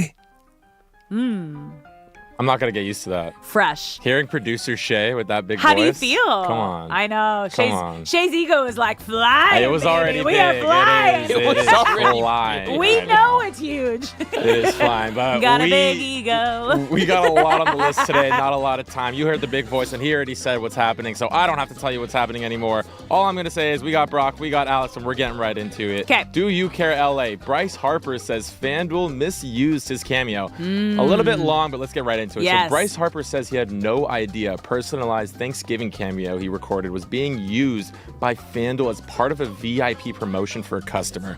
So what I'm basically saying is this customer went down bad. And by bad, I mean bad, like millions of dollars bad. FanDuel decided to get a cameo from Bryce Harper and then gave it to this customer. Basically a personalized message saying, hey man, like, happy Thanksgiving, hope you're doing well, blah, blah, blah, blah, blah. FanDuel made it seem like this was a personalized thing made for them, like for the customer. Bryce Harper had no idea this was happening. He did not know this was a thing. He had no idea that this guy was down bad and FanDuel was using it for these purposes. So there's a lot of bad things going on around this. And Bryce Harper actually came out today and said, this is not what I wanted. This is not what I thought was happening. So a lot of things can happen. Do you care? Yeah, this is tough because it's scary because like when you're a public figure, your name, image, and likeness, your NIL, can be used in ways that you're not approved. So the actual video had like the FanDuel logo all the way across the bottom, which that would... if you saw that, you would assume, like, this is a partnership that Bryce Harper did with FanDuel, opposed to Bryce Harper. Like, and I do these, like, personalized videos often, and it's, you get requests what you want them to say. This one was, like, a happy Thanksgiving, hope you have a great time. Like, nothing specific to a gambling the or, like, betting, anything like that. So, FanDuel's going to be in a lot of trouble, not only from Bryce Harper, but from Cameo, because they must have, like, been able to take off the watermark in some way from, like, the Cameo part on the video. Like, they went through a lot of different things to make this work. And this is the most messed up thing about these gambling sites and what really bothers me, because I hosted a TV gambling show, Fox Bet Live, and when people are losing money, that's when they get the most attention from these sites and services, and that's when they keep trying to push you. That's where they make all their money, is by people losing. They treat you like a queen and a king when you are losing. They invite you to games. They try to get personalized videos to you so you can keep rolling. Opposed to when you're winning, then it's like you're banned from the site, which is crazy. So this just really leads into how corrupt, and how corrupt in a way where I feel like they're taking advantage of someone's addiction. A lot of these gambling sites can be.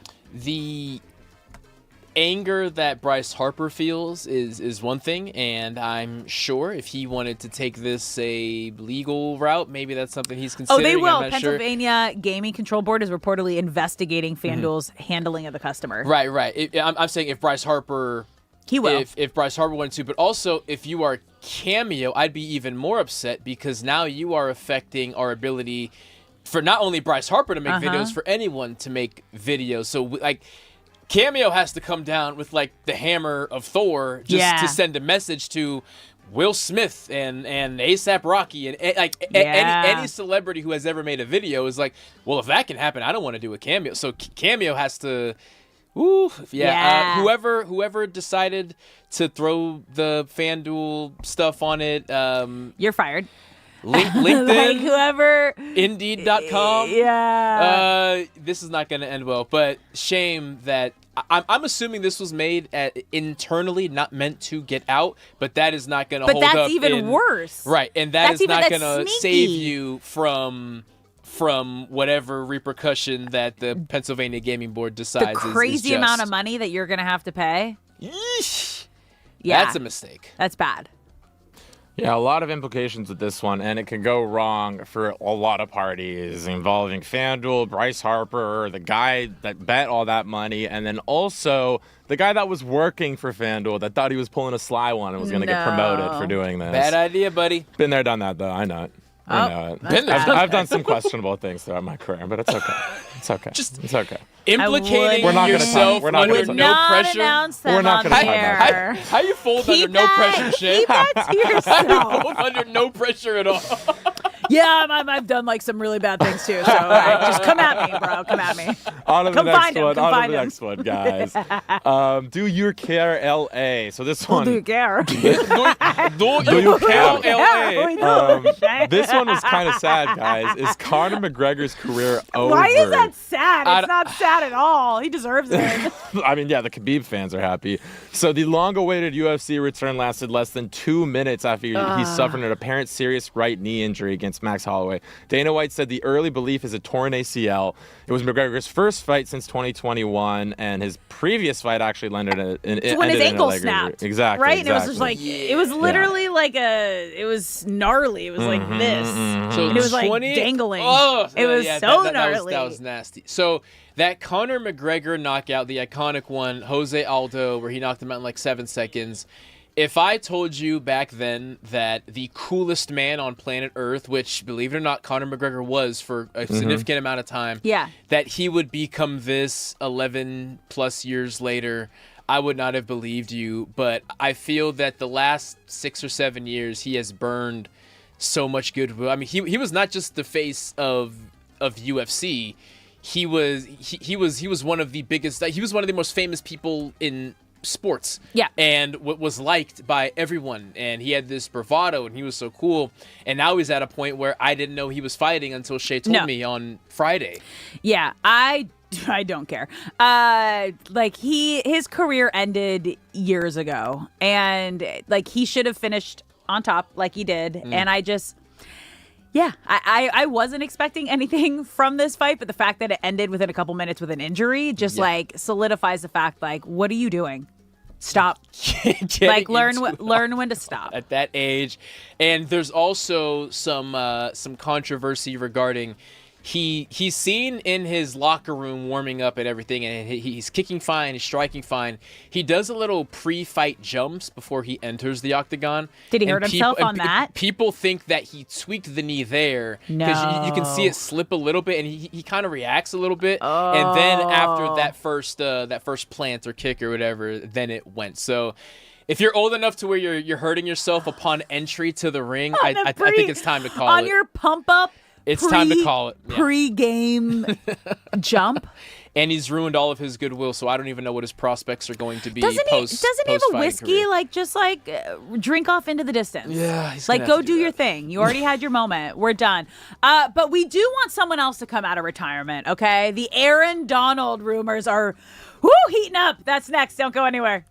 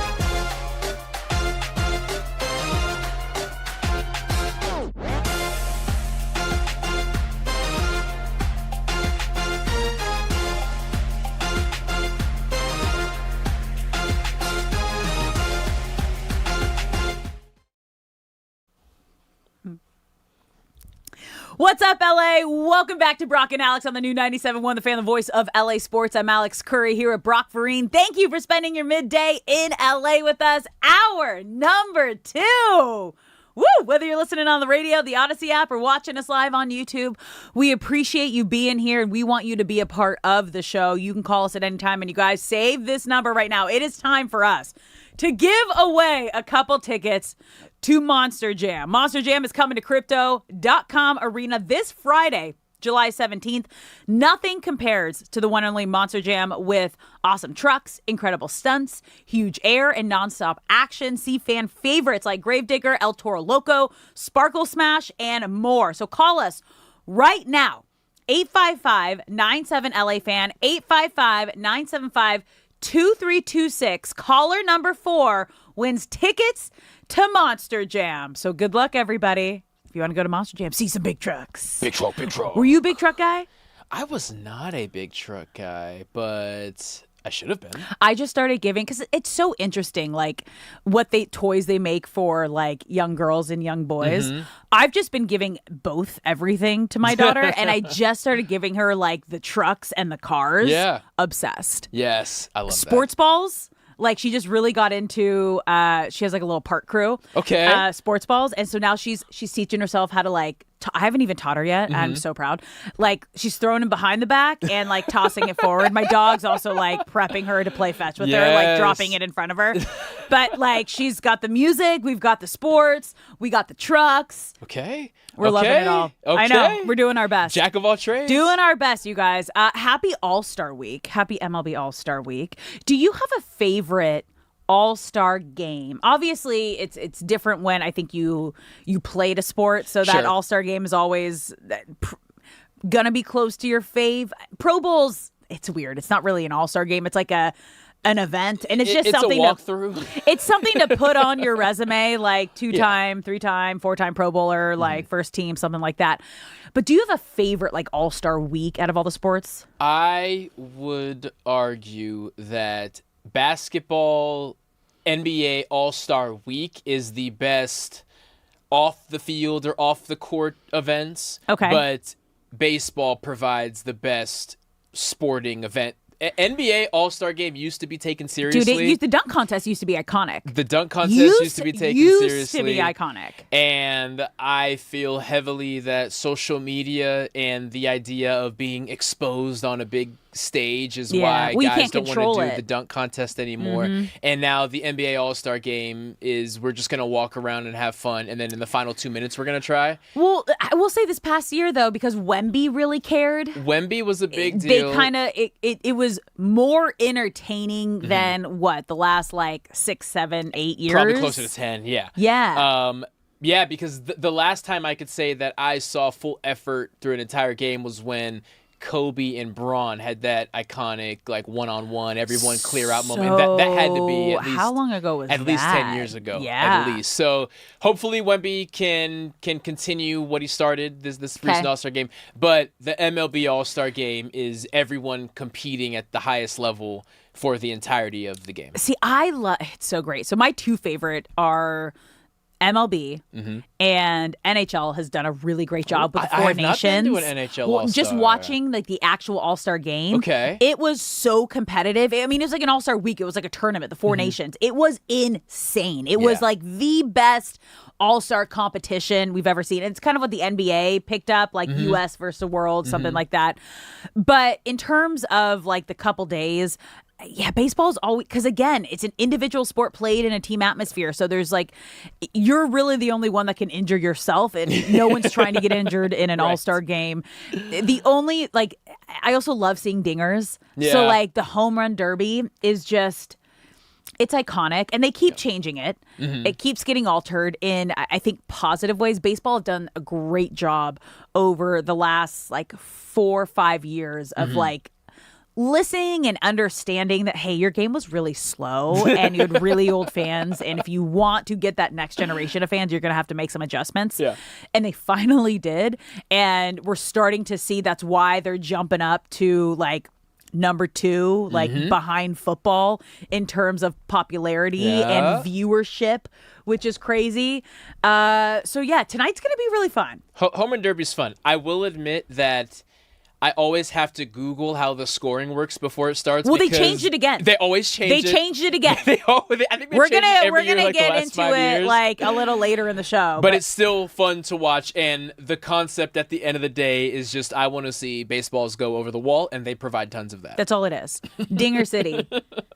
Dinger City. Like Dinger City. We don't have any Dodgers actually hitting in it, but we have the Dodgers third base coach, Dino Ebel, throwing to Bryce Harper. Yeah, that's going to be special. So it's going to be fun. That'll be great.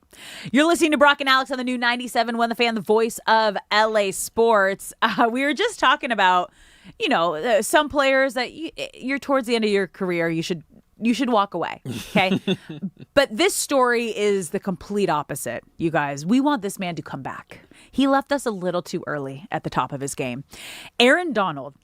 The comeback rumors just keep getting louder, you guys, with Rams training camp less than 2 weeks away. And TMZ Sports published a video on Friday of Aaron Donald working out at the Rams facility for nearly an hour. And sources said that Aaron Donald told the team he wanted to see how it felt going through everything again, putting on the pads, see how that made him feel, going through workouts at the facility, and just kind of do this trial run of going through the motions. Can I see myself getting fired up for this moment again? Yeah. And this, you guys, so you're telling me there's He's a out chance? there. Even more. I'm going to go through the timeline narrative Please. again, okay, you guys? So the Rams trade for Myles Garrett. There's about an hour period where it's all like, oh my God, we just got the defending defensive player of the year. We are the first team ever to have the reigning MVP, the reigning defensive player of the year. The Rams are going to be insane. 1 hour later, literally 1 hour later, the sports world is going, well, what if we get Aaron Donald to come out of retirement? The Super Bowl's back at SoFi this year. What if we had Myles Garrett and Aaron Donald together? And it just kind of started as this fun conversation and this idea of like, could you imagine? Then Sean McVay kind of started answering questions about it. Then Les Snead acknowledged the rumors. We even had Les Snead on the morning show on D. Fish and Decker. Shay, you got that? Just take a listen to what he had to say. I think he's tweeted it, right, or talked about it, right? Let's see if that fire's there. Because I can tell you this about Aaron. Now, hey, he's going to send out his workout videos. I don't think he's missed a day of working out in his life. I don't think he's missed it since he's retired. May not do 2 a days now, but the one thing I do know about him, he's one of those human beings that if he truly doesn't think he can be one of the best, he probably doesn't want to. It's an interesting personality trait, just kind of who he is at the core, which you always appreciate it, and that's probably why he left when he did. He was like, you know what, as he said, I'm full. But we'll see if he's gotten a little bit hungrier since then. Mm-hmm. Then Aaron Donald starts replying to public figures in the media saying it's got me thinking about it now that Myles Garrett's coming back. Les Snead even encouraged all of us here at The Fan to continue to talk about Aaron Donald coming back. The Fan immediately put up a billboard on the 405 saying, yes, Aaron Donald, please come back. We understood the assignment. And now we've had Donald and Garrett kind of teasing the possibility on social media. Everyone's talking about it. Everyone's asked about it.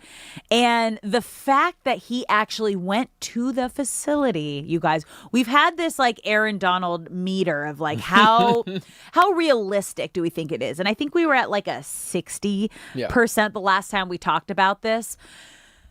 But I feel like we're closer to a 75 now, Brock. I would say if you are going to leave your home, wherever he lives, and get in the car and drive to the facility in the middle of summer, kids are not in school. There's a million things you could be doing. You could be at the beach. You could be in Jamaica. There's anything you could be doing. But you choosing to drive yourself to the facility, get a workout in, I got to put it at 80% because you are by stepping foot on the field, Mm-hmm. you're no longer convincing yourself that you want to play.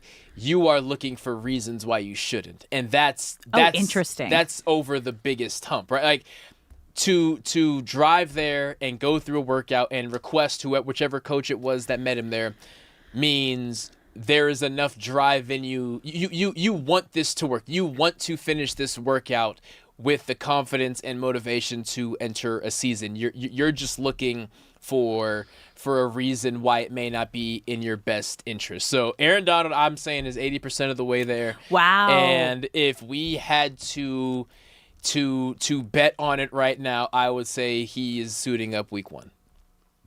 It's so wild. Aaron Donald, welcome It's back. so, I mean, how does he not come back now? The fact that you showed up to the facility. Now, when you were talking about this, like when the rumors first started coming out, which was in hour 2 of our show after the Myles Garrett news broke that we did the entire Myles Garrett is now a Ram show.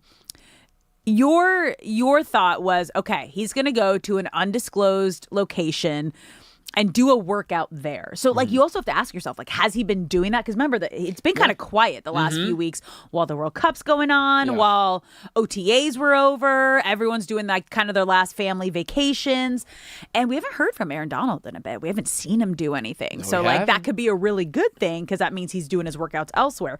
But the fact that you step onto the Rams practice facility where you know people are going to notice you and see you, even though everyone else is on vacation, like TMZ, that was a great paparazzi like zoom and shot someone like camped out on a hill. I'm curious if he has like people camped out outside of his house that see him drive somewhere and they're like, well, where is he going? My guess is someone in the Rams facility saw Aaron Donald there and said, let me make a quick $50,000 and tell TMZ. Oh, yeah. That's what I think. Yeah. Because it's such an obscure place for that person to be. He wasn't waiting to see if Aaron Donald worked out. You climb that little area because you know Aaron Donald is down there. And there is an intern who just had a massive payday.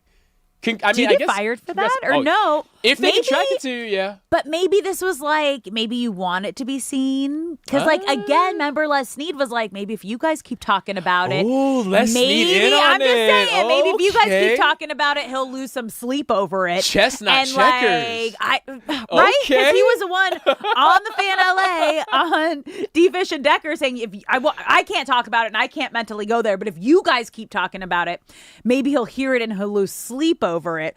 You come to our home, it's fair game.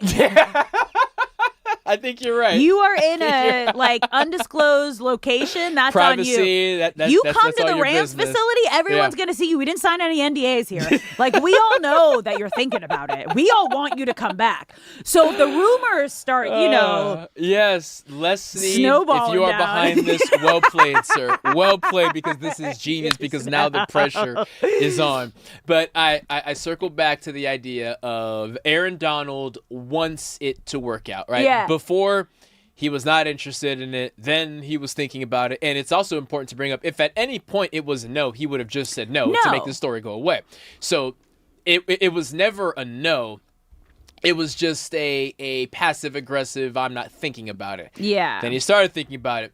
But to reiterate it and sum it up into one single sentence, he went out there to convince him, if he needed to convince himself that it wasn't going to work out. You don't put those pads on and put those cleats on if you don't want it to be a yes. He wants it to be a yes. He's just looking for reasons why it may need to be a no. And post-workout, I'm sure he is mulling over those ideas right now. But I am sitting here as a Rams fan, confidently and hopefully saying that I expect Aaron Donald to be in pads week 1. Well, even when we had Captain Quentin Lake on the show and we asked him about it, we were like, was the Rams locker room freaking out as much as the media was when these rumors started to kind of like take over the media? And he goes, oh, yeah. Oh, yeah. We all looked around like, could you imagine? And what he said, he's like, the fact that Aaron Donald is even addressing it, the kind of person he is, means that this is a serious possibility. He could have, at any point throughout all of this, just said no and go back to leaving me alone. Thank you. And everyone would have had to move on. But he wants it to work out. He is a competitor. And even if he already accomplished just about everything that you can accomplish over what, based off his talent, seems like a short career. Very. The prospect of being on what could be one of the greatest defenses in all of sports, I don't care what you've done. Could you imagine? That idea alone to be a part of even more history than you're already part of, it may just be too tempting to turn down. Let's play the soundbite that we have from Quentin Lake from when he was on the show, just talking about Aaron Donald. So, Aaron, if you're listening to this or watching this, man, please, enjoy retirement for now. But if you can find that fire, and that's the biggest thing, everybody knows you'll be in shape. Everybody knows that you'll take care of your body and, be able to handle it. But it's really finding that fire, because I know it's tough is, you have to have a lot of confidence and, self-discipline as a person to say I'm done with football, right? That takes a lot to say I'm done and I'm walking away. Yeah. But the same amount of effort that you said you wanted to walk away with, you have to find that same effort and energy to say, hey, I want to relight that fire. Mm-hmm. So that's it. If you can find that, please, everybody will be like, we'll welcome you back in open arms. And I think a lot of people out there are going to try and do their best to kind of influence you and push you and nudge you to, find that fire. And we even heard Quentin there, please, come on, Aaron, find that fire again. Everybody wants him back. I love that Quentin did not go the political route. He could have easily said, we're only worried about the guys in the locker room. No. We're confident about what we got, and if Aaron wants to join, so be it. I love him saying, nope.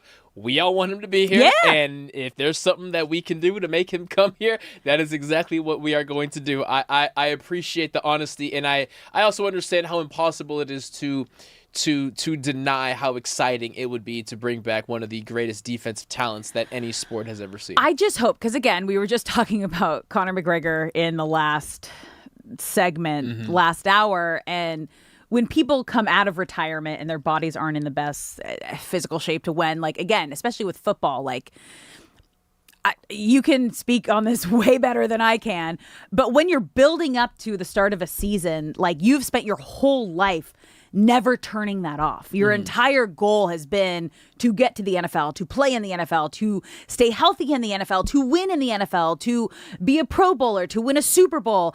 And once you stop that, and especially you can't really what's the word I'm looking for? You can't in a lot of other sports, you can go out and you can shoot in the backyard. You can kick a soccer I got ball. you. Yes, can't. Yes. The only way to practice properly football is to be surrounded with 10 other people. Be hitting. And play football. So it's it's hard to recreate. That's what we're asking for. Recreate the actual feel of a football game. So this is going to be interesting. I'm curious how often we're now going to see Aaron Donald at the Rams practice facility. But you guys, I feel like it would be disappointing now if he didn't. At this point, if we see more footage of him working out, it's a guarantee he's coming back. Because if it was going to be a no, he would know that after this recent workout. If there's more footage of it, it's just a matter of when. Guys, Rams report to training camp July 25th. The first public practice is scheduled for July 27th.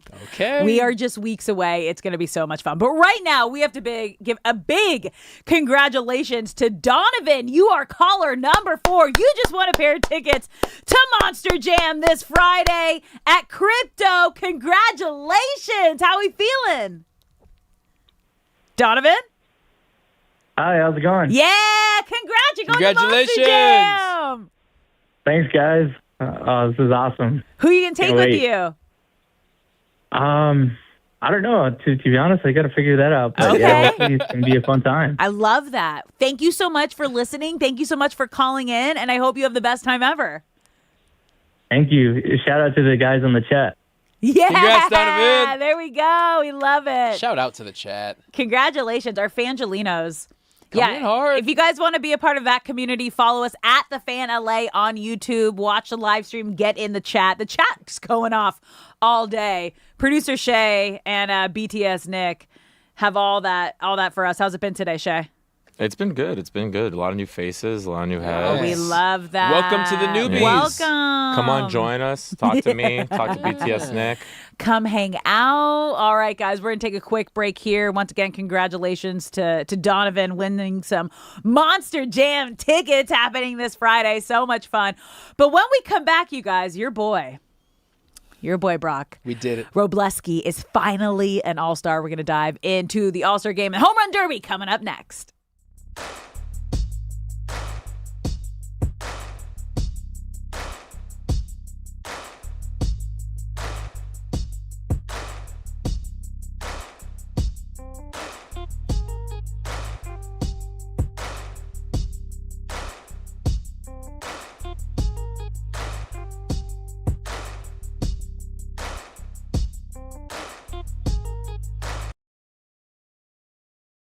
Mookie Betts, of course, those first couple weeks post coming back injury were a little shaky, but what can you say of him getting back to his best form? He's such a talented guy. He's going to the Hall of Fame one day. And a lot of times I think we tend to write off guys who get older. Then they prove everybody wrong. They still have a lot left in the tank. And I think the same thing with Mookie. I mean, just such a great athlete and a lot of pride. So, no, he's back to being the Mookie Betts of old. In good shape going forward. There's really no signs of letdown that he won't keep performing well throughout this whole contract.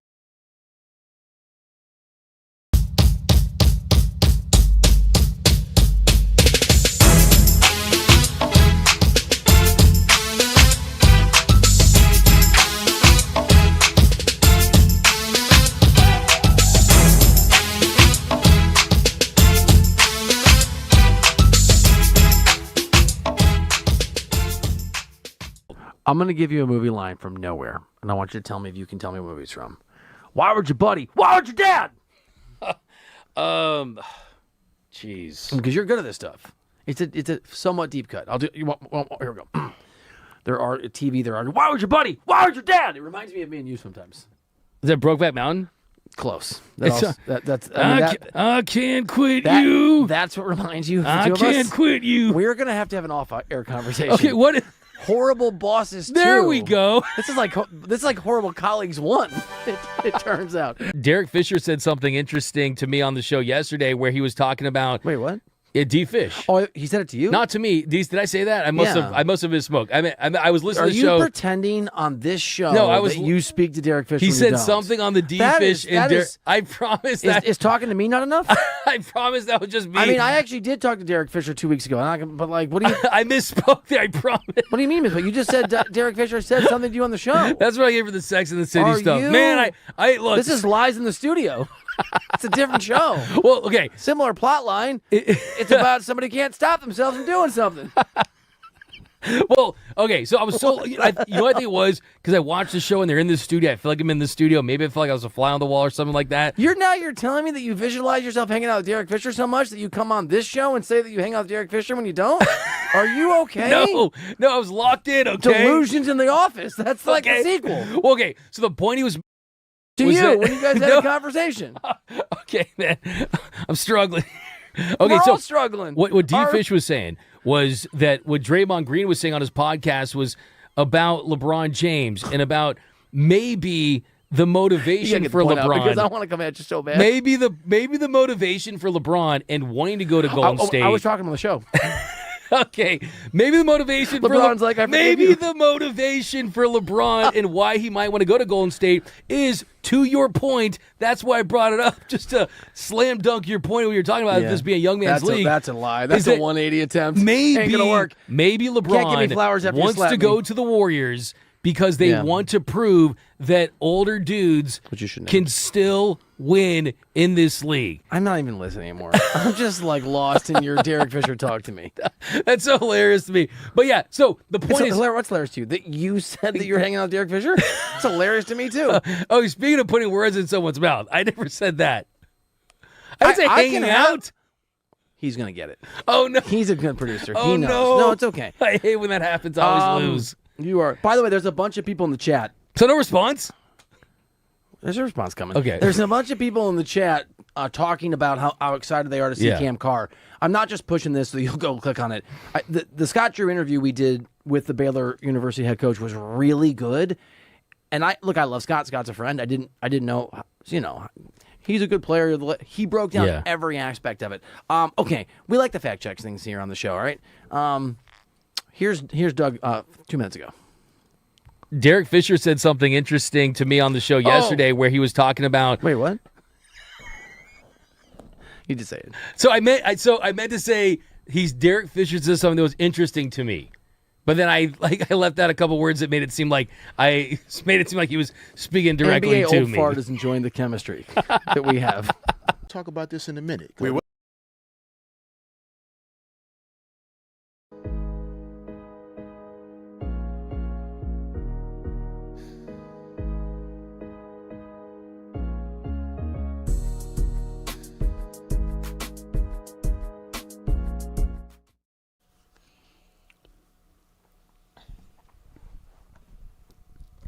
What's up, LA? Welcome back to Brock and Alex on the new 97.1 The Fan, the voice of LA Sports. I'm Alex Curry here with Brock Vereen. Thank you for spending your midday in LA with us, whether you're listening on the radio, the Odyssey app, or watching us live on YouTube. We appreciate you being here. We were still just kind of going off on the whole, is Aaron Donald going to be playing for the Rams next year, coming out of retirement? I just put up a poll on my Instagram at Alex_Curry. Go vote. I think it's for sure happening. Yes. Well, at this point now, I'm just going to be disappointed if it doesn't, because if you're showing up to the Rams facility, people are going to be talking about it, and people are going to be like, it's going to be on all the sports talk shows. Yeah. So, Aaron Donald's coming back. Right? He's coming back. He'll wait to make it official, and yes, there will be training camp, out of the gates training camp, because he's going to want to be a part of it. The first two training camp practices, there is no media availability. Oh. I wonder if Aaron can get in there and mix it up and then officially decide, because as you just mentioned, you can't recreate football. Yeah. You have to be in the thick of it. Mm-hmm. And I wonder if there's a way that, they'll have to announce that they signed him to some kind of contract and everything. But if Aaron doesn't want to make an announcement until he knows for sure, maybe he tells Leslie, let me run with you guys for those first 2 days, and then before the media availability, I can officially announce, because all the cameras are going to be here tomorrow anyway. Yeah, it's going to be, which is why he said he was at the practice facility to begin with. Mm-hmm. I want to see how it feels going through the workout here, having your pads on, because it's not just the games each week. It's going through the weekly practices, watching the tape. I mean, take us through what a week is like leading up to a game in the NFL. Sure. Monday, you are getting a lift in. And later in the year, you're probably not doing much field work or anything like that. But, you're usually running and just kind of getting all the soreness from yesterday out of the system. Tuesday is the off day, but off days in quotations, because you're in there probably stretching, rehabbing, again, depending on how late it is in the year. Wednesday, Thursday, Friday is practice. Early in the year, you're wearing pads on Wednesday and Thursday. And then Friday is probably just shells with just shoulder pads and helmets. Like a walkthrough, more so? A brisk jog through. Okay. And then on Saturday, you do a walkthrough and you travel, or you do a walkthrough and you go to the hotel. Sunday, you play the game. Monday, you do it all over again. Rinse and repeat. Rinse and repeat for hopefully 20-something weeks. And for someone, and someone like an Aaron Donald, I have been told that you feel like you got hit by a car the next day following a football game. Yeah, I played DB. The amount I had to hit someone on 60% of the plays. Aaron Donald hit someone on 100% of the plays. Every single one of his plays. And those guys weigh a lot more than the guys that I had to hit. Well, that's why. It's like, is he hungry again? He retired because he was full. That's a quote from Les Snead. He needs to feel that fire. Is that fire ignited again? And you know what? I feel like that fire is starting. The fact that he just showed up to the Rams facility, you guys, we're feeling good, feeling great, feeling like it's going to happen. It has to happen. It's happening. It's happening. It's happening. It's happening. Well, you guys, it is also All-Star Week. We got the Home Run Derby tonight. We don't have any Dodgers hitting in the Home Run Derby, not since Teo won it a couple years ago. And he was actually, I think, the first Dodger to ever win a Home Run Derby, which is wild to think about. Yeah, but we do have someone on the Dodgers coaching staff. Tonight, Dino Ebel will be pitching to Bryce Harper. So that should be really fun. And the Dodgers now officially have 6 All-Star selections, with Justin Robleski getting the nod and added to the National League roster as a replacement for Red starter Chase Burns. And I just have to say, congratulations to Robleski. What a turn of events from the start of the season. This is wild. Unfathomable from the start of the year. Justin Robleski, along with Emmett Sheehan to enter the year, were just the young guys who you have Just had in case. minimal experience. They were the just in case. And if somebody gets hurt, you can be thrown into the fire. A lot of guys got hurt, in case you've been living under a rock and not watching any Dodger baseball. And Robleski has gone from, let's see what this young guy can do, to a foundational piece to this starting rotation. Yeah, he's the number 3. Even when healthy guys come back, he will remain a foundational piece. So the Red Sox pitcher, I'm blanking on the name right now, is had to sit out. Chase Burns. Chase Burns, thank you so much. Yeah. Chase Burns is out. The next selection was Zach Wheeler, who is the Phillies ace. Zach Wheeler passed on it because he was so pissed that he wasn't initially selected. He kind of has a point. Wow. So I believe he started the year hurt for a little bit, or maybe after a couple starts. He had to go on the IL briefly, but he came back. But his whole thing was, I am the Phillies, the host city of the All-Star game. I am their ace. I am at 11 wins or something like that. And I'm not going to take your scraps. So, no, I'm not going to pitch in the All-Star game. So, very petty, but I actually kind of understand where he's coming from. But really, though, because then you get it's on your resume. Well, I'm assuming he's pitched in an All-Star game before. If he hasn't pitched an All-Star game before, then this is nuts. Oh, no. But I know he's had to have. He's been in plenty of All-Star games, I think. So, I get it from a standpoint of I am the hometown guy. How am I not involved in this from the jump? And getting emotional. But Robleski's saying, I'll take those scraps. Oh, my God, yeah. I would take every single bit of those scraps. Justin Robleski. So Wheeler has been selected to 3 All-Star games throughout his major league career. So, yeah. So I kind of get where he's coming from. 2021, 2024, 2025. So it would have been 3. He's still pitching at a great level. He has been one of the best pitchers in the game of baseball the last 3 years. That is petty AF. It is incredibly petty. Like the fact that the All-Star game is in Philly. Mm-hmm. Who cares? No one's going to remember how you got that All-Star. You just went from being a 3-time All-Star, you could have been a 4-time All-Star to no. Just not doing it. First of all, a lot of it is voting. Mm-hmm. I think pitchers I need someone to confirm for me. Pitching, is it all selected by the team manager? There's league influence and there's team influence, because sometimes, a manager may not want your guy to pitch. But Wheeler had the green light to pitch. He just truly wasn't. That's wild to wasn't me. selected, which is why he was so upset, because it isn't just fan It's votes. very Philly, though. It's an extremely Philly very thing to do. Philly vibe. So I feel like he's going to get, he already, he didn't need the street cred in Philly, but he's going to get, even more street cred. It's yeah, you didn't choose me to begin with. I ain't going to be your second choice. Sticking it to the man. Yeah, I ain't going to be your second choice. Meanwhile, Robleski was yeah! Please. Best day ever. Thank you. Thank you for your service. Now I am an all-star. And this is life-changing for a guy like Robleski. And he deserves it. 20 strikeouts over the past 2 games alone. He tied Chris Sanchez in the race to 10 wins. And Chris Sanchez being in the Cy Young conversation means Robleski is not in the Cy Young conversation, but is on par with those in the Cy Young conversation. So happy for him. And myself and the rest of the fan club, and myself, we will pat ourselves on the fan back. Wagon. We did it. It looked like an impossible task a month ago. We never gave up. Justin, we love you. Which is wild, because I was even questioning you. I was like, that's a long shot. You really think? I will say I was one of the doubters, and I apologize. But you have been on this from the get-go. And it's crazy, because this also stat is weird. He's one of only 2 Dodger pitchers in the last decade to earn 10 wins before July. Wow. The other guy was Clayton Kershaw. Wow. Right? Wow. Jeez, that's crazy. Right? Okay, yeah. I mean, and wow. as wow. Wow. Wow. People downtown sure are friendly. Can anyone say what that's from? Shay, I know you can't. Hey, Arnold, look it up. Yeah. It's a great cartoon. So, Justin Robleski, as the season goes on with the start that he's had, he's only going to continue to collect accolades like that if he can continue to pitch at this pace. And I will reiterate, to be on a roster with Blake Snell, with Tyler Glasnow, with Shohei Ohtani, with Yoshi Yamamoto, and yes, injuries were part of it, but to become, in only just over half of a season, a key staple in that rotation, I don't know if you can ask for a better start to a season.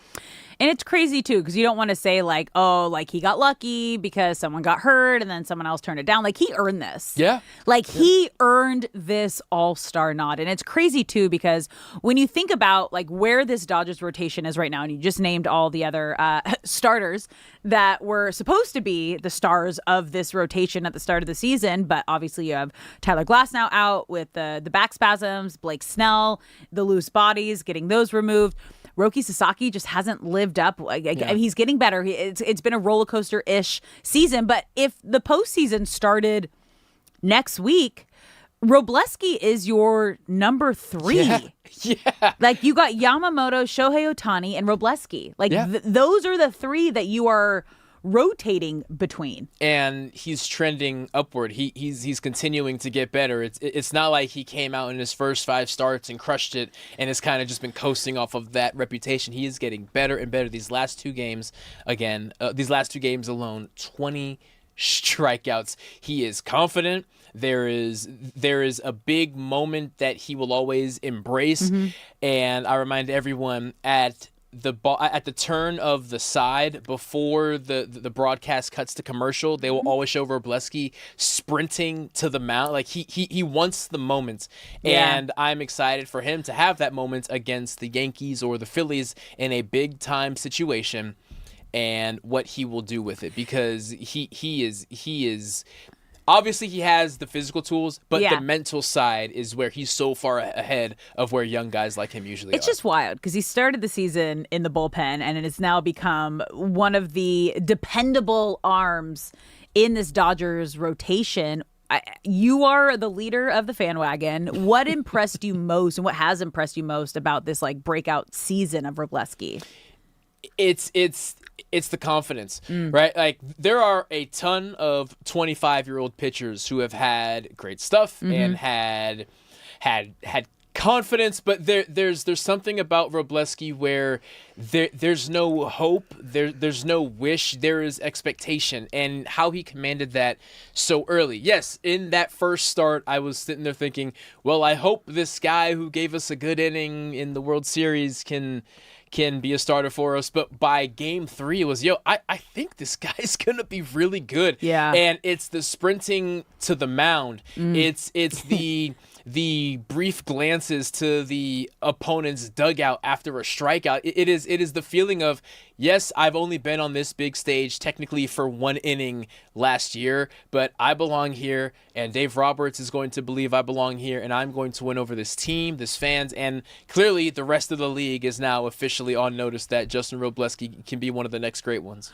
I think what impresses me the most is that you can depend on him and you can trust him. Yeah. And that doesn't come easy, especially for a younger arm with not the experience that, say, a Blake Snell or a Tyler Glasnow has, those are the 2 names he has been replacing. Yeah. Like, that's who he has taken over for. Yeah. It's like, we know Ohtani's going to figure it out when he's on the mound. Like, it might get a little sloppy like it has in his last, 4-ish. I think it's 4 since Will Smith's last I would say start with him. Yeah. Okay. We'll say a month plus. When he had a sub-1 ERA. Yeah. Yamamoto, you don't have to worry about it. That's been one of Dave Roberts' biggest compliments for Yoshinobu Yamamoto, is just like, I never have to worry. If he gets into trouble, it's not going to rock him. He's going to figure it out and get back on top. Obviously, we saw he was the World Series MVP. That man was incredible. And then Robleski, has been that strong number 3 that you don't have to worry about.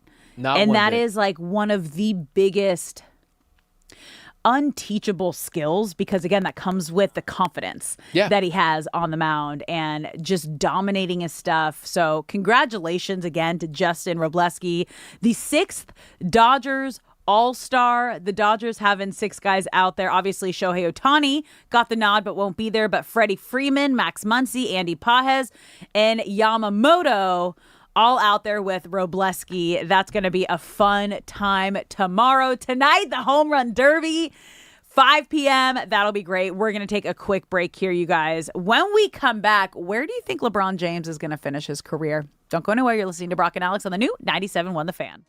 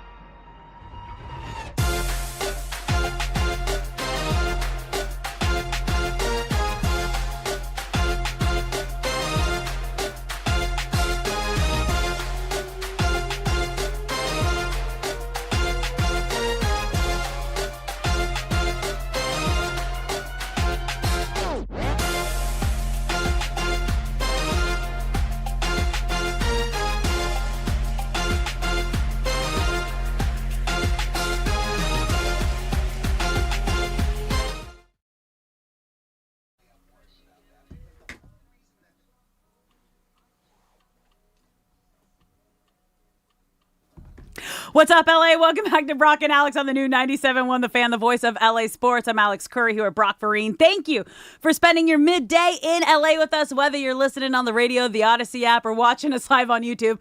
And if you were watching us live, I was trying to figure out how to get a video to stop playing the sound on my phone. It doesn't just stop playing when you close the app. No, sometimes it just kept playing. I was like, "What's happening?" Sometimes freaking Siri out, has man. a mind of her own and says, "No, I think we're going to keep playing this." Actually, I was listening to the new setup of the home run derby. Oh, because they change it every year. Yeah, we got new rules. Every year. Yeah. We'll get into that in just a little bit, but right now, you guys, it's so funny. Don't get upset about this, LA. Okay, but LeBron James. We are still on LeBron James' watch. And you know what? When he had that, his personal, like, I would call his like postseason presser because it was on his podcast. Yeah. And he shared, it might be June, it might be July, it could even be August. I'm feeling even more like I'm understanding why he kind of gave himself that much time, because it feels like it might be the end of July, beginning of August when he finally makes that decision. Now, the sweepstakes remains open still, with the top contenders still being Cavs, Heat, 76ers, the Golden Boys, the Golden State Warriors, yes. T-Wolves. But according to Shams, like, each team is still like in regular contact with his agent, Rich Paul, trying to like sell the vision that they see. And apparently it's all coming through voice notes. So they're just sending sweet, sweet love notes to his agent, which he then sends on to LeBron James. And yeah, he's just kind of like taking a back seat. We hear from Rich Paul each week. Last week, was it last week or the week before? It was the whiteboard. 2 weeks ago. 2 weeks ago was the whiteboard. Last week, I think it was when he was sharing that it's the voice notes that everyone just keeps sending him from different coaches, GMs, owners, however it's going down, it's all going through Rich Paul. And he's telling LeBron, just enjoy your off time. And when you're ready, let's have this conversation. So let's go through like the top contenders. Okay. Again, I have Cavs all the way at the top here, because going back home and finishing his career where it all began just feels like the perfect storybook ending. And we know that he announced that he is filming a documentary, which makes you believe this will be his last dance, his last season. And that feels like the right place to go. Then you have the Heat. Also going back to give it one more shot. Obviously, Giannis just signing there. You get Bam and Pat Riley. And Miami gives him another chance to win with an organization he trusts. Then you have the 76ers. Philly could put together maybe the best competition of star talent with Embiid. You got Jaylen Brown there. He's kind of been talking positively about that. We've heard Jaylen Brown talk about wanting to play with LeBron. Golden State, obviously. Steph Curry, Draymond Green. Curry and LeBron have reportedly been texting. Draymond's been on vacation with LeBron. We've seen that magic of Curry, LeBron playing on Team USA. Yeah. I just don't know if a farewell tour on Curry's Golden State team would feel great. It'd be great content live and people wanting to go and see like Globetrotter vibes, like old school veteran. Who knows? It could work out. Could be fun for the documentary. And then there's the T-Wolves. I don't really see that. I don't feel the fit there, but they're still in this conversation. So when you look at all of these contenders, where do you see it happening?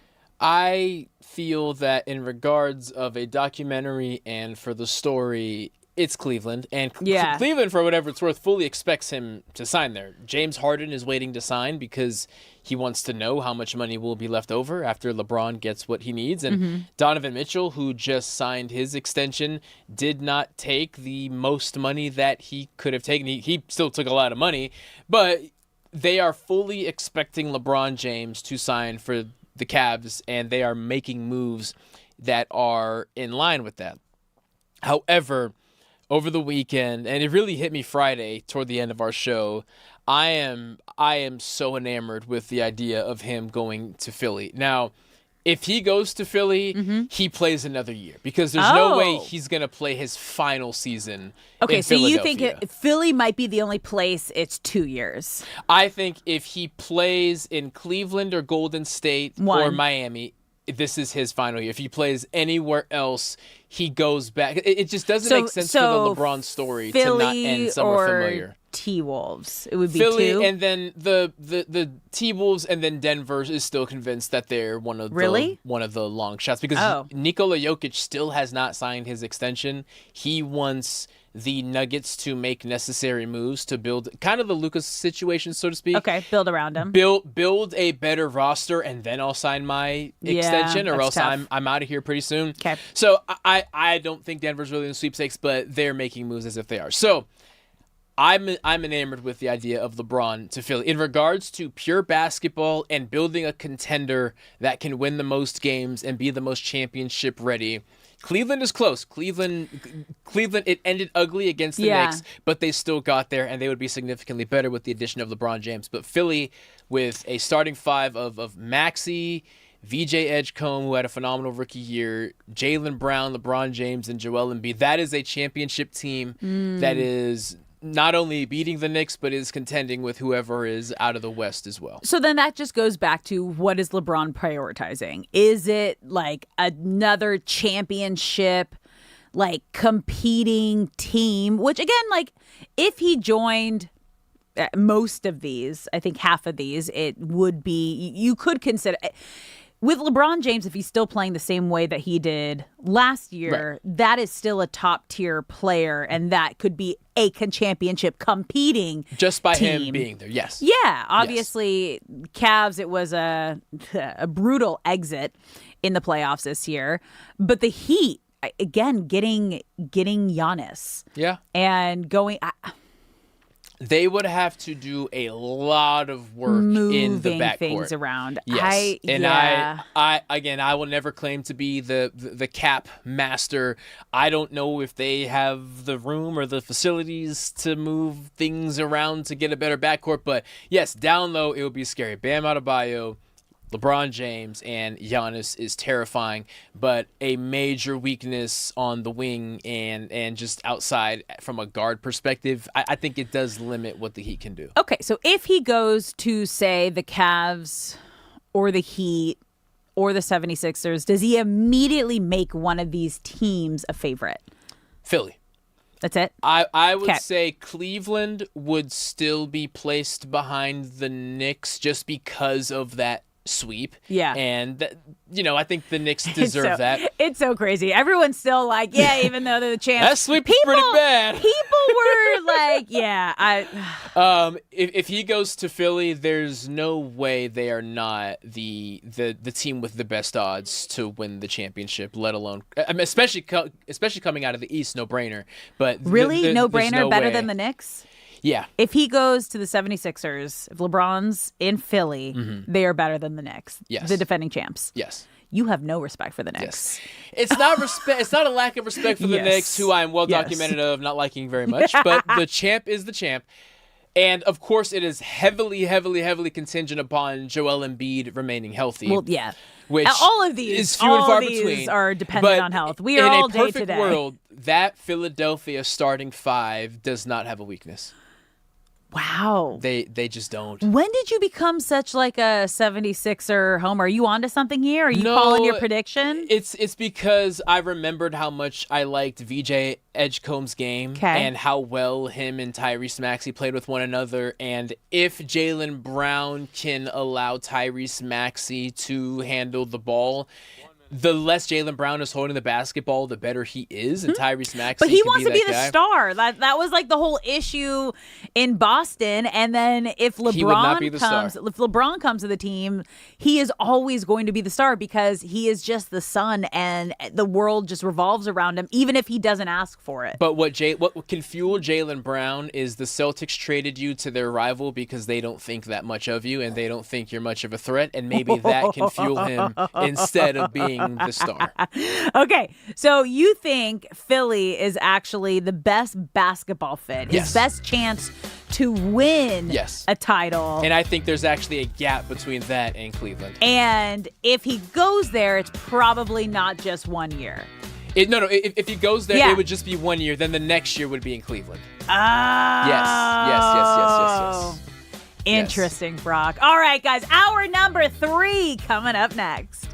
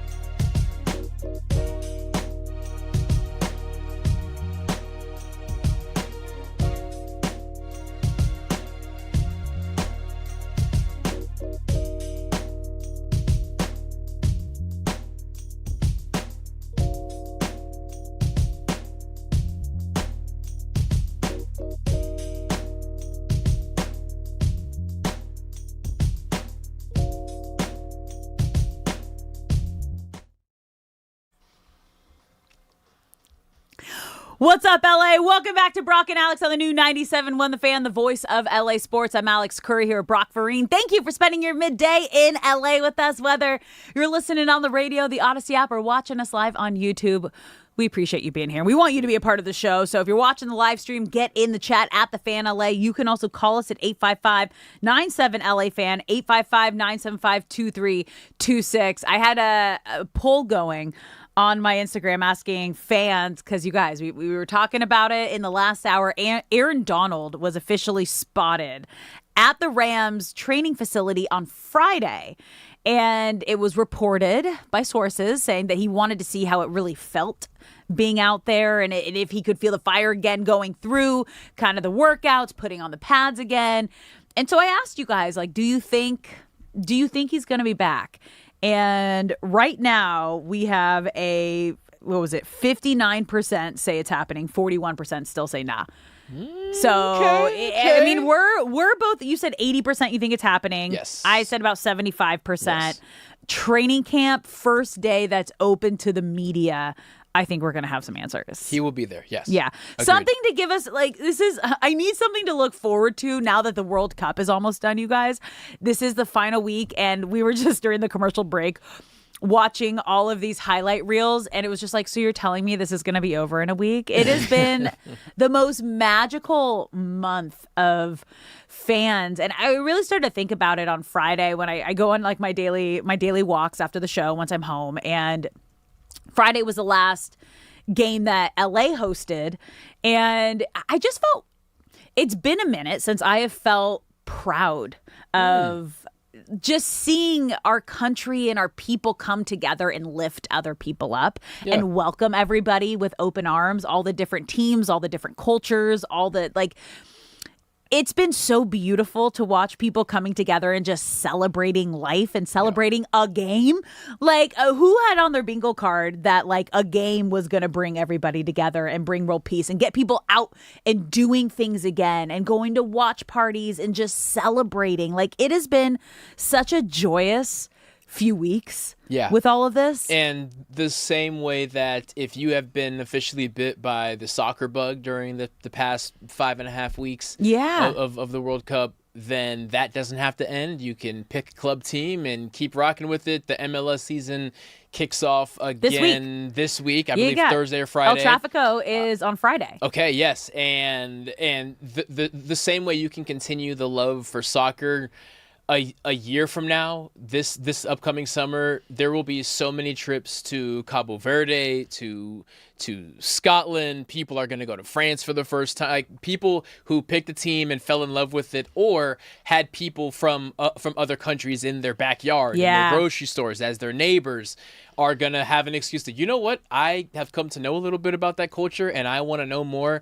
And I hope someone is tracking the uptick of tourism from America to these various countries a year from now. But then also the other countries, because we are learning too. Like, we got so many videos, again, like when you're watching and we're talking about the World Cup, the algorithm hears you and shows you what you want to see. And there was so much of like, oh, I am so sorry, America. Like, what I was told about your country is nothing of what it's been to me. It's been warm. It's been welcoming. It's been safe. It's been beautiful. The food has been delicious. The people have been the best part of this. So I think there's just going to be a lot more both ways of people feeling excited to come and explore all of the U.S. Minus, you guys be careful at Yosemite, the national parks. I had not seen this, but I was showing Brock again during the commercial break. I'm like, did you see this bison absolutely, like, toss this man into the air? I have a personal story like a similar, it didn't happen. No better time than the present, Alex. Dude, my family, we did a lot of road trips growing up because there were so many of us, and we'd go to all the different national parks. And I remember we were sitting on that road, and my dad really wanted to get a photo of this bison, of this buffalo. And the buffalo starts coming towards our car. And I'm like, screaming, all of us, like, in the car, get it back in the car. As it's charging us, we take off and get out of there just in time. But this video shows a couple people taking a photo of the bison, and it charged and it bucked them. And that was Wild. I can only say this because reports are while he was injured, he is going to be okay. Okay. That is the funniest video I've Oh ever my seen. gosh, no. He was it looked fake. How high he got tossed into the air and Looney flipped. Tune. That's exactly what it was. It looked felt like a Looney Looney Tunes. Tune. So for anyone who doesn't know, Yellowstone National Park, obviously, was it Wyoming and Montana? It kind of splits the border. It's like a living zoo. You're just among the animals. You have to be careful. And when you are looking at an animal, it is important to know the signs that different animals have different signs for you're too close. Yeah. You need to back up. And this old man with this big old beard, I'm sure he Overalls. plays as Santa Claus in December. Like, that's what I'm trying to draw. Paint the picture? Paint the picture for you. And the bison keeps giving him signs, and he's not paying attention. He's with a young kid, and the young kid, to his credit, bails out of there early. He sees the signs, and he just takes off. Yeah. And the old man is just sitting there, and they're kind of yakety-saxing around a tree for a little bit, and then finally he catches up, and I'm not exaggerating. Alex has seen the video. He gets launched at least 10 feet in the air. Full backflip. Full backflip. It's so gnarly. It's so scary. That was like my biggest fear. I had like a flashback of yelling at my dad to get back in the car when we were at Yellowstone. And that's what I thought was going to happen. He is okay from what we good. hear, and I'm sure he will never get that close to a bison ever again. Wild. High in the air too. Dude, did you see it? No man should be that high in Well, the that's air. what I'm saying. It was like a cartoon. Like Yeah. it looked fake. That's like what happens in the cartoons where it's like, whoa. I When thought you're he like, was. no I one's thought he was surviving getting that. away too. I thought he was gonna make because he was. It was a while before he got hit. It was like a solid 30 seconds. It was a before chase. that's what I'm saying. Yeah, It was a chase. I thought he was getting away. I think as an old man, you just don't have the stamina, and that bison had more stamina, and he's just closing space, and You before guys, you know it, I can't believe he got so Dude, my high in the heart. air. Both of you guys laughing. I'm freaking out. That Is he video got okay? me through the weekend. I just watched saw that it. video. I just saw it. I watched that video 16 times every day the past No, 3 it was days. great, and the guy honestly was in good spirits about it too. Yeah, he was like laughing about it. And Oh, stuff. was he Yeah, he was in great spirits about it. Oh, okay. yeah. Thank God. Okay, I didn't know that. Thank That's you. the only reason I'm comfortable laughing Then I at can it. feel okay. Okay, Yes. I'll watch it with that in mind in the next commercial break and see how I feel about it. I needed that video in my life, man. I'm probably going to watch it on our next wild. break. I'll watch it again. You're listening to Brock and Alex on the new 97.1 The Fan, the voice of LA sports. Yeah, I love how we went from everyone coming in from the World Cup, see the beautiful parts of the United States. So, did you see that guy just get thrown by a buffalo 10 feet in the air at Yellowstone? A backflip? What? That was insane. That was insane. All right, let's get back to some sports. I mean, that could be a sport, right? That's It kind could of be. like the rodeo. Yeah. Right? We were talking about the rodeo at some point. That I feel like that's like That's a rodeo the bucking. event. Like Yeah. what's the bulls? They the bull riding, so right? They try to avoid the bulls, but they ride the I guess those are. What do they bulls ride? too. I don't know. I haven't been to a rodeo. Horses, but in some No, crazy... the bucking. Like when you try to stay on. Oh yeah. Right? Bull Is bull it riding. bull? Yes. So a bison is I'm much. imagining it's why they have the mechanical bulls. It's Yes, trying to that is a bull. recreate that. That is a bull. For some reason, I heard you say bison, and I was like, they are not riding Oh, bison. no, But no, bulls, no, yes, no. yes. Okay. You can definitely ride a bull.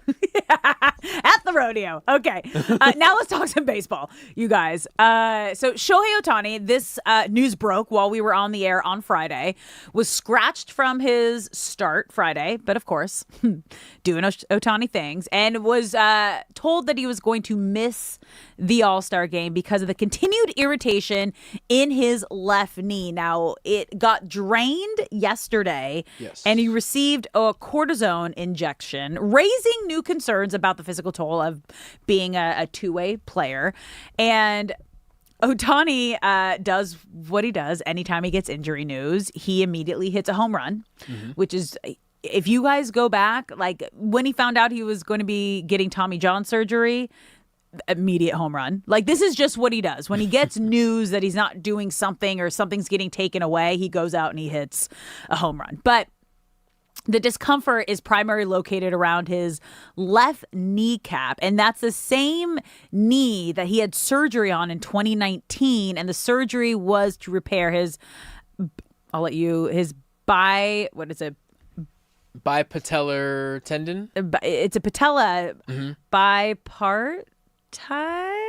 I'll look it up. Okay, I'll look it up. It's right here. Okay, here we go. Bipartile patella. Bipartile. Thank you. Bipartile patella. Yes. So when he was asked about the current irritation and could it be connected to that previous surgery, his response was, "I wonder." Love the man. But because the reason he got scratched was Ohtani said the knee affects him more as a pitcher than it does as a hitter, and believes the irritation could be connected to his pitching mechanics. He also acknowledged the overall wear and tear of the season after dealing with the blister and the 2 separate bouts with the discomfort with his bicep. So he's going through it right now. And this was the smartest move for the Dodgers and Shohei Ohtani to make.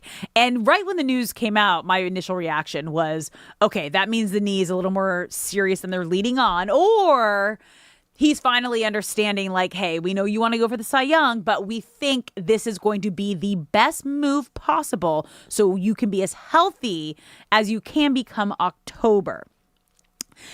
But I want you to kind of describe what a player who has to get something drained. How serious is that? Yes. So the drain is due to inflammation, right? Okay. There's an inflammation in his left knee.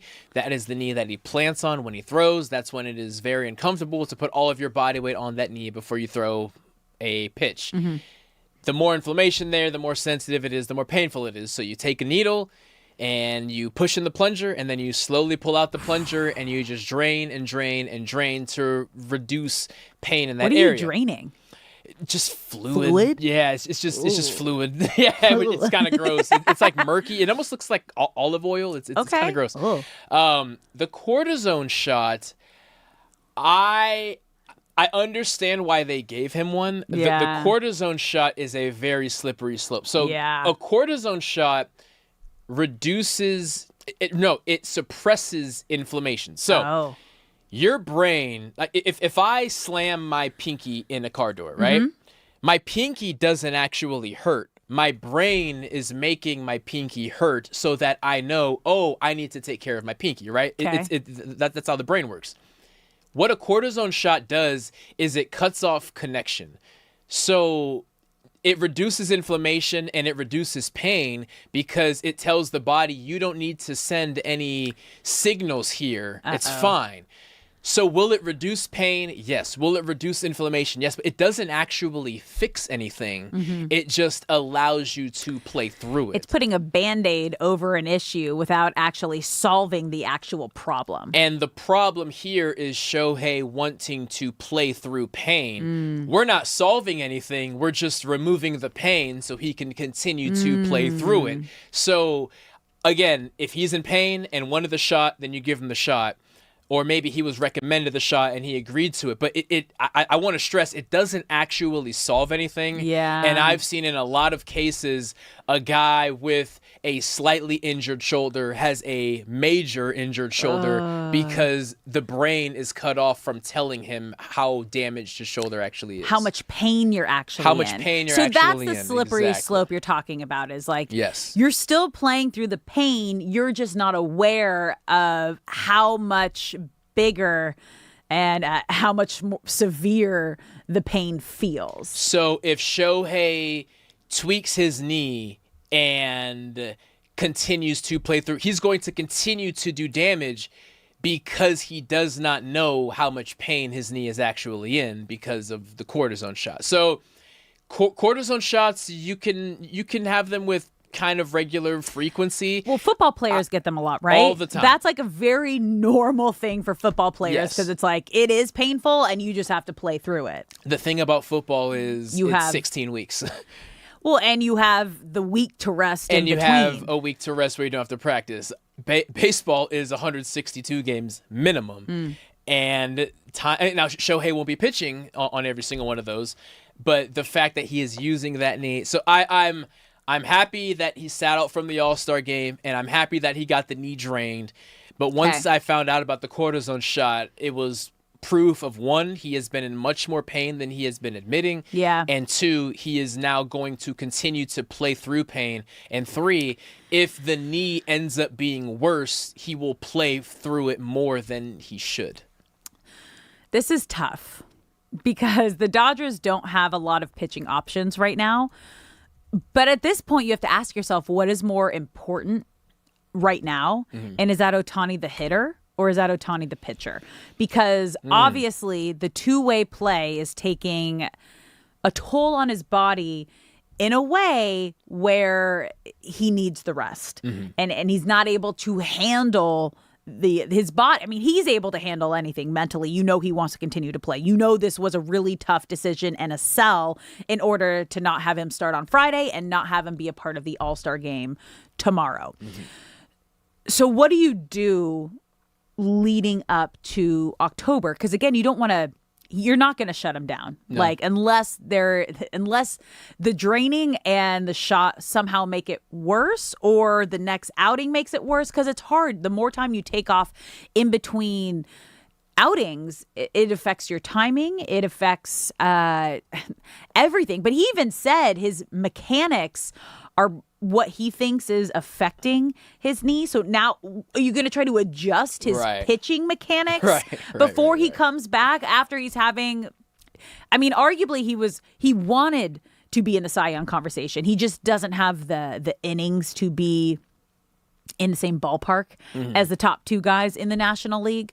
I mean, his ERA is there and the way he's pitching is there.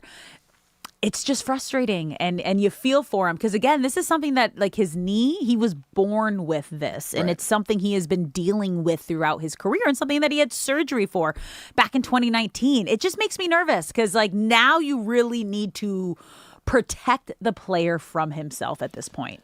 I feel that we just need to get to the end of the season, hopefully with the World Series win and a three-peat. And there has to be a lengthy conversation with Shohei because he's 32 years old. He takes better care of his body. He's like on the LeBron James plan of I am implementing as much money as I need to into my body. Tom Brady and LeBron James level. Exactly. Yeah. That being said, he's 32 years old. And that's not old in baseball years, but it is old in regarding to healing, right? So if you are 22 years old and you have the knee thing that he has, not a big deal because the body can heal, right? It's like metabolism. As you get older, the body just doesn't heal the same. What do you mean I don't wake up like I didn't eat anything last night? Exactly. That's weird. Exactly. What do you mean I can't have 3 burgers and 2 sodas and not feel great in the morning? That's a funny realization. It like is. And especially it smacks you in the face. As an athlete too, because you're like, oh, I can eat whatever I want. This is beautiful. And then one day you're like, oh, I can't. Right. So I bring it up because Shohei entering his 33rd year and onward, the body will heal less efficiently as the years go on. And to continue to pile on things, it's not only going to shorten his career, it can get to a point where it shortens his ability. Now, his ability is still better than everyone. Yeah. But in regards to being the best version of yourself, there needs to be a conversation regarding his body and what he wants his career to look like going forward, because this is approaching a point where it's actually scary for what Shohei's career can look like and how big of a blow it could take if things get worse. So what would you do? Would you limit his starts and not have him go once a week like he has been pitching right now, or try to do kind of what Dave Roberts did in the beginning of the season where like you're just going to pitch on days and then you're not going to hit the day after? He needs to have, and it sucks because I was on the opposite side of this at the start of the season, but now that we have all of these injuries piling up and this knee injury lingering, I have completely switched sides because of the injuries that he needs to be managed. Yeah. And In a perfect world, you look at Glasnow and Snell and say, hey, you don't need to rush, but when you can get back out here, it would be great. Sooner than later would be better for everybody. Yes, Shohei resting as much as he can between now and September is ideal. He obviously needs to agree to whatever the plan is, but him resting as much as he possibly can before the playoffs where you can just speed through anything that hurts you, that is priority number 2. Number 1 being just winning games. Yeah. I'm just happy he's not at the All-Star game right now. I'm thrilled. I am so happy he's not there right now. All right. Baseball coverage on the new 97.1 The Fan, the voice of LA Sports, is presented by Xfinity. Score the most reliable Wi-Fi. One price, 5 years guaranteed. Xfinity. Imagine that. All right. We have a new version of the Home Run Derby tonight at 5 p.m. Now, we don't have any Dodgers hitting in it, but we do have Dodgers third base coach Dino Ebel throwing to Bryce Harper in the Home Run Derby tonight. So we're going to go through the new structure, who's going to be participating, and it's still one of my favorite all-star festivities. Don't go anywhere. You're listening to Brock and Alex on the new 97.1 The Fan.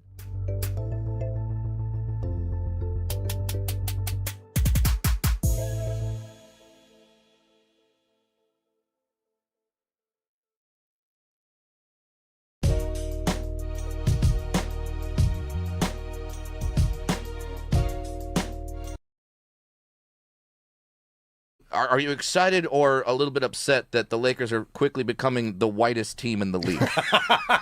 Because quietly, I not even quietly. I think it's pretty outright. We are, holy God! Like, I don't know if we're playing basketball. I don't know if we're storming the Capitol. Like, I don't know what the Lakers are doing right now.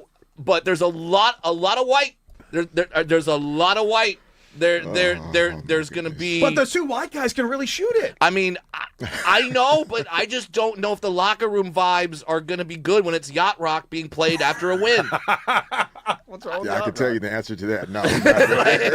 Yeah, it's like you just beat the defending champion Knicks in Madison Square Garden. Let's go back to the locker room. Sailing, take me away. Christopher Cross. It's always Christopher Cross for victories, baby. That's my team. That's my Lakers. Does that fire us up? I don't know. I like Rob Pelinka, please get for lack of a better terms, give some people that will celebrate at Roscoe's Chicken and Waffles afterward. Okay, like get some people all celebrate there though. Trust me, I love it. But get some soul in that locker room, please. Get some melanin. I believe in him. I believe that Rob can do this, no question. Did Nick Van Exel ever have an issue with you coming in? Like, oh, this guy's coming for my gig? Because at the end of the day, when you draft a guy, kind of coming for your gig a little bit, at least a little bit. No, for sure. I'm sure he felt that way. The best story I have, which still pisses me off to this day, is the summer before we started training camp. UCLA men's gym over on the UCLA campus is that was the hub and still is in a lot of ways for summer basketball. Oh yeah, great spot over there. Pick up games, 5-on-5s. All the best guys in the league end up there at some point throughout the summer.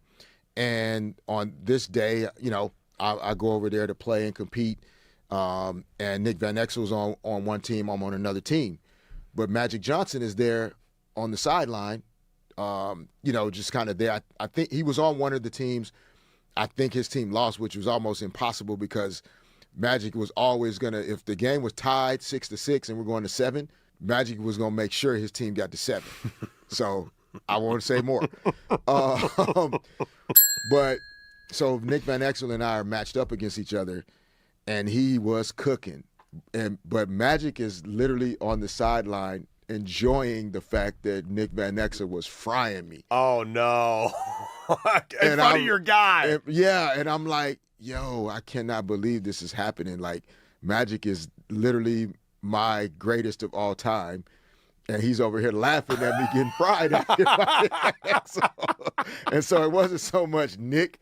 He was great. He never gave me the energy that, I know you coming for my spot. Yeah. And I always give him a lot of love for that because I definitely was coming for his spot, like it just as a competitor. Absolutely. But he never made me feel that way. But yeah, that's the story that. Like, yeah, bro. You ever talked to Magic about that? I'm like, dude, you have no idea. No, I've never. Well, you might hear about it now. No, because it's like, if you get 5 minutes to talk to Magic, you're not going to bring up the time that he was laughing at you. You're going to be talking about a whole bunch of other stuff. Absolutely. How can you not? Just, a coach or whoever's evaluating just sees too many areas of growth and they just move on. But like you said, spending some time working on your body, your mobility, your core strength, like some of these things that are going to actually make you a better baseball player or a better athlete, sometimes that's the better investment for most. Completely. And, it's hard, though, because there's so much out there about showcases and opportunity and being seen, and the scouts are going to be there. And it's getting younger and younger and younger. You got like 12-year-olds, 10-year-olds, like parents being told, oh, you need to get in this program or else your kid's not going D1. I'm like, that's not how any of this works. There are so many snake oil salesmen out there that are just getting so many families to put so much money into things that just simply will not help their kid. But those parents they don't know any better. And I feel like it's important. And honestly, I just want to help so many of these parents. Yeah. Raj, you remember when that sound you made when we were talking about the NFL last week and the NBA and Major League Baseball, and what is it always about? Money! By the way, that's the Getty.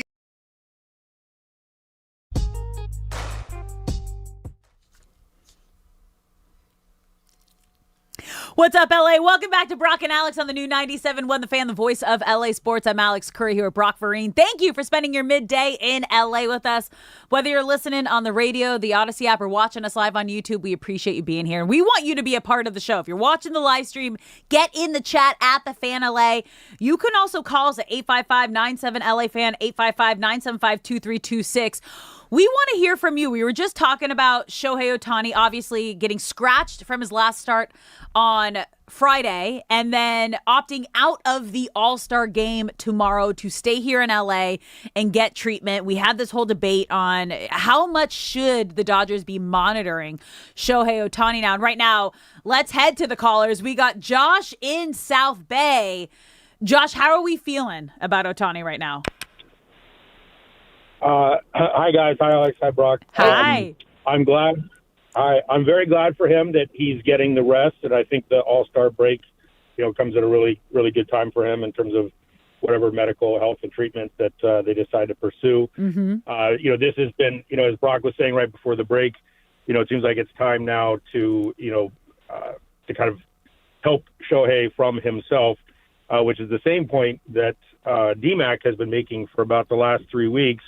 And Reiter keeps, arguing, no, let Shohei be Shohei, whatever. But I think he's going to have to eat his words here in about an hour and a half. I love the Bill hate on all the shows. So that's it. I really appreciate you guys. Listen to you every day. It's an amazing show. Great energy. Oh, thank you, Josh. We appreciate you, man. Call in anytime. And you're in my hometown of the South Bay. South Bay shout out. Woo, yes, ma'am. Yep. All right. Take care, guys. Let's go. Have a Thank great you, one. Josh. Yeah. I mean, well, Bill, they're on the more extreme side of things. D-Mac's like wrap him in bubble paper and don't let him get out there until, maybe they get to the World Series. Next season. Yeah. Meanwhile, Reiter is like, just let the man cook. No, this was the best decision that the Dodgers and Shohei Ohtani could have made in this moment. He needs this rest right now. Yes, and from a bicep to a knee to a blister, it's 2 biceps in there too. By the way, it wasn't just one. It's right. like that has happened twice. And while he says that the bicep on the right arm only affects him when he's batting as a righty pitcher, you're obviously going to be concerned that it may affect his pitching down the road as well. It's not just the list of injuries; it's that they are accelerating. They're not few and far between. It's almost to a point of what's next. And if I could convince, don't put that out there. it's more so convincing Shohei of don't focus so much on what we're maintaining right now. Focus on how we are snowballing things, and the list of things that we need to maintain continues to grow. We need to stop that list growing before we can properly address the things that we need to address. I think what scared me the most is when we were talking about the cortisone shot, and you're kind of explaining what it does, because the cortisone shots are very popular in football. Yes. I have heard them a lot in football, obviously, but the way you described it, where it's like it doesn't necessarily stop the injury, it just stops your brain from feeling how bad the injury could be. Is there a comeback once you start getting the cortisone shots? Or no, because you just keep pushing through and playing through the pain because you don't know how bad it is. Is there a positive besides just not feeling the pain with the cortisone shots? So short answer, not really. Long answer is there are cortisone shots. So you take a cortisone shot, you'll feel it by the end of the week. So you'll feel some kind of relief. It usually Did you ever get them? I got one. Okay. And it takes a couple days to really kick in. There are cortisone shots that last a couple weeks. There are cortisone shots that last 6 months. Whoa. So it comes down to how intense the one he took is, and it could be, did they give him one that will last the rest of the season, or are they going to give him one every 4 weeks so there's a bunch of ways to maintain it, and how you maintain it can control routine checkups on that knee. My guess would be, because he will feel less pain in that knee, they will have routine x-rays and checkups to make sure that something isn't going wrong, because he really won't be able to feel much of anything at all. Brock, you're not making me feel better about all this. It's scary. It's a scary worse. situation, which is why I say in October, after World Series three-peat is accomplished, after the celebrations and the beer and the parades, we got to sit down with Shohei and have a real conversation. What's more important here? Because he made it very clear at the start of the season, I want to win a Cy Young. Mm-hmm. That is his goal. However, what is more important for the Dodgers right now? Shohei the hitter or Shohei the pitcher? Right now, it's Shohei the pitcher, only because Edwin Diaz, Tyler Glasnow, and Blake Snell are not there. If and when they come back, it will immediately switch to Shohei the hitter. Okay, but the bicep, when it's hurting, affects his hitting, and the knee affects his pitching. So there isn't a scenario where he just feels great without either. He can't. So, and that's why I harp on the fact of we need to stop this list growing of ailments, of injuries growing before we can even address the ones that are currently there. Because if you keep doing things and then it's an elbow, then it's now we're never going to get you healthy before the end of the year. The idea we're going to get you healthy, Shohei. Right. We believe. The idea of Shohei being his best self by October, I think is now gone. Now it's a matter of, what is the best version of him? He's not going to be 100% over the course of 3 months. Now it's just, what's the best of what remains? And if that's 85%, 90%, that's better than most baseball players that have ever played. And that's good enough. But for the remainder of his career as a Dodger, that is where difficult conversations need to be had if this season continues to pile up. And I don't like having these conversations. I feel very sad now. Brock. There's a sadness that is now swept over me. All right, well let's switch to some happiness, because tonight is the Home Run Derby. It's so much fun. I love the Home Run Derby. We do have some rule changes. Now, we don't have any Dodgers participating in the Home Run Derby, but we do have the Dodgers third base coach, Dino Ebel, pitching to Bryce Harper in the Home Run Derby. And the biggest storyline here is that it's going to be like a home team showdown between Bryce Harper and Kyle Schwarber, and Philly is going to go ham. Schwarbombs are incredible. Schwarber is one of the most accomplished power hitters of our generation and has never won a Derby. This is Harper's first time competing in the Derby since winning it in 2018. And there's been a couple rule changes here. And the biggest one being is they're not having a timer anymore. So there used to be you hit as many as you can within this slotted time. And I think they did that to speed it up a bit, because that's what baseball needed. Everything was very slow. Baseball needs help to move the game along, to move the pitch clock, completely change the game of baseball in the best way possible. So the first round is now 20 swings. And the 4 batters with the most home runs advance to the semifinals. Then the second round of the semis, 15 swings. Okay. And players seeded are based on the first round home run totals, and then the finals will be 15 swings again. However, without the timer, yes, that means that they can take as much time in between, like, pitches. Like, this is normally take 2.5 hours. That's why it's like they can now take their time between pitches to wait for the ideal ball without being penalized by the clock. Mm-hmm. So I don't know. But also every swing now counts towards the limit, and you get 20 swings. So that's tough too, because you might sit at 4 or 5 pitches and be like, nah, that wasn't a good one. Where before, like, you just tried to hit everything that you could. Right. I like that they are trying to remove the cardio aspect. Like, you'll obviously be fatigued if you make it to the final round because you've swung God knows how many times. But I didn't think about it that way. Yeah, it almost made it like a sprint. And that part, I'm sure there were tons of complaints about. But for anybody watching, know that, like, a lot of, like, players, and, like, if a hitter is, like, on, like, a crazy streak heading up into the home run derby, and then they compete in the home run derby, there's always been this your swings ruined after, because you're not taking batting practice like every day trying to swing for the fences, hit for home run. You're, like, practicing your ground balls to third, like down the middle to first base, like you're working on everything. If you're constantly swinging, power hitting like that, it's gonna mess you up in some way. So the swings are probably gonna go down in terms of, like, how many power swings you're going for, whether you're on a clock versus now it's just 20 or 15 per round. True. More time between hacks for sure. Now, with Bryce Harper being pitched to by Dodgers third base coach Dino Ebel, does that mean we need to root for Bryce? Who are you rooting for? Yeah, we have to. It's Dino. Okay. Dino's a part of that. That's our only Dodger connection. Yeah. And you guys, like, Bryce Harper is the only player that has stood up for the Dodgers in this whole, like, CBA conversation where everyone's hating on the Dodgers and what they're doing, saying they're paying their players, like, they're paying for their championships.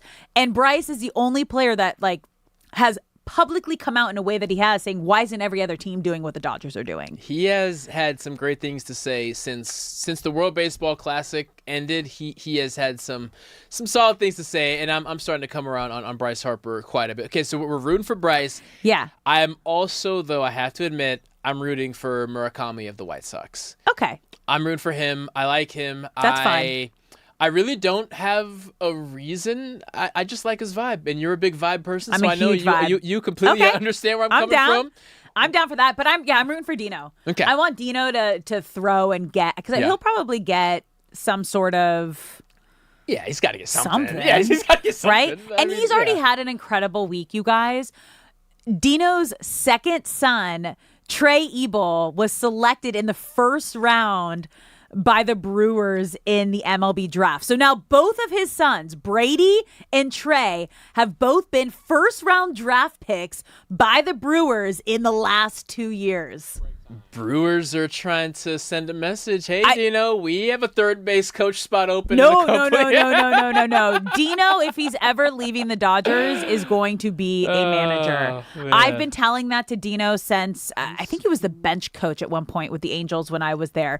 And he is the most player positive person, like very similar to a Dave Roberts, which is why this all works. He will be an incredible manager one day, and now both of his sons have been first-round draft picks. They came both by out the Brewers. Of Corona High School, which plays some very good ball. I knew that they were really good at baseball. Yeah. I did not know that both of his sons went there. First-round draft picks. Wow. Dino. Cool Could you moment. imagine, like, pitching to a home run derby winner? I don't know. It's hard, though, because, like, it's hard to bet against Schwarber in Philly. But, like, also Bryce, like, it could happen. All right. Here we go. I just want Dino. Do it. Do it for Dino. Do it for Dino. All right, guys, we're going to take a quick break here. When we come back, this Rams roster is already considered the best heading into the season. They are the Super Bowl favorites. What could make them even better? That's coming up next. You're listening to Brock and Alex on the new 97.1 The Fan.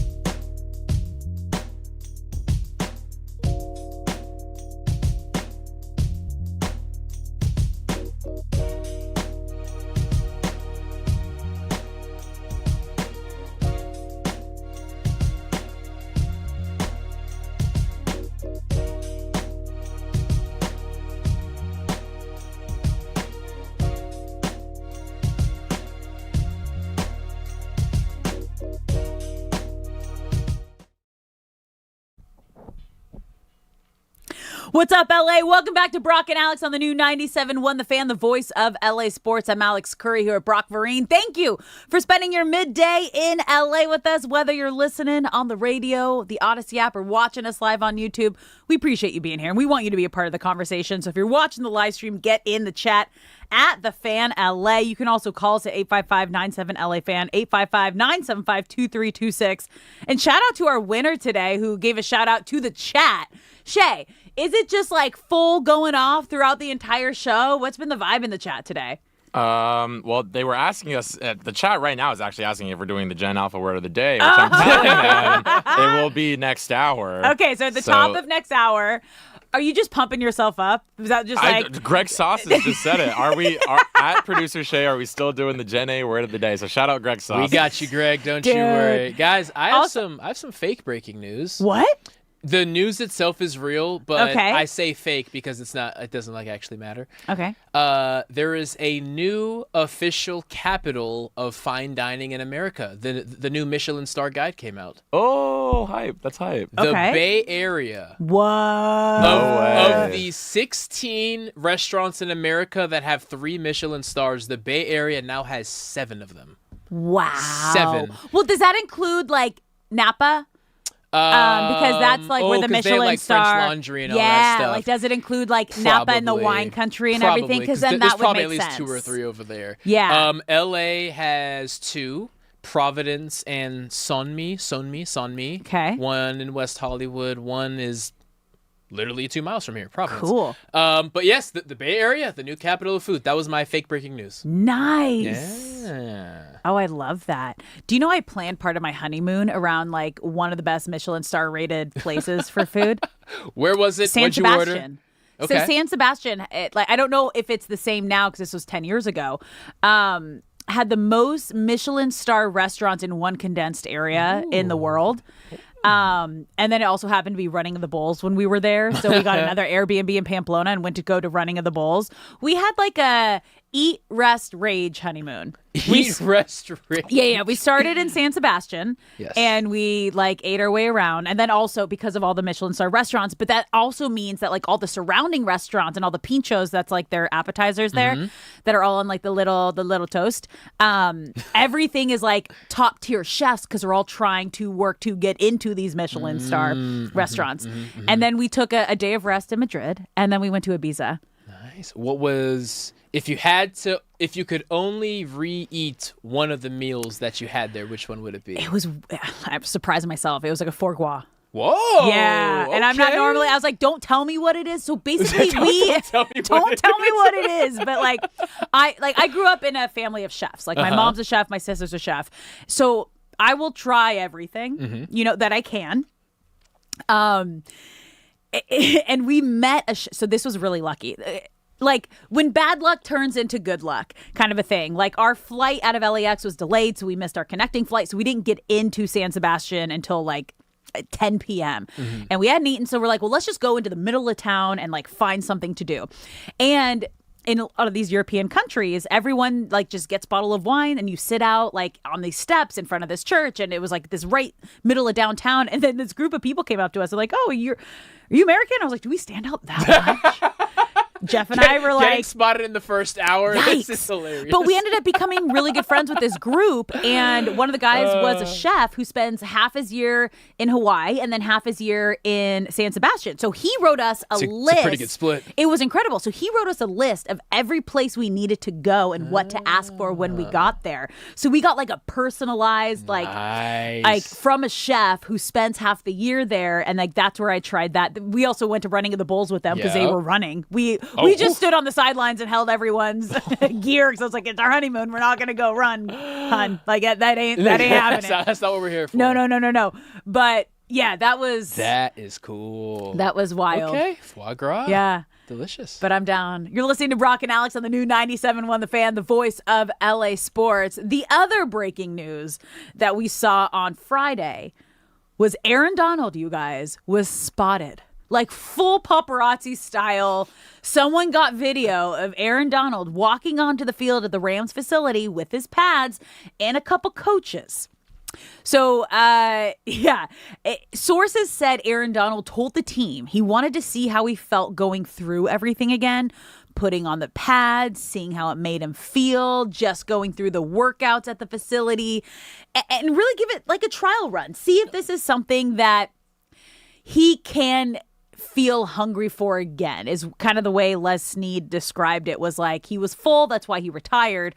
So we just need to see if that fire can be lit again, and if he can be hungry to come out here again and get hit. Yes. And hit. Like that that is like the biggest thing about Aaron Donald, and the reason he retired is he said if he is not at 110% and he doesn't believe he can be at his best, he didn't want to be out there anymore. He wanted to finish on top. So now this all started, you guys, after the Rams traded for Myles Garrett. Within an hour of that information coming out, everybody was buzzing. Well, what do you think? Do you think Aaron Donald will come out of retirement for this? Super Bowl is back in LA this year. Like, he could come back. It could be this last dance. They're already the Super Bowl favorite. They already have one of the best rosters. Like, if he came back and didn't have to be the guy, but could be like the 1B guy, it's feeling more and more like a possibility every day. You do not put those pads on and go to that facility in the middle of the summer when you're Aaron Donald and could literally be anywhere else in the world right now. Yeah. In this exact moment, unless you want it to be a fit. And that's the part I want to stress from seeing him actually there and working out. He's there because he wants it to be the fit. He's working out to see if there is a reason it shouldn't be. Yeah. But it is important to really stress that he wants this to work out and he wants to be there. And if you ask yourself why now if he was full, if he's got all the Pro Bowls, all the All-Pros, he got a ring, he got all the money, he did everything, he got the respect, he will have a gold jacket, why go back it? I think, well, one, I do think he will be a Ram and give us this answer because I'm sure it'll be asked. But if we were to guess why he wants to come back, I think it's just to be a part of history because he knows how good this defense can be, how good this team can be, and he would not be able to stand it if he was sitting on his couch watching a team make history and knowing he could have a role in that. And I feel that possibility is just too tempting to pass up. I also think it says a lot about the person and player that Myles Garrett is, that the moment he gets traded, and that's supposed to be the big blockbuster news, he is also getting asked about Aaron Donald and like, what would it be like if he came out of retirement to play with you? And he's shown excitement and respect and honor because that was the greatest defensive player just before Myles Garrett. Yeah. And both of them have such a respect for each other, and their personalities feel like they would mesh so well. Yeah. This would be the most feared defense if he came back in history, and you can make an argument across all of sports, like best defense in basketball and hockey and baseball and soccer. I struggle to think of one that can compare to Aaron Donald being added to this current Rams roster. And it's even a situation where he doesn't need to be a starter. He can pick and choose. Yeah, but his he's spots. not going to do that because, again, like, he's only coming back if he feels he can be at his best. If he can be at his best, but if there is a matter of, okay, I may not be able to take the beating physically for 16 games, well, really 20 games, because you expect to make a Super Bowl run, 20 weeks rather, but he can pick his workload, right? So when the ball is snapped, it'll be 100% maximum effort, but in regards to what is asked of him, it's kind of a buffet situation. Like, take whatever you want and put it on your plate, and we're not going to put anything on your plate that you don't want on there. I mean, this is a tailor-made situation that anyone coming out of retirement would beg to be a part of. Like, it's insane for the Rams to add Myles Garrett, Trent McDuffie, Jalen Watson. Like, they just went out and went, oh, you think we have weaknesses? Don't worry. And then if they brought Aaron Donald back to that situation, already Super Bowl favorites, and then adding AD back. You guys, it's feeling more and more like a possibility. Okay, and I'm feeling real excited about it. Hour number 4, Power Hour, coming up next here on Brock and Alex. Don't go anywhere. You're listening to 97.1 The Fan.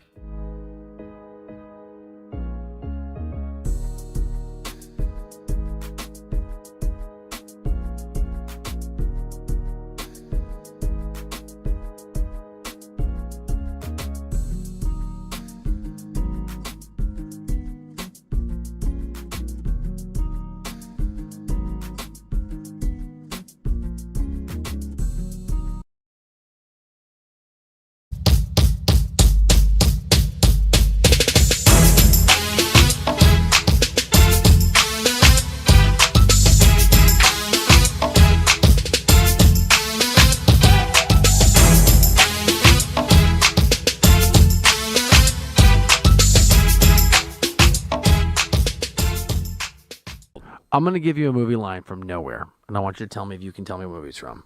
Why would your buddy? Why would your dad? Jeez. Because you're good at this stuff. It's a somewhat deep cut. I'll do. Here we go. There are TV. There are. Why would your buddy? Why would your dad? It reminds me of me and you sometimes. Is that Brokeback Mountain? Close. I can't quit you. That's what reminds you. Of the I two of can't us. quit you. We're gonna have to have an off-air conversation. Okay, what? Horrible Bosses 2. There we go. This is like Horrible Colleagues 1. It turns out. Derek Fisher said something interesting to me on the show yesterday, where he was talking about. Wait, what? D Fish. Oh, he said it to you? Not to me. Did I say that? I must have misspoke. I mean, I was listening to the show. Are you pretending on this show that you speak to Derek Fisher? He when said you don't? something on the D Fish. I promise that. Is talking to me not enough? I promise that was just me. I mean, I actually did talk to Derek Fisher 2 weeks ago, but like, what do you? I misspoke there. I promise. What do you mean? But you just said Derek Fisher said something to you on the show. That's what I gave for the Sex and the City stuff. You? Man, I look. This is Lies in the Studio. It's a different show. Well, okay. Similar plot line. It's about somebody can't stop themselves from doing something. Well, okay, so I was so, you know what I think it was? Because I watched the show and they're in the studio. I feel like I'm in the studio. Maybe I feel like I was a fly on the wall or something like that. You're telling me that you visualize yourself hanging out with Derek Fisher so much that you come on this show and say that you hang out with Derek Fisher when you don't? Are you okay?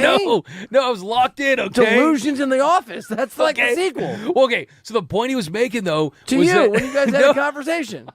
Okay, man, I'm struggling. Okay, We're so all struggling. What D Fish was saying was that what Draymond Green was saying on his podcast was about LeBron James and about maybe the motivation for LeBron. Because I want to come at you so bad. Maybe the motivation for LeBron and wanting to go to Golden State. I was talking on the show. Okay, maybe the motivation LeBron's for the motivation for LeBron and why he might want to go to Golden State is, to your point, that's why I brought it up, just to slam dunk your point when you're talking about this being a young man's league. That's a lie. That's a 180 attempt. Maybe ain't gonna work. Maybe LeBron Can't give me flowers after wants to go to the Warriors because they want to prove that older dudes can still win in this league. I'm not even listening anymore. I'm just like lost in your Derek Fisher talk to me. That's so hilarious to me. But yeah, so the point is... What's hilarious to you? You said that you're hanging out with Derek Fisher? It's hilarious to me, too. Speaking of putting words in someone's mouth, I never said that. I didn't say hanging out. He's going to get it. Oh, no. He's a good producer. Oh, he knows. no. It's okay. I hate when that happens. I always lose. You are. By the way, there's a bunch of people in the chat. So no response? There's a response coming. Okay. There's a bunch of people in the chat talking about how excited they are to see Cam Carr. I'm not just pushing this so you'll go click on it. The Scott Drew interview we did with the Baylor University head coach was really good. And I love Scott. Scott's a friend. I didn't know, he's a good player. He broke down every aspect of it. Okay.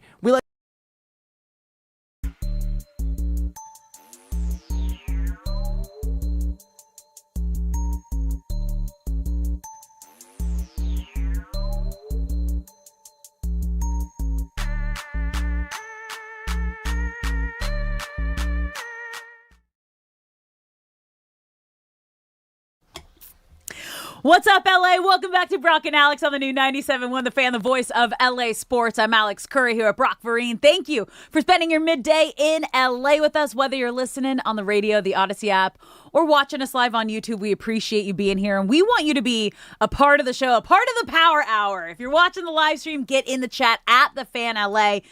You can also call us at 855-97-LA-FAN, 855-975-2326. Brock, this is a shorter week for me. Because I'm going to your place of work. Chateau. Yeah. So Brock commutes to Chicago for a lot of the football season, the college football season, Yes. right? So I am having a college reunion with my sorority sisters, my Theta girls from San Diego State. First time we've done anything like this in a while, and we're going to Chicago. You are going to love it. Chicago in the summer. Everyone is outside. Well, just the Midwest in general in the summer is great because there are 4 months where you can't go outside. So when the sun is high and everyone's feeling great, it's a crime to be indoors. It will shock you how many people are just outdoors at all times. I'm so excited. You're gonna have a great time. Because I've been to Chicago, but only working. Mm-hmm. I was there for baseball. I was there for beach volleyball, but I've never had time off. In Chicago. It actually reminds me a little bit, not regarding the beach, but regarding the people you'll meet. It reminds me quite a bit of San Diego. Ooh. There's kind of like the downtown right on the water vibe. Yes. So you have Lake Michigan right there. Which is so big it looks like the ocean anyway. It takes 3 hours to cross on boat. Because when we were doing the AVP beach volleyball right there. Right. Yeah. I was like, how this is insane. This is a lake. Yes. What do you mean this is a lake? It is insane. No, I've always felt a connection between there and San Diego, and when you get back, I'm interested to hear if that's something that you sense as well. But Chicago has the best food, the greatest people. So excited. It's super walkable. You guys are gonna have. I've also a never blast. done Wrigley, and that's like one of our activities, going to Iconic. Wrigleyville, all of that. That was one of the few ballparks I've never been to. Right. And then one of our girls lives there, so she did the whole itinerary. And this is the funniest thing. Like, obviously, when you were like in sororities, you had like the social chair, and you have like the recruitment chair, and you have someone who does all this. She put together the most beautiful one-page itinerary, and I was showing our social girl Lindsay this morning. I was like, oh my god, I'm doing the sorority thing, look at this. She's like, oh my gosh, I'm doing my sorority reunion, look at what my girls did. And they one-upped us with a full PowerPoint presentation that had everyone's when they're arriving, outfit inspiration. I was like, oh wow, okay, yeah, you guys went to UCLA. We definitely went to San Diego State. This was beautiful in the best way possible. That's above and beyond. It's also very funny because you guys show me your beautiful itineraries, and I think of every guy's trip I've been on, which is here's the hotel, and then everyone gets to the hotel, and eventually everyone sits around. You're like, so what should we do? Literally, my husband was just on a bachelor party in Cabo this weekend, and he gets home last night. I was like, so tell me about it. What'd you guys do? And it was like, well, I mean, we sat at the pool, and they had a pool bar, and they brought us a bucket of beers because it was all inclusive every day. I was like, you're not going to give me more? Give me the tea. What was everyone doing? There was 20 of you. I know you did a boat day. How was it? Just give me. Yeah, we went on the boat. We all jumped off the boat. It was fun. I was like, God. Every guy's trip sounds like a lie when you're retelling because it's shocking how little you actually do. He's like, no, we venture out. We go to some bars at night and got do a hot dog one day. Is this pretty good? No. I ended up getting some deets out of him that I will not share over the air. But I love it. I am so excited. You're gonna have a great time. Yeah, this is my first fun trip away from the baby too. Oh, wild. Okay. Yeah, okay, mama's weekend out. Benchmark. Dad's gonna have a blast. Oh yeah. Dad is gonna have a blast. Oh yeah. I'm excited. Super dad. Super dad mode. All right, right now though, it is time to bring in producer Shay for the word of the day. So I kind of cheated on this one, guys. What? I gave it to you last week. You so can't it's not come at Gen. Oh no, because it's not a Gen Z word. It's a Gen A word, technically. Okay. Gen A is Gen Alpha. Gen Alpha, exactly. So the words that we're seeing a lot of today are technically Gen Alpha words. Okay. So I think we should call this the Gen A/Gen Z word of the day. Okay. So are you dating yourself? Because Gen Z isn't as cool as Gen Alpha now? I feel like, yeah, we're getting outdated. I mean, I'm 26. I got called verge. Unk the other day. I think I need to... It was bad, man. I don't know why. I know what Roblox is. I don't know why they were calling me Unk. It was my little cousin. I was like, what? Yeah, you're Unk to Who are them. you calling Unk? You're Unk to them. Insane. insane. But did you freak out and go take a couple shots? Like, no, I'm young. I know, legit. I was like, I'm young. I still got it. I still got it. Shot. Went to the volleyball court that night. Show him what's up. All right, what do we got? Last week I gave them the word, and the word was skibbity. We didn't have enough time because the Shohei news came out. Skidda-rinky-doo. Exactly. So skibbity could mean basically a plethora of things. Okay. But skibbity? There is a right answer to this, guys. Yes. And do you remember the sentence that you gave us? I remember feeling it was kind of like an adjective. It said Shay has skibbity riz. Yes, skibbity and then riz. I'm going to give you the second sentence now. Shay is skibbity toilet. What? Okay, now you lost me. Skibbity what? toilet. Or how about this one? Shay is skibbity toilet. The Browns are skibbity toilet. Oh, they're bad. They're like really bad. Yeah. So skibbity is like really like a Okay. like No more it puts like emphasis on what they are because toilet has to mean like poop, right? I feel like number one, like Shay has skibbity riz, meaning among his friend group he has the most riz of all. So not just good riz, the best. Browns are skibbity toilet, meaning they're not just one of the bad teams. They are the worst team. Is that it, Shay? Are we close? You're close. Okay. You're close. You're close. You're close. Okay. You're close. We're not nailing it. I feel like Brock got it. I feel like we're on the right track though. If that's not nailing it, we're gonna nail it over the next 40 minutes. You'll nail it. Like you're there. What about BTS Nick? Did he know? He did not know. Okay. Nick's more unk than me. He's 29. Oh my god. Guys. When does unk start? Is it just you're older than someone else? The minute a kid calls you it. Oh. I don't think there's an age. That's scary. So it's not an age thing. It's just a label. And once the label's on you, can it be taken off? Or it's game over for you. Oh, no. It's like when you get that first gray. That's a lot of power. No, but I've had a Betty since high school. That's a lot of power. But that I have the same one Betty, and she kind of pops up in the back. Yeah, but it never my goes back. My grandma's name was Betty, so I named her Betty in high school. Okay, I just have one. okay, Yeah. It never goes back to black though, right? It never. No, she's That's there. what I'm saying. It's always gray. yeah. Once you get it's it, gray, it's gray from here it's on there out. forever. Okay. You know what I mean? You just name them. Make it a little fun thing. Make it a little fun. I have a lot Betty. to name. Oh, you're graying. You're stressed out, Shay. Man, I love my job. Well, it's the going out every night. Yeah, no sleep. Another bar, another party, another game, another I'm a event. fun guy. Come on. I know. Good. You're living for all of us, okay? In my 20s, I was doing the same thing. I'll I am take a the mom grays. now. I'll I'm take a the retired grays. party girl, and I'm okay with that. Okay? Except for this weekend. Oh my gosh, she's coming out of You're retirement. going to be Aaron Donald. Cece's coming out of retirement. You are Aaron College Donald this Curry weekend. is coming out of retirement with all my college sorority sisters. It's wild because I feel like I lived so many lives in college. I played soccer. I was in a sorority. I studied abroad. I was also dating my husband who was at UC Santa Barbara. So when it wasn't season, I was going back and forth. I was working in no LA. Downtime. You were busy. I started interning and commuting to LA for events, like to work behind the scenes, like after soccer season.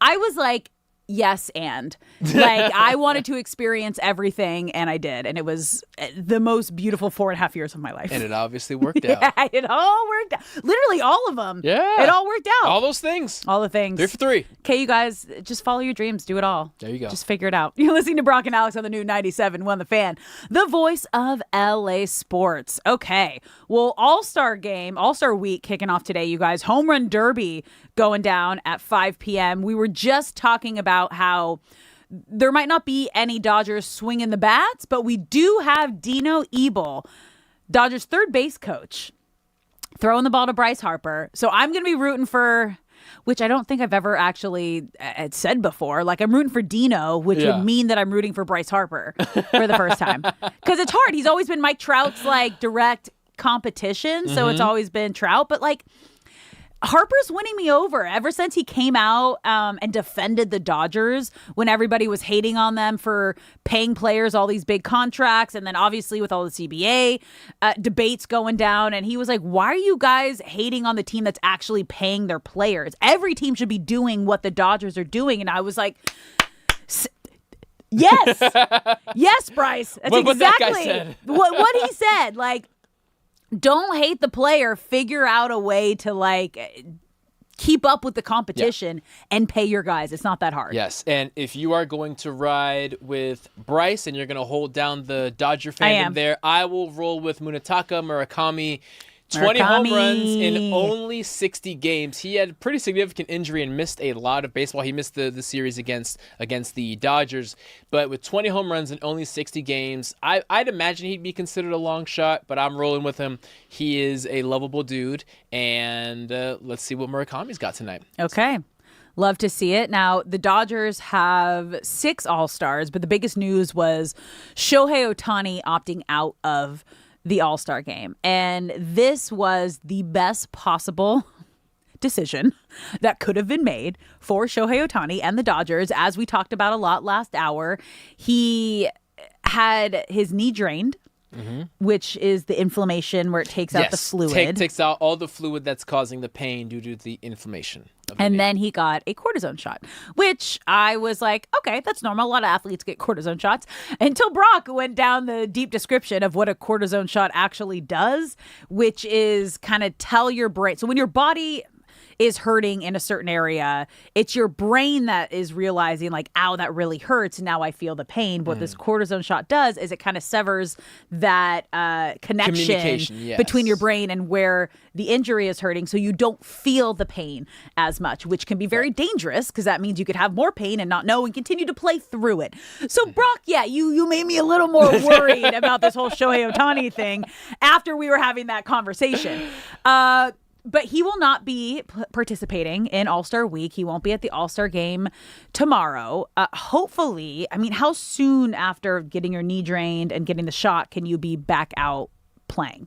If he wanted to and he's cleared to go, he could be there on Friday. So he got scratched. He's normally like it would line up to being the Friday starter. Mm-hmm. Do we see him making that start in Yankee Stadium, or maybe a Sunday? Bold. Yeah, I think Friday would be extremely bold. I understand he's coming off a ton of rest, but just for your first live action post shot, post drain to be on the mound at Yankee Stadium is asking a ton. That series, yes. Friday, I hope not. Okay. Yeah.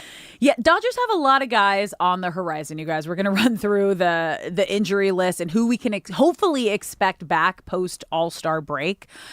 Will Smith has now kind of been late July, early August, which makes me believe it's probably closer to August. Yeah, especially with a neck injury. Like we always say, neck, knees, and back. Those are the things.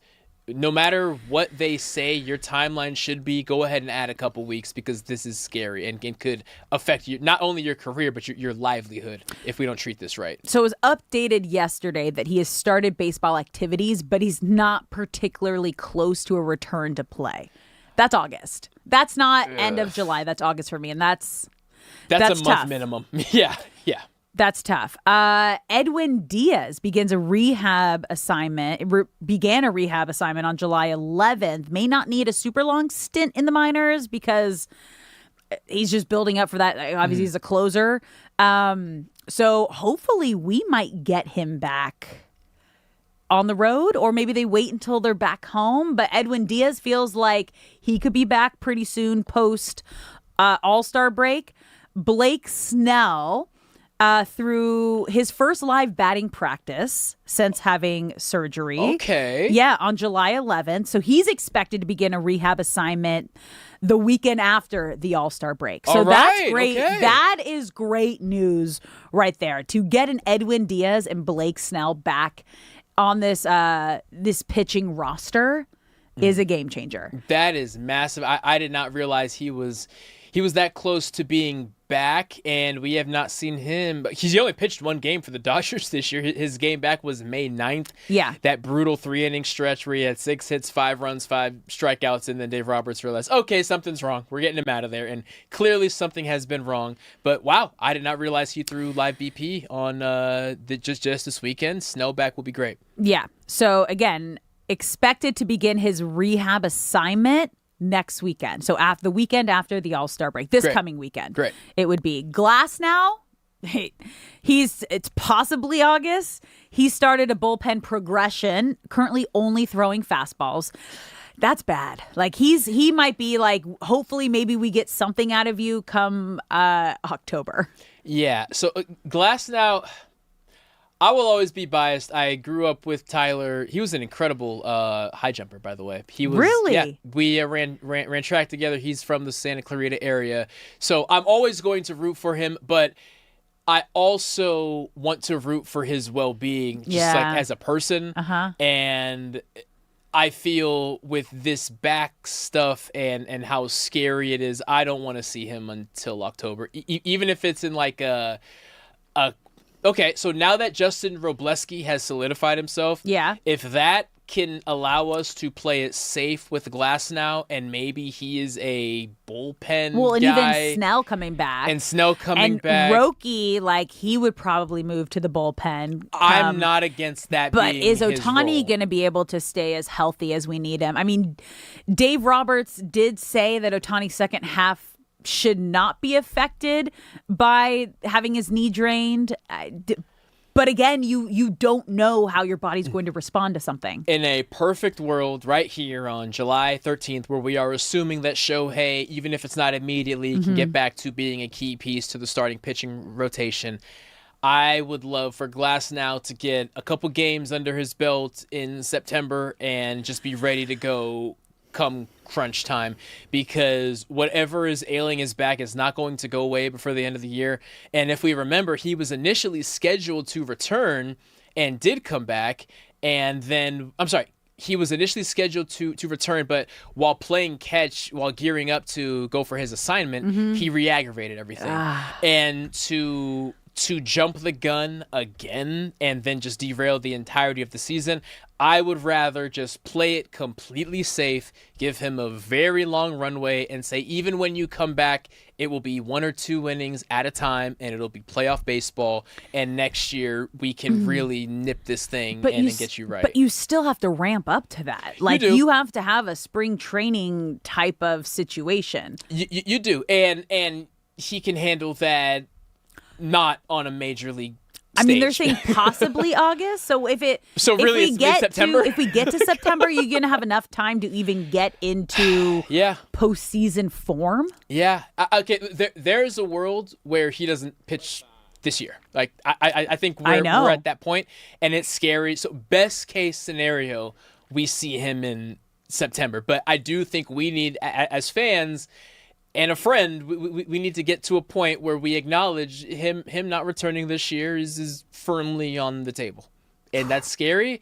And it's just another year of Dodger baseball with the pitching rotation. Which is wild. Like, you have these all-stars who just bit by the injury bug. Yes. Brutal. But positive, looks like we're going to be getting Edwin Diaz and Blake Snell pretty soon post All-Star break. And we will take that. We're going to stay focusing on the positives. All right, we're going to take a quick break here. When we come back, I am so excited. We have NFL on Fox and Odyssey insider Mark Schlereth joining the show. Don't go anywhere. More Brock and Alex on 97.1 The Fan when we come back.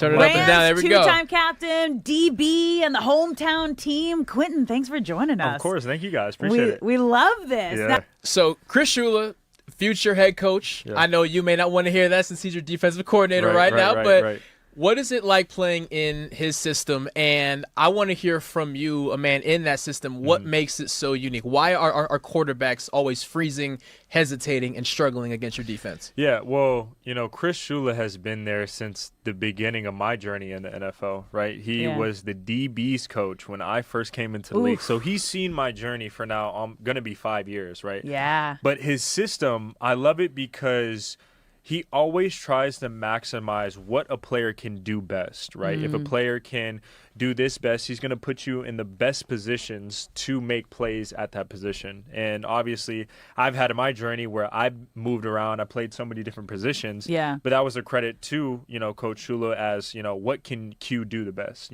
Can he cover the best in this situation?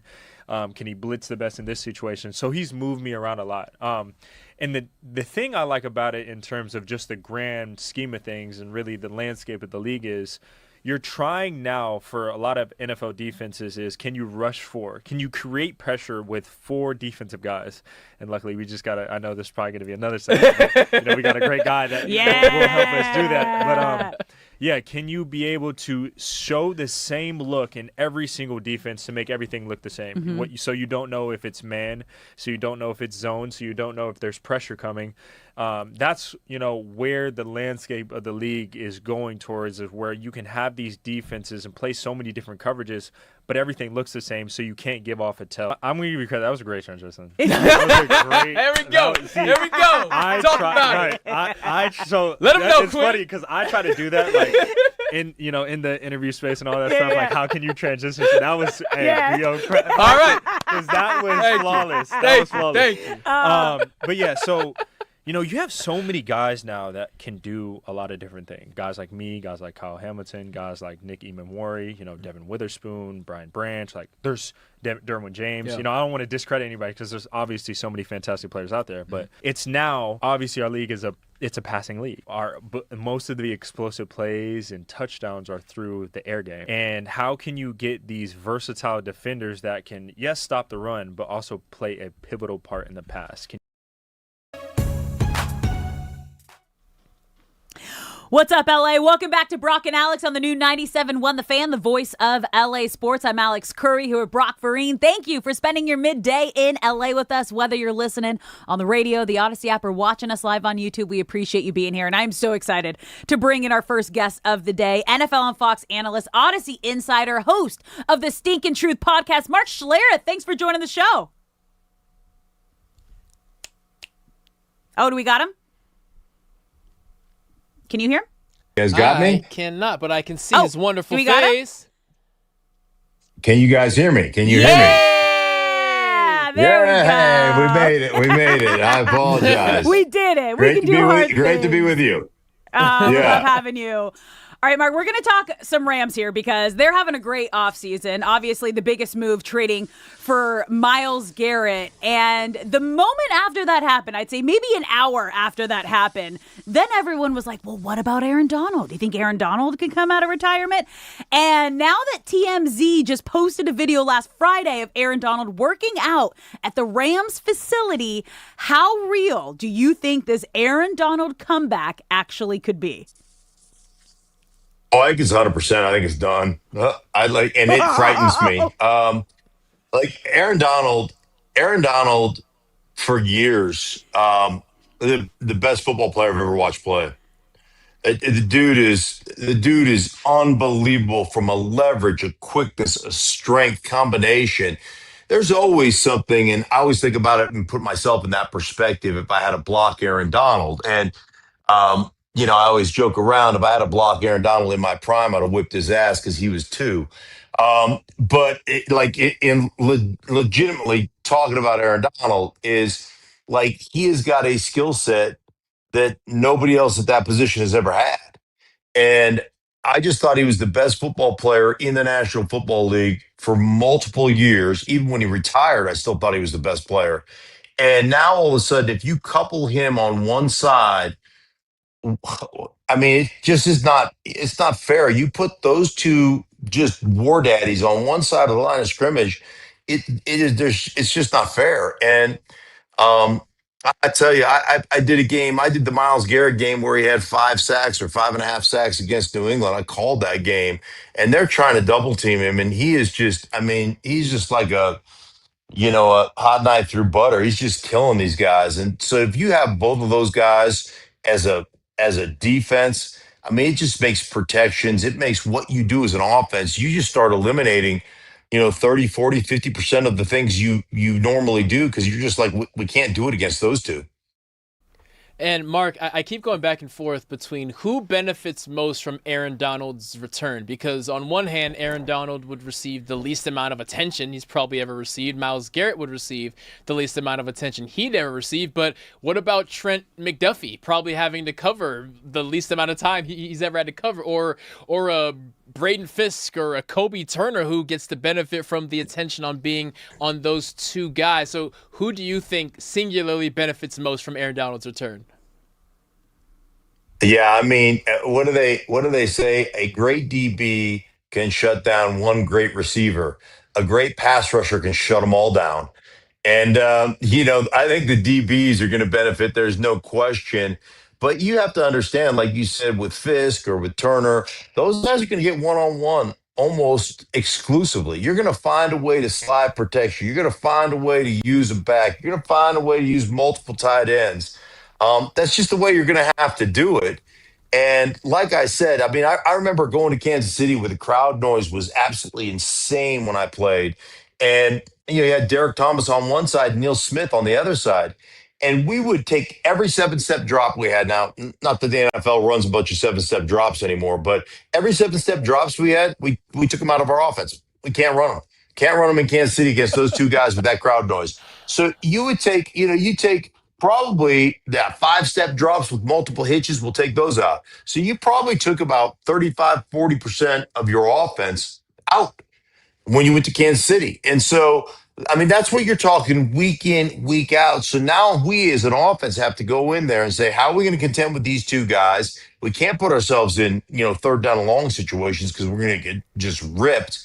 And ultimately, we're going to have to eliminate a bunch of stuff that we do. And so we're going to have to go in with a very skeleton or limited menu, if you will, as far as an offense is concerned. It just makes it really, really difficult.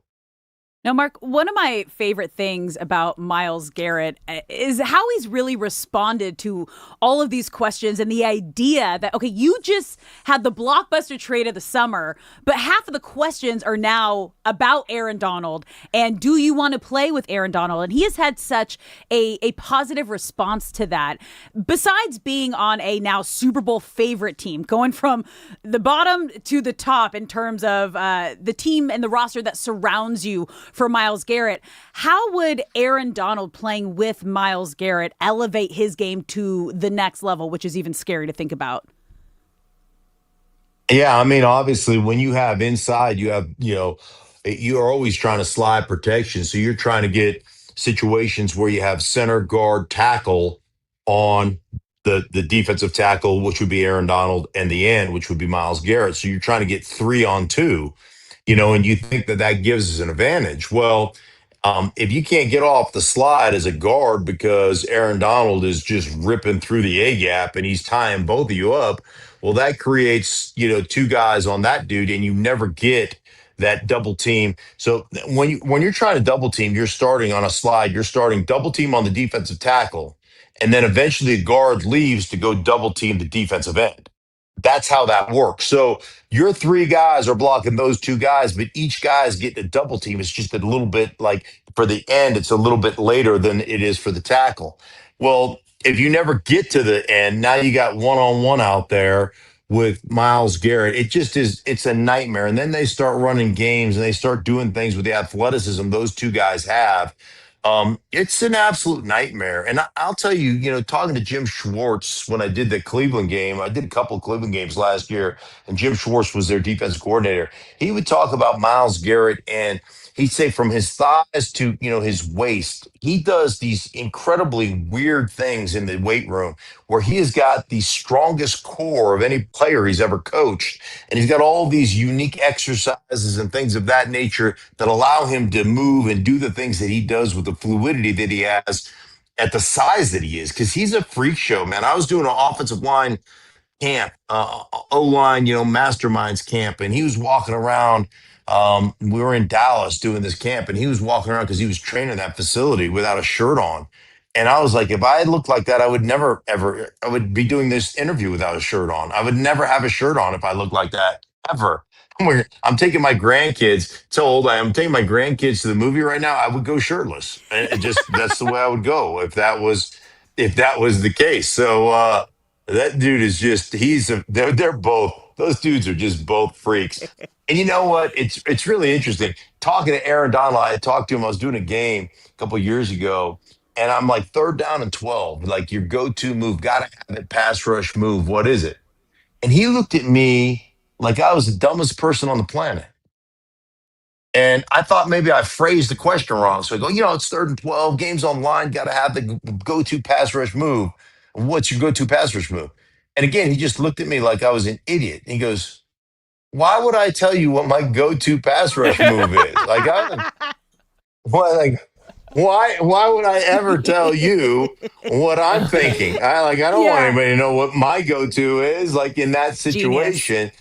And it was always one of the ways that, that I prepped. I always thought to myself, hey man, 3rd and 12, got to have it. Game's on the line.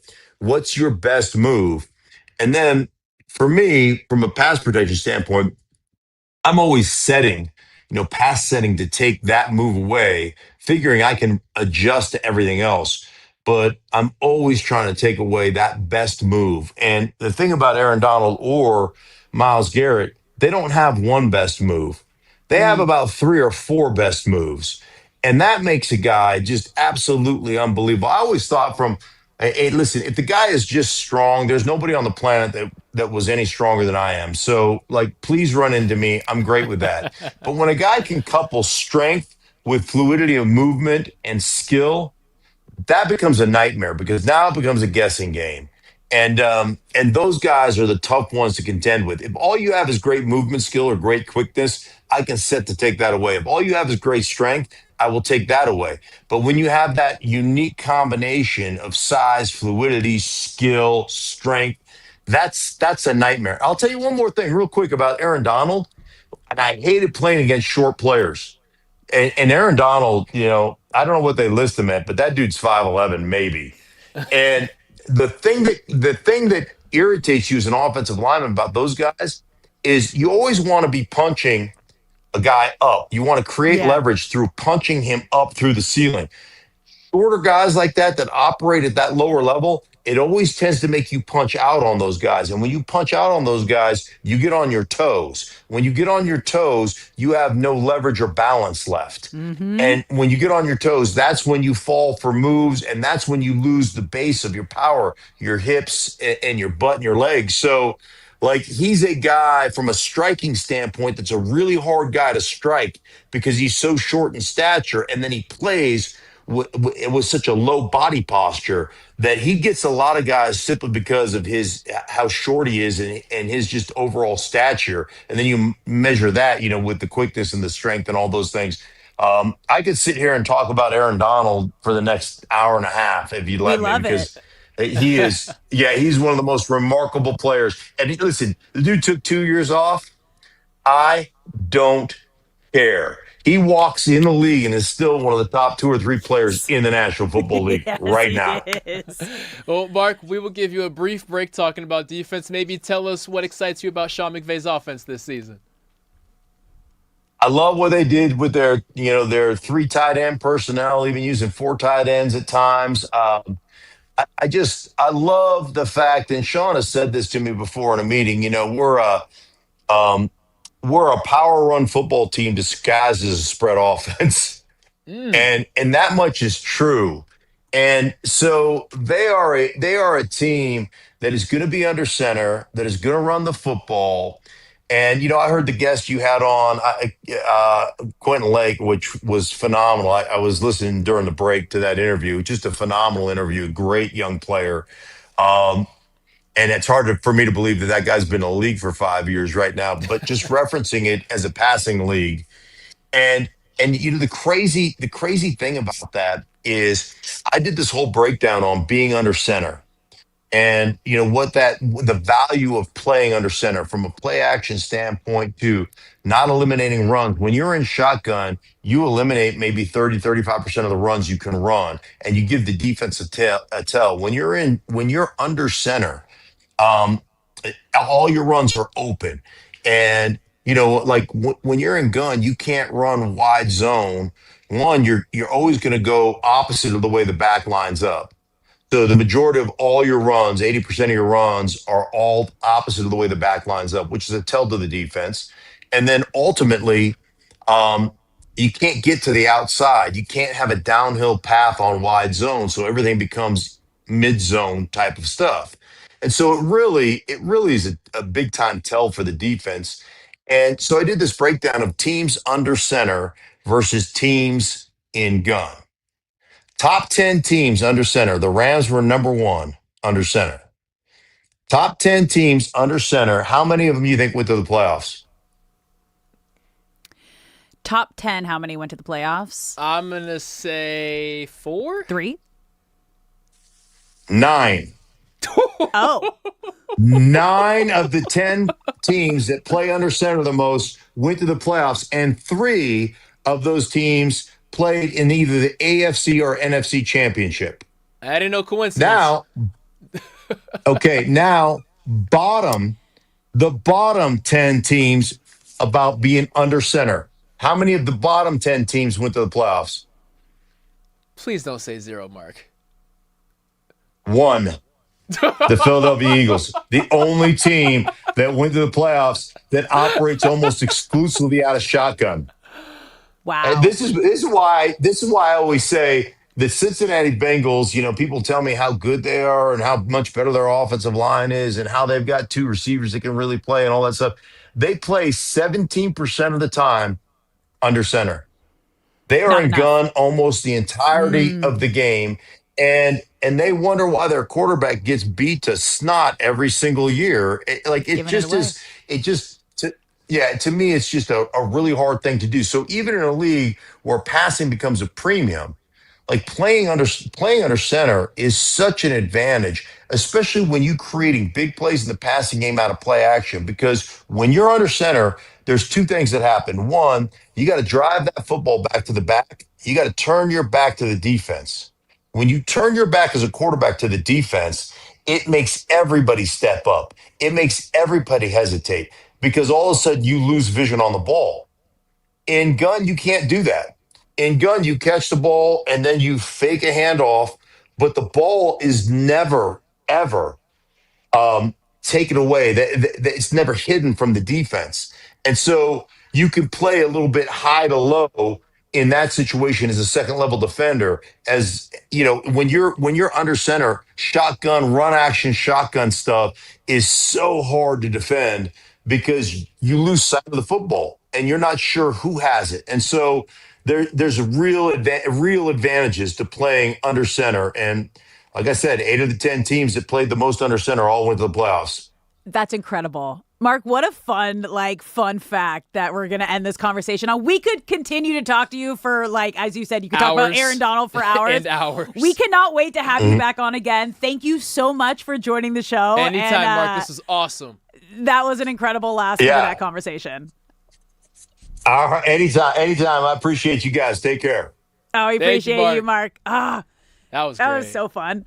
I love when you get the inside again, as you know, as a former player, but really taking you into why this is so everything that the Rams are doing. Starting off at the first question we asked him about Aaron Donald, he's like, 100% is happening. Just it was a waste of time to why even are you even asking? And then I don't think you realize how dangerous this is going to be with Aaron Donald and Myles Garrett. And Aaron Donald takes 2 years off. He's still going to be just as great when he's back. And then that last whole conversation about what impresses you most about the offense, under center. Yeah.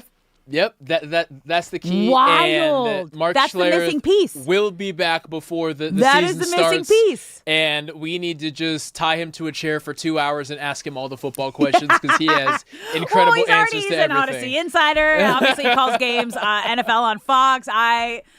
He is so That was wonderful. incredible. We love Mark Schlereth. Thank you so much for coming on the show. We got to take our last break here. When we come back, the details of Austin Reeves' contract have come out. We are going to dive into what he did, and he kind of gave the Lakers a little extra wiggle room. All right, you're listening to Brock and Alex on the new 97.1 The Fan.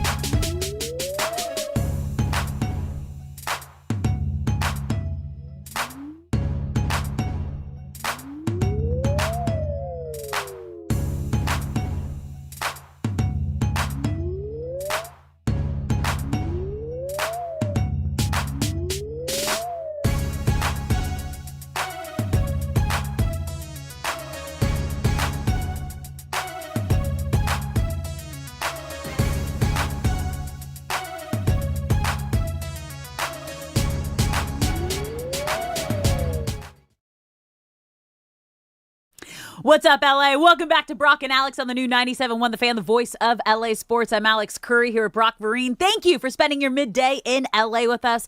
Whether you're listening on the radio, the Odyssey app, or watching us live on YouTube, we appreciate you being here. We have had a super fun day. That was an incredible interview with Mark Schlereth that we had in the last segment. Odyssey Insider, NFL on Fox analyst, right out of the gates, asking him about Aaron Donald. Is he going to be a Ram? Do you think it's actually going to happen? He goes, 100%. He sounded offended that you asked. 100%. Right? I was like, I am excited, but also shocked that was actually it was like, what do you mean? Of course it's happening kind of response. He goes, it's already done. It's already insane. I've seen the paperwork. It's over. It's done. I mean, maybe he had some inside information. We got to get that out ASAP, Shay. Okay? Get that on and get that into the universe. Shay, it is now time for Skibbity. Skibbity. Yes, Skibbity. Any other guesses, guys?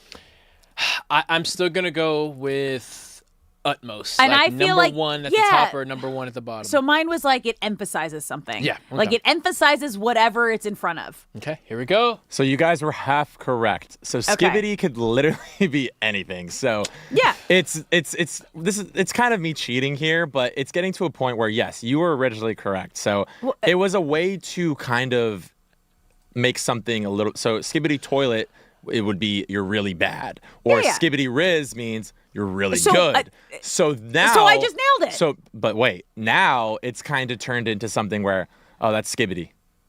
It's kind of turning into its own thing. It means everything because it means nothing. Exactly. I got a tip of the cap to Jenna here because I actually kind of like that. Like a word that literally means nothing and you can use it however you want. Alex, 2 months ago you were right. Not anymore.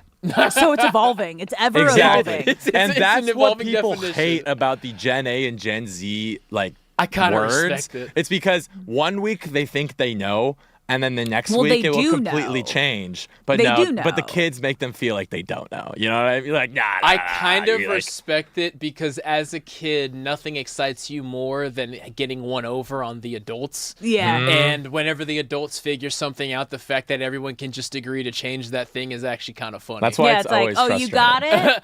Nah. You're always wrong. You are always wrong. It means something else now. Right. I kind of respect it. That shade of all the words that you've done from that side, Skibbity? That is my favorite one. So that one's actually one of the bigger ones. Okay. It was it was a huge meme. Like Skibbity toilet was like this massive meme for some reason. It was like part of the brain rot. Like it was kind of like the origin story of like brain rot almost. I love that it means nothing. It literally means nothing at this point. I don't. Okay, that was a good one. Yeah. That was a good one. I like that. Oh, ooh. Now they're going to change it. Alex, look at you. Now they're going to change it. Curry's not allowed to. Is everyone an unk? Like, so would I be an unk? Oh. Or is Are it you like. You're both unks. You're unk. It's like unk. Okay. Like unk doesn't, like, it's not a gender thing. It's just like, it's just unk. right? It's Gotcha. just unk. Got it. Like, You're unks. it's not auntie. Would I be auntie? Or No, is it just unk? You're an unk. You're an unk. Okay. You're an unk. Got It's it. fine. The kids are all right. You guys, Austin Reeves was almost the unk of the Lakers. What a transition. It was. Like, he was the oldest player on the roster until they signed Looney. But we had an update for Jovan Buha, who Austin Reeves' contract with the Lakers, the final terms are now 4 years, $180 million with a player option, and 2029 through 2030, league sources tell me. Reeves agreed to a lower amount than the previous reported $185 million to help give LA more future flexibility. So an extra $5 million, does that really... How much does that actually help? It does, because it's $5 million right now. But if it's $5 million and then you trade Jared Vanderbilt, who's making $20 million, now you're at $25 million, right? So it's $5 million that goes a long way if you are going to continue to make moves. But it is in line with a growing trend. As we mentioned, the story of the Knicks was Jalen Brunson took a massive pay that was cut. over $100 million. That was $100 million. This is $5 million. And they were able to build a championship team around him and win that championship. Donovan Mitchell did not sign for the most amount of money that he could have signed for. I think it was similar to Reeves, like $5 million, but it's $5 million each year, which starts to add up. Victor Wembanyama signed his extension. He could have waited and signed for more money than he ended up. So there is a trend going forward that while no one will ever take a $100 million pay cut ever again, I don't think. No. But there is the onus now being put on the players to the cap is not going to continue growing at the rate it's growing. Mm-hmm. And right now we can't have multiple $60 million guys on the same team. Yeah. So you need to take a pay cut. My instinct is I hate the idea of millionaires taking pay cuts for billionaires, but that's a completely different no, the players having to take the pay cut opposed to the owners and the billionaires. Just paying more money. Actually, that's in like when you put it that way, insane. And you're making more money like with the TV deals and the ticket sales and their jersey sale. Like everything is just like that part of so the players are having to take the cut because you guys set a cap, even though you have all the money. Because you're a billionaire. Right. So that part of it doesn't sit right with me. But if we were to look at this through a vacuum, Reeves is doing everything he can to make things better. And also the fact that Jonathan Kuminga, obviously $10 million a year is not enough for him. No. Maybe this extra $5 million can match any other offer that any other team would bring in. So good on Reeves in a vacuum for the sake of the Lakers. But the growing trend, again, Jalen Brunson, Donovan Mitchell, Victor Wembanyama, Austin Reeves, all all-star caliber players. Yeah, I don't like this trend necessarily. You don't like it for the players because it should be the billionaires that are paying for and like I don't even know what you say like they're not taking pay cuts but like right, paying $5 million is like change for billionaires, which is wild, like in the real world of what things actually cost.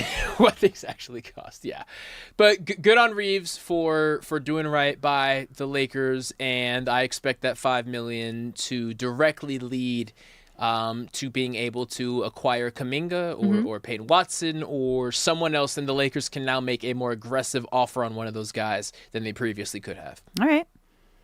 So it's a positive thing. It's a positive thing. It's a positive thing. It is. It is. It is. All right. Congrats, Austin Reeves, is the moral of the story here. It's funny. It's like, does it take off like any of the pressure? Because he's like, oh, hey, let me help you out, guys. Like, nope. Nah, your story is completely changed now. You are no longer the undrafted, oh my gosh, look at this player exceeding expectations. It's like, you are the number 2. You better get it done. Thank you for hanging out with us. That was Brock and Alex. Don't go anywhere. We got D-Mac and Reiter coming up next.